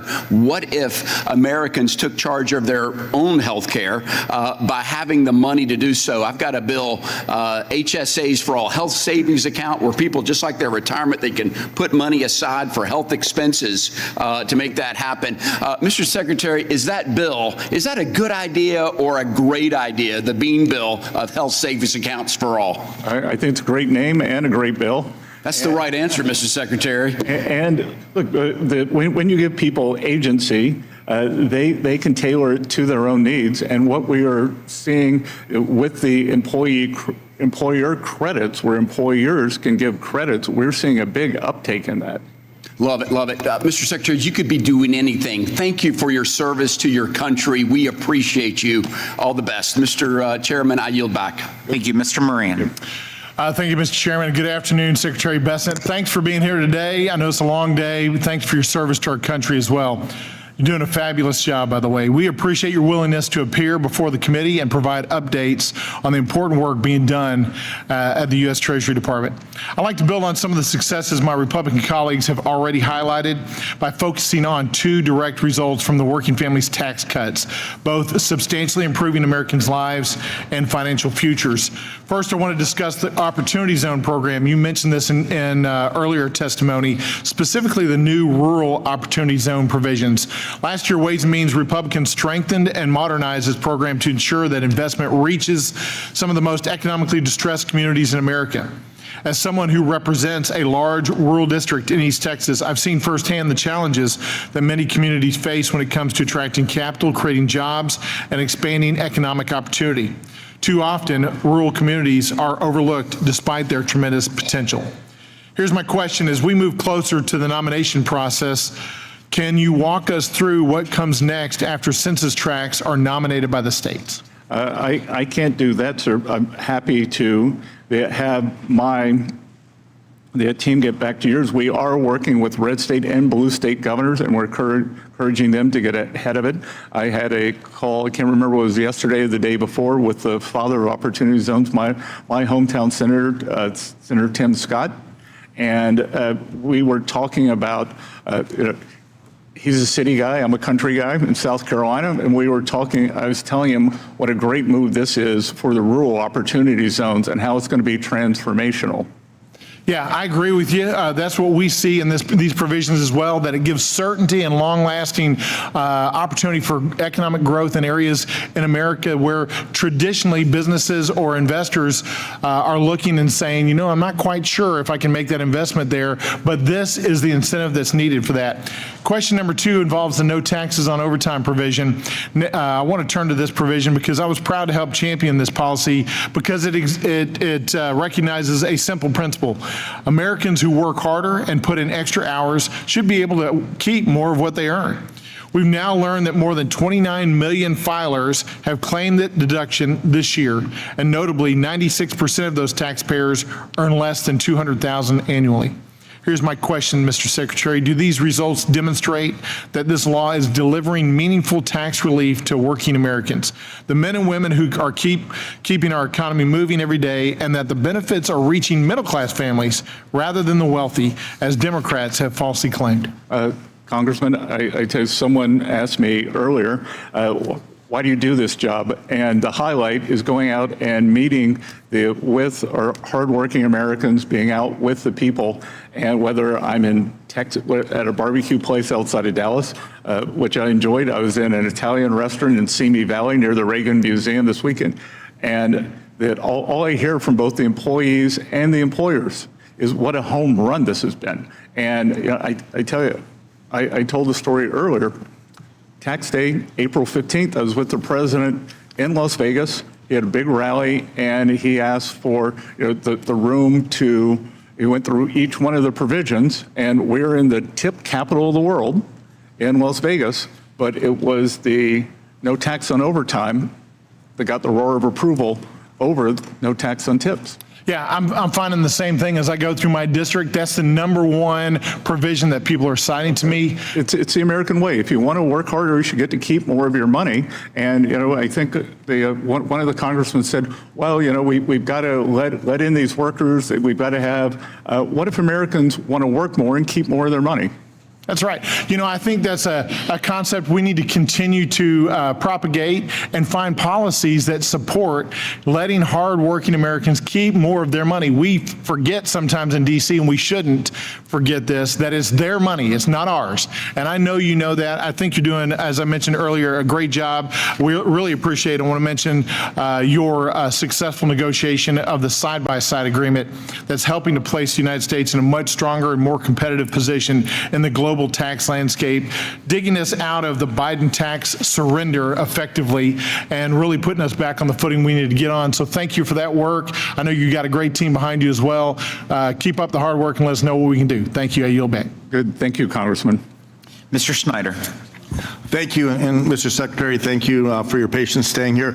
I actually want to give you a chance to correct the record on something you said. You earlier commented somewhat offhandedly that the conflict with Iran had ended. Do you truly believe that we are no longer in conflict with Iran and that they are no longer a threat to Israel or allies in the Gulf, that their nuclear program has been destroyed, that they no longer have a ballistic missile program and drone program threatening its neighbors in the region, and that they will no longer sponsor terrorism in the region and around the world? So are you saying you're in agreement with the president's decision to You said the conflict was over. I'm asking, do you believe the conflict's over and everything's the copacetic? conflict is on pause. So everything's good with Iran now? No, don't be absurd. I'm asking you to don't be clarify. absurd. That as the president said yesterday, unless an American life is lost, he does not believe that he will have to restart the kinetic acid. Okay, so I'm reclaiming my time, and I'm just trying to help you clear the record. I'm reclaiming my time, Mr. Secretary. Can you promise, because this is your jurisdiction, that you and the Trump administration are not considering lifting sanctions on Iran as a concession towards opening the Straits of Hormuz? We've made it clear that the Straits of Hormuz, the blockade, is the only thing that will be lifted to reopen the straits. So no sanctions relief whatsoever? I'm not part of the negotiating team, but I am told by the negotiating team, and I strongly believe that the blockade will be lifted. Okay, and I'm going to just reclaim because there's a lot of things I want to cover. My hope is you'll keep Congress informed of any such considerations if they do come up. Also in your opening remarks, Mr. Secretary, you said Americans have more money in their pockets. That's not what I'm hearing from my constituents. Are you saying the overall cost of living is lower today than it was 16 months ago when you came into office? Because what I'm hearing from my constituents is that the cost of groceries are up. For example, beef, coffee, tomatoes are at record or near record highs. The cost of housing is up, and for too many, the American dream of buying a home is out of reach. I'll let you answer. Healthcare premiums continue to rise, and millions of Americans have either already lost or expect to lose their health insurance altogether because of H.R. 1, the bill you so joyously celebrate. Energy costs, gas for our cars, electricity for our homes are all rising through the roof, and family care, child care, and elder care is prohibitively costly. Are you saying that cost of living is lower today than it was a year ago? No, I am saying that we are much closer to the Fed's target rate of 2% on core inflation than we were when President Trump came into office. We are at 2.8%, and you can list off the most expensive groceries or that have had the biggest price increases. I think you're just out of touch with what American families are facing. No. As my colleague noted, I'm reclaiming my time. Tariffs are a tax on American families. This is my time, Mr. Secretary. This is my time. I will speak and then 2.5%. Higher grocery prices are taxes on American families. Higher gas and electricity prices are taxes on American families. Democrats should know. No wonder so many people are leaving Illinois. Why don't you come see me in South Carolina? They're not leaving. They're coming to Illinois. Just a simple question, Mr. Secretary. You're saying Illinois doesn't have net outbound migration? All right, let me take it to a different topic, and I know you don't want to address it, but my constituents are outraged and want me to talk to you about the absurd illegal self-dealing settlement between President Trump and his family with the Justice Department and the IRS over which you have jurisdiction. The administration apparently believes that there should be two systems of justice, two sets of laws, one for the president, his family, and his rich friends like you, and one for the rest of us. Nothing demonstrates this more than the so-called settlement with its slush fund for insurrectionists and tax immunity for the president and his family. Mr. Secretary, simple question. Do you believe that there should be only one legal system in this country and that no one, even the president, should be above the law? I believe that no one is above the law, but you all have put the president beneath the law, and you have weaponized the system against him, whether it is the leak of his taxpayer records. His taxes should never be leaked. No taxpayers' information should be leaked. I agree with you on that. But let me ask you a separate question. Would you like to apologize to the president right now on behalf of the... I have nothing to apologize to this president for. His taxes should not have been leaked, but it was leaked by a contractor. And you keep trying to dissemble here and avoid the questions. Do you believe that all Americans should pay the taxes they owe and not emit a penny more? 100%. Yes or no? All right. So do you think it applies to the President of the United States, irrespective of whether the President is a Democrat or Republican? Yes. Okay. So we agree on this, and we should have a tax system that is fair, and it should be applied fairly to all people. But I can tell you that my constituents are outraged by the agreement the president made with himself and his own Justice Department that excluded him from ever having an audit over his taxes.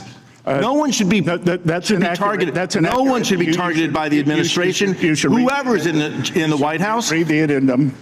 No one should be targeted by the administration. Whoever's in the White House, their taxes should be paid, and they should be confident that that information will be kept confidential with the IRS and not used to target them, their families, or their business. Couldn't agree more. Couldn't agree more. Mr. Yakum. Thank you, Mr. Chairman, for holding this hearing today. And Secretary Bessent, it is great to see you again. Thanks for being here. Good to see you, Congressman. There's been a lot of talk about the cost of groceries lately here in this committee room. A lot of numbers thrown around, but I think it's worth putting eyes on the Democrats' inflation. Now, I had my staff whip up this chart behind me, and it shows the CPI numbers from what economists call, quote, food at home. But most Americans just simply call it groceries. These are the cumulative inflation numbers for the first 16 months of a presidential term, of every presidential term since 1993. Mr. Secretary, the title most likely gives it away, but I'd like you to just play a little game with me here. Can you guess which one of these lines represents the Biden administration? Oh, probably the one that's red for torching the American people. That would be correct. Well done, Mr. Secretary. It is the red one. 16 months into the Biden administration, or as we now call it, Bidenomics, grocery prices were up almost 12%. That far outpaced anything that any American had seen in recent history. And you can clearly see from the chart that that red line is as detached as the Democrats' rhetoric is from reality today on this particular topic. So thank you for playing along here today. Switching gears, let's talk about tax priorities. And Congressman, I would note that the inconvenient truth for this side of the room, food at home, since President Trump came into office, is up 2.5%. That is the half of what it averaged over the 4 years of the Biden administration. That's right. And that stands in stark contrast of the 12% that you saw on the chart here a few moments ago. So thank you for pointing that out. A 2019 New York Times story said that most taxpayers got a tax cut under the first Trump tax cuts. But most Americans didn't believe it because, quote, a sustained and misleading effort by liberal opponents of the law to brand it as a middle-class tax increase. Here we are a few years later, and Republicans cut taxes again for working families and working Americans. But yet again, my Democrat colleagues are rolling out the same tired playbook of bad faith attacks and misinformation. The working families tax cuts cut taxes for working families. It's just that simple.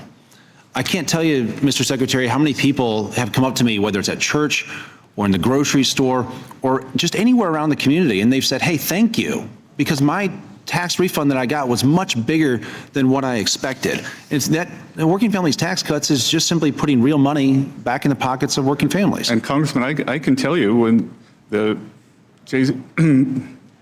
2017 tax bill was passed, I was one of the people who've now fled New York, but I lived in Manhattan. My taxes went up. So for many upper end people in high tax states, taxes actually went up. That's right. And let's talk about some of the actual numbers and move beyond what some of the Democrats' rhetoric has been today. Mr. Secretary, you recently said that 90% of filers claiming no tax on tips who made less than $100,000, they had an average deduction of $7,000. 75% of filers claiming no tax on overtime made less than $100,000 with an average deduction of $3,100. And 68% of seniors claiming the enhanced deduction had incomes under $100,000 with an average deduction of $7,500. Does that sound directionally correct and roughly right to you? That sounds pretty precise, Congressman. And Mr. Secretary, are you aware of any millionaires or billionaires that claim no tax on tips or no tax on overtime or the enhanced senior deduction? No, sir. No billionaires claiming any of this stuff? Again, this is the ultimate working family. These are the ultimate working family signature tax cuts put through by this side of the room and President Trump. That's right. Well, thank you for clearing that up. Let's now consider what happened when Democrats had the pen and when they were able to craft their own tax law.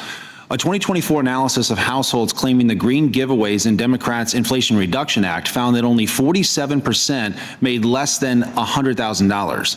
In fact, over a quarter of the households who took those deductions made over $200,000, and households making over $1 million got nearly 100 million taxpayer dollars worth of Democrats' green giveaways. Even Mother Jones had to admit that when it comes to Democrats' green giveaways, quote, working class Americans are missing out. But if you think about it, it kind of makes sense, doesn't it? Mr. Secretary, do you think that a family making less than $100,000 cares more about no tax on tips or putting solar panels on their roof? I think there are no tax on tips or the subsidy for a high-priced EV. And do you think that they would care more about no tax on overtime or solar panels on the roof? Everyone I've spoken to loves no tax on overtime, sir. So while Democrats gave millions to millionaires, and while the Republican working families tax cuts simply cut taxes for working families, is that correct? 100%. Thank you, Mr. Secretary, and Mr. Chairman, I yield back. Thank you, Mr. Suozzi. Thank you, Mr. Chairman, and thank you, Mr. Secretary, for sticking it out for over 4 hours here today. We appreciate your time, and we appreciate your service to the nation. Good to see you, sir. So earlier today, Mr. Kelly from Pennsylvania was quoting from Charles Dickens. He said, it was the best of times, it was the worst of times.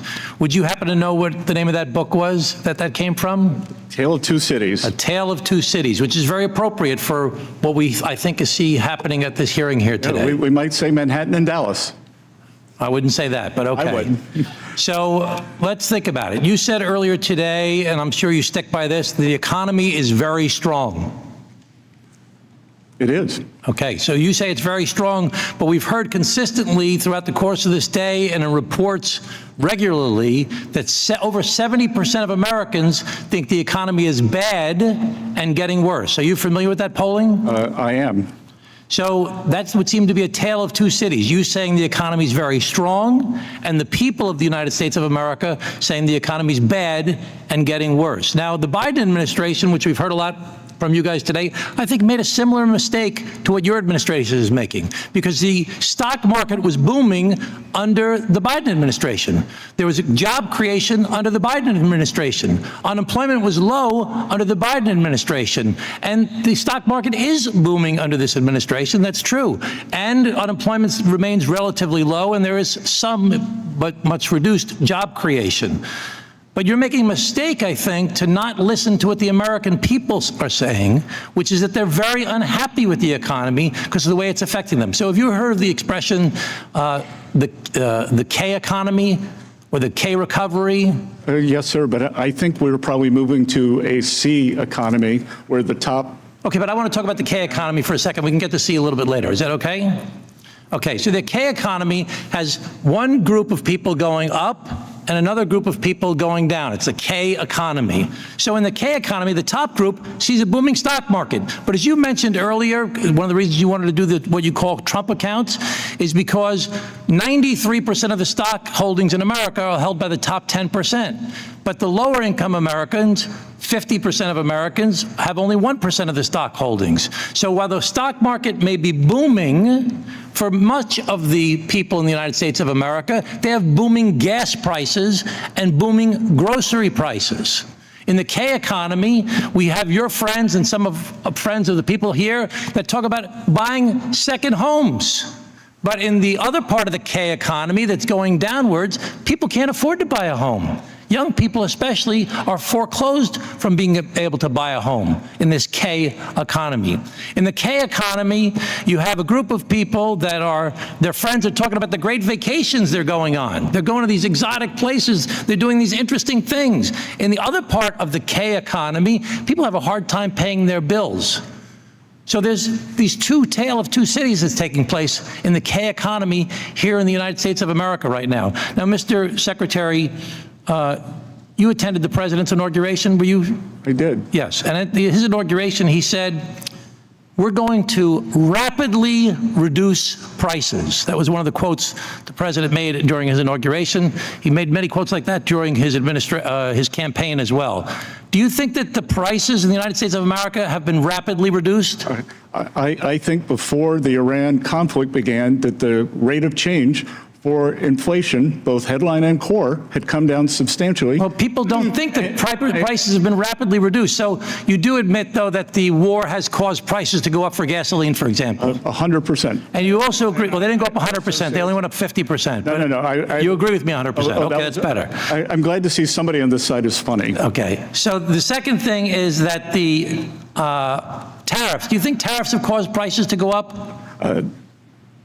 Negligibly. You don't think prices have gone up significantly because of, you just reduced tariffs the other day on farm equipment because you wanted to reduce prices on farm equipment because you thought it caused the prices to go up. Again, overall, the levels, what we saw last year was goods inflation was down. Well, I would argue that tariffs have caused prices to go up, and there's a lot of economists and groups such as the Yale Budget Lab, which you used to teach at Yale, didn't you? Used to teach it? The Yale Budget Lab is a bunch of Biden-era second stringers. Okay, well, you taught at Yale, I understand. You taught 3 classes, the 20th Century Financial Booms and Bust, Hedge Funds, and a seminar on financial panic of 2000 to 2009. So I don't know why you're not knocking Yale. You used to teach at Yale. You went to Yale. Didn't you go to Yale? That's why I get to knock Yale. Okay, so tariffs have caused prices to go up. The war has caused prices to go up. Do you think the deficits that were created by the big, beautiful bill are causing interest rates to stay artificially high? No, but what I can tell you is that, let's cite MIT. MIT said that 50%, actually, let's be precise, like they are 44% of the 21.5% inflation we saw during the Biden years came from the Biden deficit. No, but I'm asking you, do you think the deficits that were created by the big, beautiful bill are causing interest rates to stay artificially high? Yes or no? That's simple. I'm out of time. Come on. No, Congressman, we had a fiscal contraction last year. Okay. So the deficit went down. So you should. Okay, I'm just going to argue, Mr. Secretary. I'm just going to argue, Mr. Secretary, that prices are up, gas prices are up, grocery prices are up, energy prices are up, healthcare prices are up, interest rates are high, all specifically related to the policies of this administration. Mr. Secretary, thank you again for your service. I really appreciate it. Good to see you, Congressman. I want to invite you to South Carolina to see all your former constituents. Thank you. Mr. Secretary, being a cattle farmer, I would say that the reason why the beef prices are high is the result of a very reduced herd. We don't have as many cattle today as what we had decades ago. I know everyone keeps talking about beef prices around here, but it's a simple fact that we've had droughts and people had to sell their herd to be slaughtered, and so that they no longer have the reproduction status quo, and that is why the beef prices are high, regardless of what anyone wants to say. With that, Mr. Secretary, thank you for being here with us today. Thank you for the over 4 hours. Please be advised that members have 2 weeks to submit written questions to be answered later in writing. Those questions and your answers will be made part of the formal hearing record. With that, the committee stands adjourned. Good.